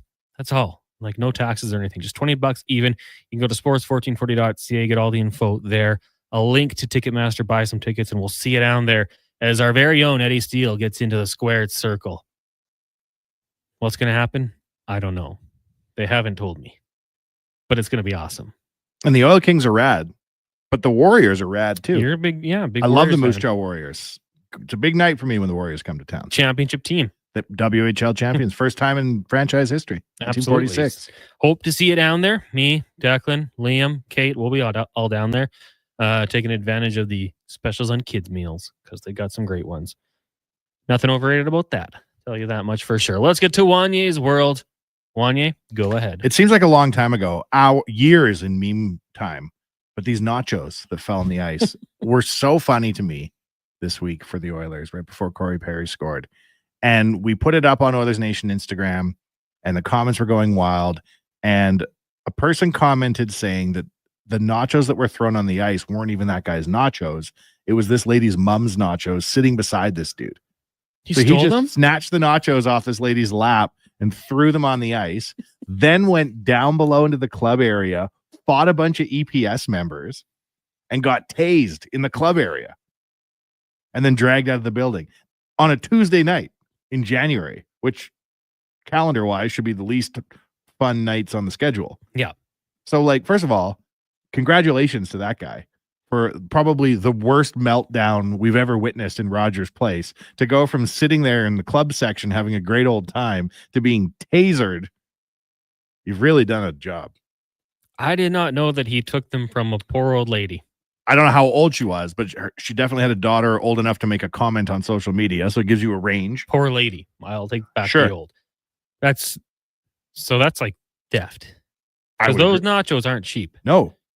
Theft over $1,000, in fact, which is Yeah. a felony. Exactly. Yeah.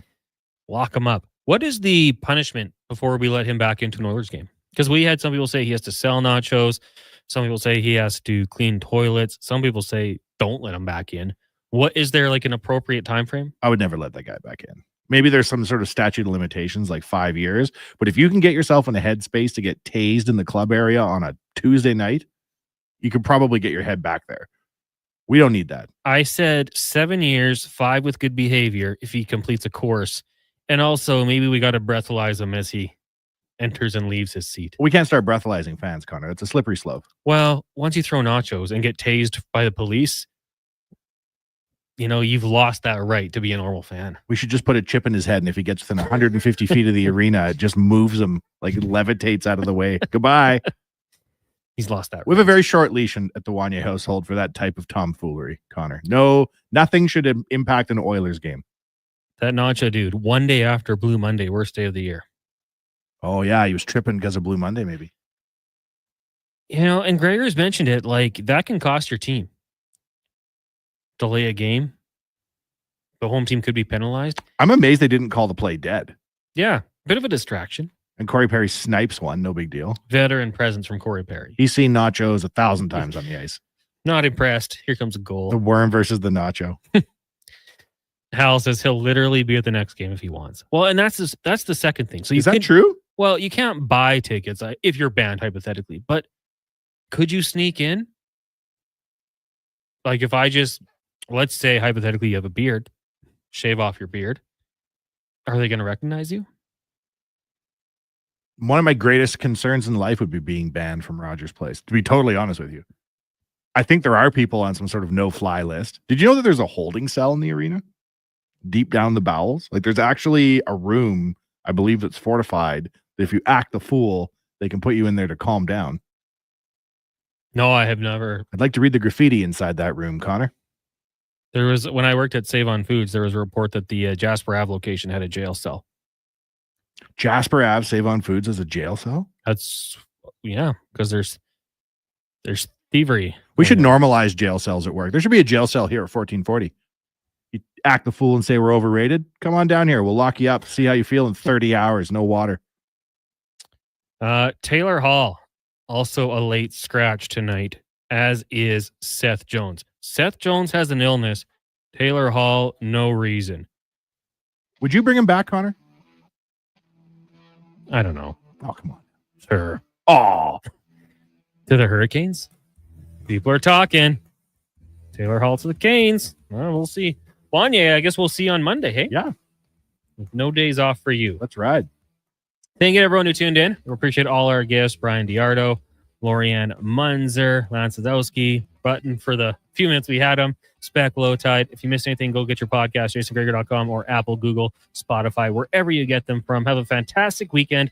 Be safe. We'll talk to you on Monday, and hopefully we'll see you down at the Oil Kings game tonight as well for Oil Rumble 2. Right now, we'll get to one final sports 1440 update of the week, brought to you by Legacy Heating and Cooling, home of no payments, no interest for 1 year on your furnace. Stay warm all winter long at legacyheating.ca. Here is Declan Kruger. This is a Sports 1440 update.